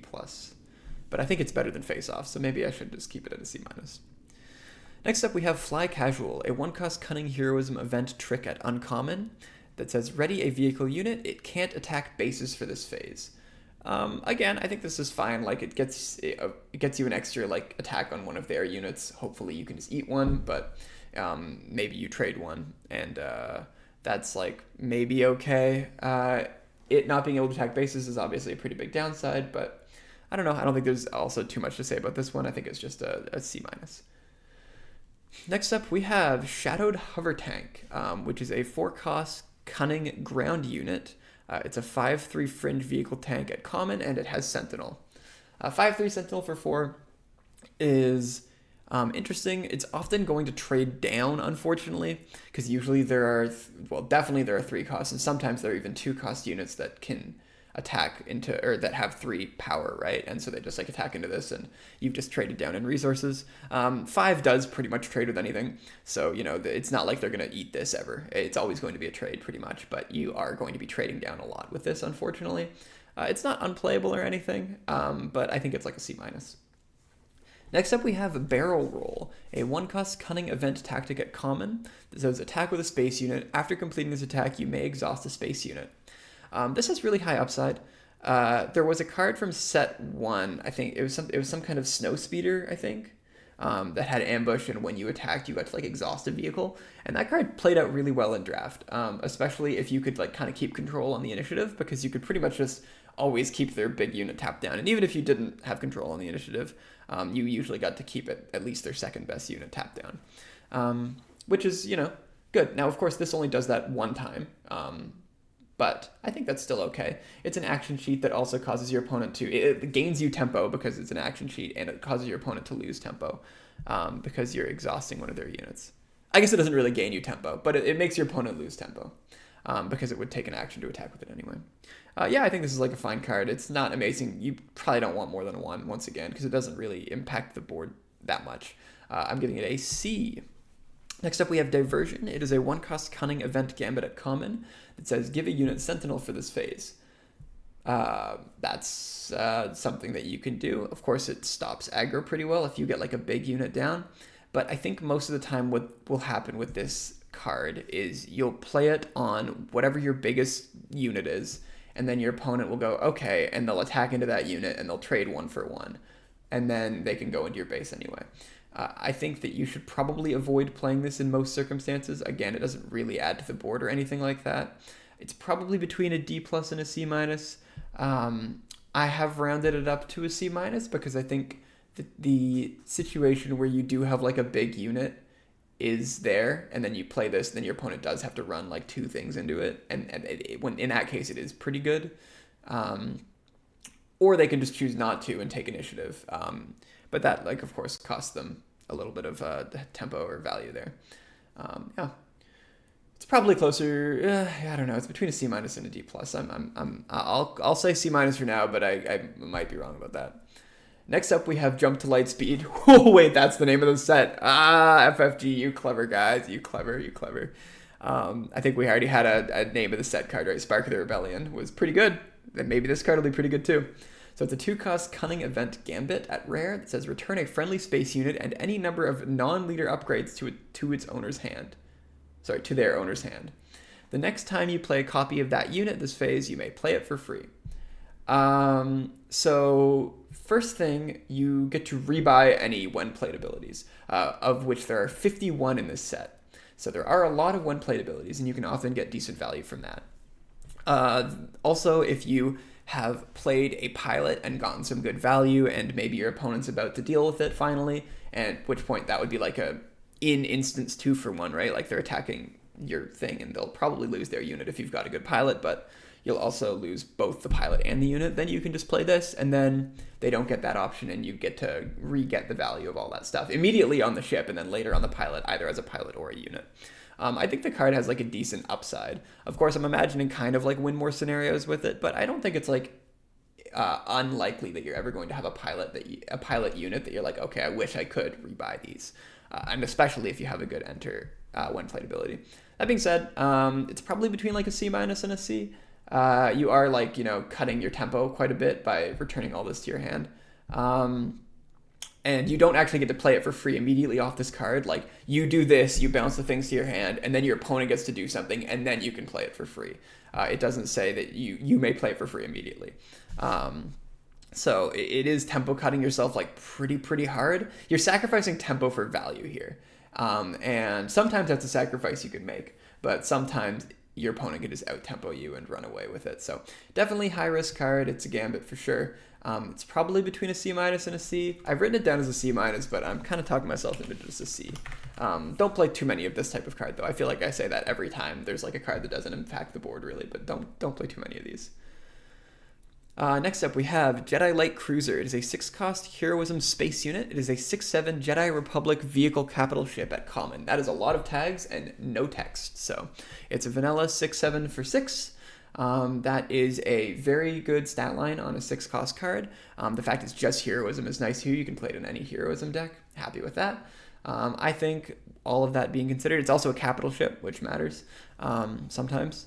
It's just like fine top end to have. There's nothing really more to be said about this card.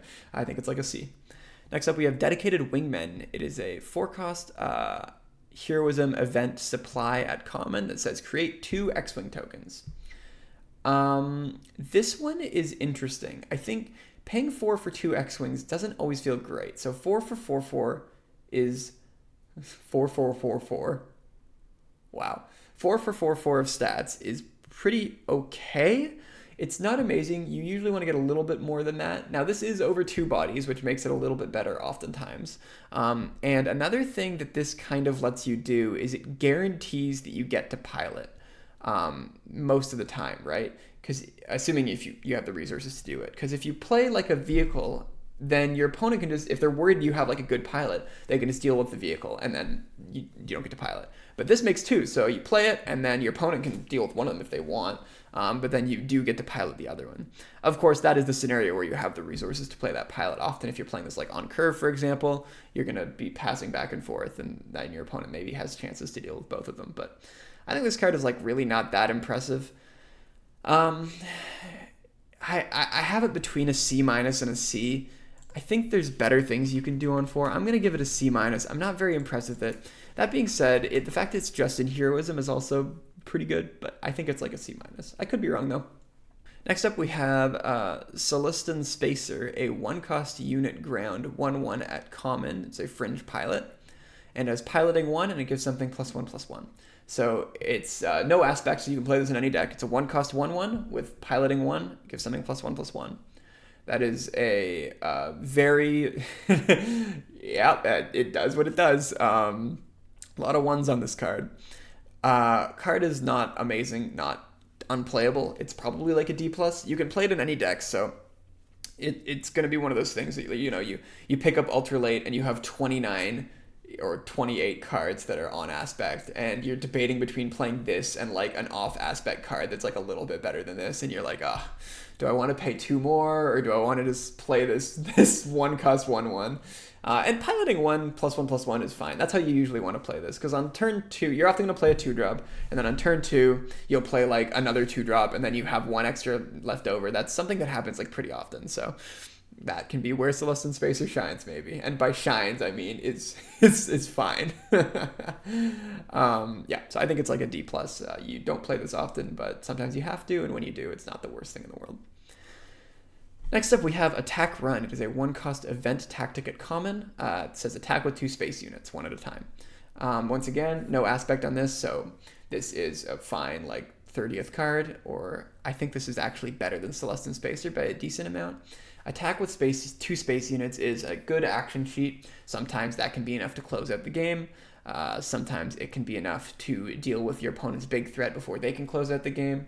Yeah, it's pretty versatile. It's not amazing, of course, but you're usually, fine to do this, and it'll often mean that you get initiative because you action cheated. And I think that is all enough for this card to be a C-. Next up, we have Astromech Pilot. It is a 1-cost it's a 1-cost Vigilance ground unit. It's a 1/3 droid pilot at uncommon. It has piloting 2, gives something +1/+3, and when played as an upgrade, you may heal 2 damage from a unit. Healing 2 from a unit is definitely good, especially a unit that has already traded with something and is now going to trade again. We'll also see a unit in a little bit in which healing 2 is very, very good, but you'll see that in a little bit. Yeah, so I think this card is just fine. Once again, you're going to often be playing 2-cost pilots on turn 2 on whatever you played on 1. So you want to, if you need one, this one is very respectable. It's not an amazing card by any means. I think it's like a C-. Cool. Next up, we have Perimeter ATRT. It is a Vigilance ground unit, a 3/5 Republic Vehicle Walker at common, and it has Sentinel. A 3/5 Sentinel for 4 is pretty good. It pretty much will stop whatever your opponent has played up until that point, and often will trade with at least 1 unit, often 2. Especially 2 if they've of units they've played previously, but probably 1 of units they play after this. But again, that's still okay. Now 3 isn't a ton, of course. If you draw this late, it's probably they'll just run a bigger threat into this and eat it. But it is good to come up the board early with stuff like this. And of course, Sentinel, as I said, is better in limited because there's less removal. I think it's like a C. Next up, we have Grim Valor, a 1-cost Vigilance upgrade at uncommon. It says, attached unit gains 1 defeated, you may exhaust the unit, and it gives something +1/+1. And it's an innate. I don't know if that matters for the set mechanically, but for my flavor heads out there. Yeah, it's a 1-cost, gives something +1/+1. The 1 defeated, you may exhaust the unit is I guess. I don't know. Yeah, I don't think it's a very impressive upgrade. I think that you're pretty much always going to be wanting a 1-cost unit instead of this if you're looking for something for your 1 slot. It's not unplayable, but it's not very good. I think it's like a D+. Next up, we have Veteran Fleet Officer. It is a 3-cost Command Heroism ground unit. It's a 2/1 resistance unit at common that says, when played, create an X-Wing token. I think this card is a little bit better. So immediately it gives you something in both arenas, and there are cards that care about that. So that in and of itself is pretty good. It's resistance, which matters for some things, including Holdo, the leader. I think that the card is, not too much to say about this. I think it's just fine. I think it's a C. Next up, we have a 1-cost space unit, Republic Y-Wing, which is a 1/3 Republic Vehicle Fighter at common, and it's a vanilla. So it's a 1-cost 1/3. I don't think it's that good. You'll often, again, this is the kind of thing that you probably want to play over Grim Valor that we saw a minute ago. If you need a 1-cost, you just play this. Of course, they're in different colors, but you know what I mean. It adds to the board. It's fine pilot bait. You play this on 1, which if you can only play a 1 cost on 1, that's a little unfortunate. But you play this on 1, then turn 2 you play a pilot, or turn 1 you play a 2 cost, turn 2 you play a 2 cost pilot on that, and then also this. Like, I guess that's okay. It's not amazing though. Don't pick this highly at all. It's like a C- at best. Next up, we have Unity of Purpose. It is a 6 cost event plan. It is command at legendary. For each friendly unit with a different name, give each unit you control +1/+1 for this phase. So this is a finisher. This is Craterhoof Behemoth pretty much, although it doesn't give it them Overwhelm or Ready them, I guess, would be the equivalent there. Now, you're never playing this for 6. You're always playing this for 8, pretty much, because if you get there on double command, as awesome as that is, that's not going to happen too often. Now, this has a weird kind of synergy because it's both good and bad in decks that like make a lot of X-Wings or TIE Fighters, right? Because if you have like, I don't know, 6 TIE Fighters, awesome, that's great. They're gonna all get +1/+1 because it says each friendly unit with a different name give each unit, so it counts the number of units with different names, and then it gives all of your units, even if they have the same names, the bonus. So if you have like 6 TIE Fighters and nothing else, you're giving them all +1/+1, which is, pretty good, right? Like, giving that's a lot of stats, but I think this card is like still a pretty good finisher. Like oftentimes when you're playing this for 8, you're gonna have something on the board. You'll probably have 2 units, maybe 3, in which case you'll give things +9 like stats total, and that might be enough to close out a game. That being said, I think you should avoid this card if you can. I've generously written it down as a D+, because I think it will win the game often enough when it's cast, but it is a bit of a win more card. It's probably closer to a D, but you know what? I believe in the dream. We're going to give it a D+. Next up, we have Decimator of Dissidents, which is a 4-cost aggression villainy space unit. It's a 3/5 Imperial Vehicle Transport at uncommon that says if you dealt indirect damage this phase, this unit costs 1 less to play, and it has Overwhelm. So 3-cost 3/5 is actually not even that bad. Like, that's fine. It's a transport. There's some niche synergy for that. 4-cost 3/5 Overwhelm, and it's fine. And then if you can play it for 3, which you sometimes can, that's okay. Don't expect to ever play this like on 2 unless you have one of the I think it's the TIE Advance maybe, or the Y-Wing Bomber that can deal indirect damage immediately. So you play that on 1 and then you attack with it, and you play this on 2. Like that'll feel really good for sure. But don't ever really expect to do that, but the discount may come up later. I think this card is like fine. I think it's like a C+. Next up, we have a 1-cost aggression space unit, Crackshot V-Wing.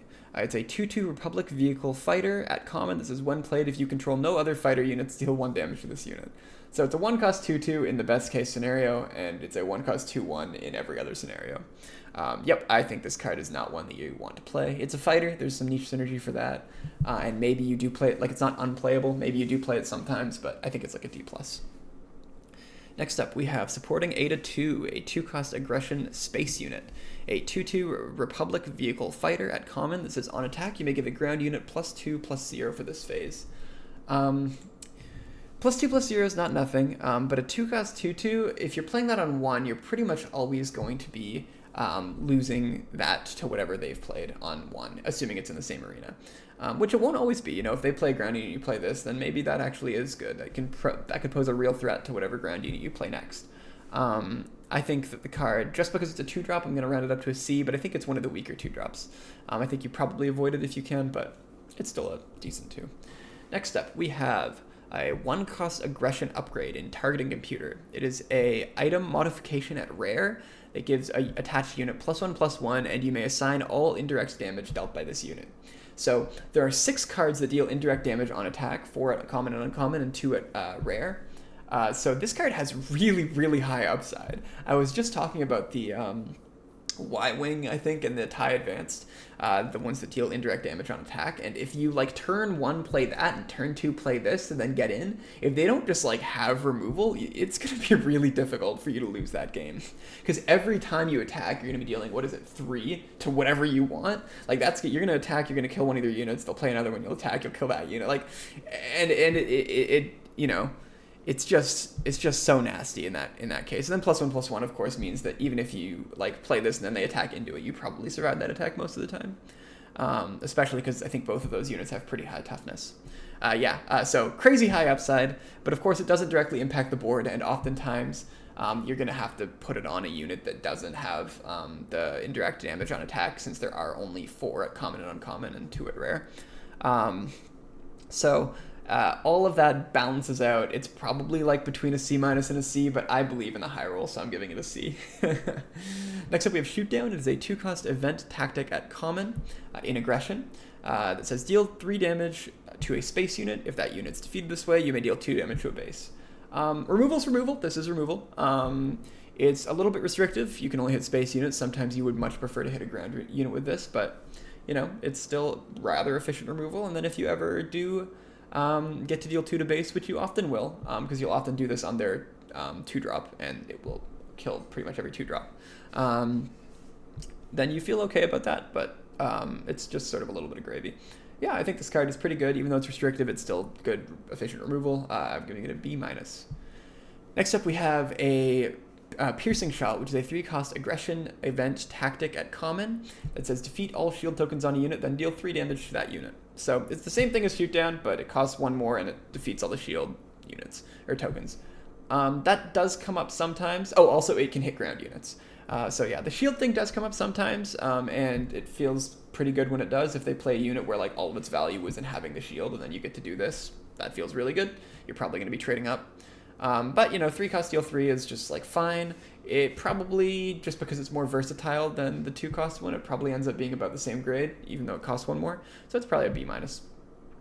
Next up, we have 5-cost Cunning Villainy Space Unit in Techno Union Transport. It's a 4/6 Separatist Vehicle Transport at common, and it has shielded. This is a pretty decent top-end card. 4/6 pretty much means that it's going to trade with whatever when you play it on 5. It can be piloted, which is pretty good for a big unit with shielded. Card is like okay, fine top end. It's nothing like super exciting. It's probably like a C. All right, next up we have X-34 Landspeeder. It is a 2-cost Cunning Ground unit. It's a 2/3 Fringe Vehicle Speeder at common, and it has Ambush. You guys know I love cards like this. So Ambush, this card is basically just like I lost the coin flip. Oh well, I get equalized. And it's like, yeah, like, because your opponent plays their 2, and then you play your 2, and just like ambush into their 2. And it'll sometimes, if they play one of those 2/2s that gets like value later, it'll just feel so good. If it doesn't, like if it hits into their 2 or their 3/2 and you trade, or it hits into their 2/3 and you get a little bit of damage on it, it's just so versatile. Then drawing it late is also fine. Like this card is super nice. And then also if you do in that admittedly pretty ideal scenario hit a 2/2 with it, then next turn their ground unit, like sure they'll claim initiative, but then their ground is empty, and they'll play like a unit or something like that, and then you'll put a pilot on this maybe. Like it's just really nice. I think it's a B-. It might even be a little bit higher. I'm going to be taking this card embarrassingly high. I might actually overvalue this card, but I think B- at the very lowest is safe. Next up, we have Sweep the Area. It is a 3-cost Cunning Event tactic at uncommon. This says return up to 2 non-leader units to the same arena with a combined cost 3 or less to their owner's hand. It's easy to think about this scenario or this card in the scenario where they have like a 2-drop and a 1-drop, and when you do that, that feels really, really good. Of course, you're setting them back in tempo a lot. You're never going resource positive on this, really. There's like a niche scenario where you can, and that is whenever you hit tokens with this, because tokens, X-Wing tokens, TIE Fighter tokens, they have a cost of 0. So you can hit 2 X-Wing tokens, and then they don't get bounced to the hand, they're just gone. And there is that card that you pay 4 to get 2 X-Wings, in which case I guess you're trading up for mana, or for resources, but that's kind of an unusual scenario. You're usually going to be trading even for this. You'll set your opponent back on tempo a little bit, but it's not the most exciting card. I think it's probably like a C-. Maybe it's a C, because it is kind of annoying to play against, but it's best against tokens for sure. You know what? I changed my mind. It's probably a C just because of the tokens. Next up, we have Torpedo Barrage. It's a 3-cost Cunning Event tactic at common that says deal 5 indirect damage to a player. So this is an interesting one because it depends on how indirect damage plays out in Limited, which I don't know yet. I'm looking forward to doing it. I think indirect damage is going to be a pretty skill testing thing, like how you assign it when your opponent has it. And I don't know how it's going to play out in Limited because giving your opponent a choice is always bad. But, as I've said a few times here, indirect damage, there is a lot of synergy for it in the set, so maybe it ends up being good. Now, 3 cost, of course, for 5, where they get to choose where it goes, that can be a little bit tough, but I think that it's still probably okay. I'm giving it a C, but I could be wrong on either side on this. If anything, I'm a little bit high. It might be a C-, but I think I'll stick it at a C for now, and I think that I'm interested in playing around with this card and seeing how it goes in Limited, and honestly maybe Constructed. Stay tuned for the brew. Next up, we have Indoctrinated Conscript, a 1-cost 1/2 ground unit. It's a first order pilot at common, and it has piloting 1, gives something +1/+2. So this is just like a better version of that card earlier that we saw, the one that was like a 1-cost 1/1 that gives something 1/1. This is a 1-cost 1/2 that gives something 1/2, and that is definitely not a insignificant difference. Of course, this one is villainy, and the other one was no aspects, so you could put it anywhere. But nevertheless, like half of the decks you play will be villainy probably, so this can go in those, and you often are fine putting it in. I think it is a C. Especially because on turn 2, I think in this format you are going to have a lot of times where you have 1 left over, and giving something an additional +1/+2 is pretty good, or making a 1/2. Next up, we have There's No Escape, a 2-cost villainy event tactic at rare that says choose up to 3 units. Those units lose all abilities and can't gain abilities for this round. This is just so niche. It's easy to think of the crazy scenario where your opponent has a bunch of sentinels and you have a bunch of units with lethal. If they didn't have the sentinels, then you just strip sentinel out and you get in. But yeah, I don't know. This is a little too Christmas land for me. Pretty much every time you're going to be wanting a 2-drop instead of this. I think that it's probably a D. Just paying respect to those scenarios where it actually is good, but I think those are few and far between. Next up, we have Dilapidated Ski Speeder. It is a 3-cost heroism ground unit. It's a 3/7 resistance vehicle speeder at common that says, when played, deal 3 damage to this unit. So it's basically a 3-cost 3/4. It's resistance, and now, because it's resistance, Rose as a leader goes really well with this, notably. It is just also heroism, so it can go into a lot of heroism decks, and I think a lot of the time you will see this in heroism decks just as a 3-cost 3/4 with no way to heal it, and I think it's fine in those scenarios. I think that in the scenario where you can heal it, we saw a card earlier where this could get healed, and then that would be really, really strong. But I think even if you're playing in the scenario where you can't, it's good enough, and I think that makes it a C+. Next up, we have Coordinated Front. It's a 2-cost heroism event plan at common that says you may give a ground unit +2/+2 for this phase, and you may give a space unit +2/+2 for this phase. This reminds me a little bit of, I think it was called Heroes on Both Sides from the last set, which I thought was going to be really bad and ended up performing okay. It was often enough to just close out games, and I believe that one action cheated.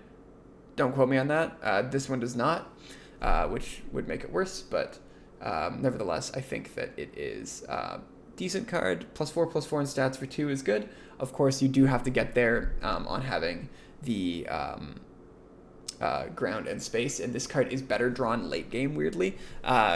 If you are playing cards like this, again, don't play too many, and make sure you have a lot of 2s in addition to this, because it's easy to look at your curve and be okay, I have a lot of 2 costs, but 3 of them are this, and it's okay, that's probably not going to get there. You probably want one of these maybe, and you want to draw it late and use it to close out a game or get some really good trades. I think it's a C. It might be a C-, but I'll round it up to a C just because it's super easy to play since it's only heroism. Next up, we have Retrofitted Airspeeder, a 5-cost ground unit. It's a 3/6 vehicle speeder at uncommon, has ambush, and this unit can attack space units. I think this is the first unit that can attack space units from the ground. We have the one that can attack ground units from space, but nevertheless. While attacking a space unit, this unit gets -1/-0. So if you do attack a space unit, it's a 2/6, and if you attack a ground unit, it's a 3/6. I'm a big fan of ambush cards. I think 5-cost 3/6 ambush I'm into that. It'll often eat a small thing and then stick around. Or if you need, it will eat like an X-Wing and stick around. I'm super into this card. It's a 2-for-1 oftentimes, and it's no aspects. You can play this anywhere, which is an interesting choice.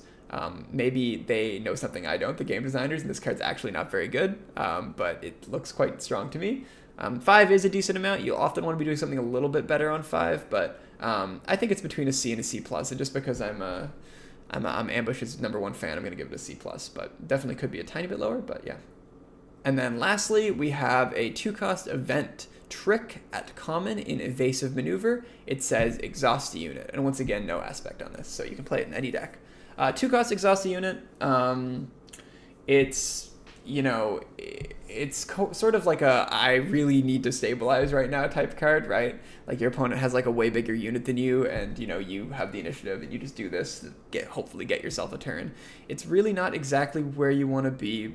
The sort of, I guess, best scenario for this is where they dump a bunch of resources into putting a pilot on a unit and you just like exhaust. And it doesn't say non-leaders, so you know that is an upside for sure. Like they flip their leader as an upgrade or as a pilot onto a unit, and then you just exhaust that. Like that's a pretty good tempo hit for your opponent. So definitely not unplayable, but once again, please don't play more than like one of these maximum. I think it's like a C-, but you can play it in any deck, so that's definitely an upside.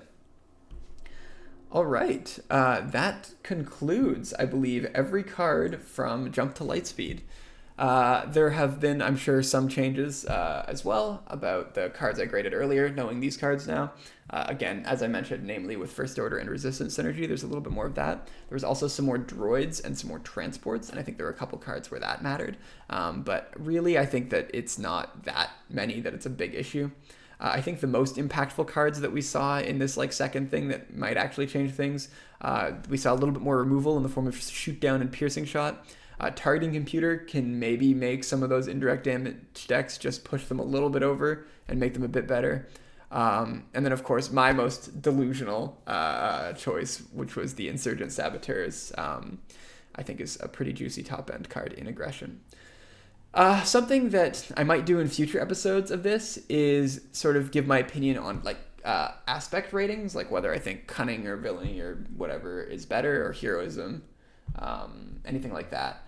But I think in this set, nothing screams to me like it's the best or the worst. I think everything has the potential to be even. Of course, some things will be stronger and some things will be weaker. But I think so far in this game, from my experience with Draft, they've done actually a pretty good job at balancing things out. So I'm expecting this also to be pretty balanced. In future episodes, I might try my best to like come up with like a tier list of the aspects, but honestly, I think that the variance there would be just so high that it would almost be useless. Yeah, great. So that, I think, concludes our first episode. If you have any thoughts about other episodes or different thoughts about Draft or Sealed that you would like me to talk about, or different strategies that I use when I'm doing drafts or sealeds in this game, or in Magic, I guess. But I'm mostly focusing on Star Wars right now. I'd be happy to make much shorter episodes. This is definitely going to be the longest episode for a while. Yeah, if you have any thoughts about anything you'd like to see there, just let me know, and I'd be happy. I always enjoy yapping about Draft, as you probably know, because I've been doing it for approximately 5 hours now. With that being said, I look forward to the next one, and I look forward to pre-release. I'll definitely make a shorter update video about how pre-release went. So I will talk to you guys then at the absolute latest. Have a great rest of your day, and of course, may the Force be with you.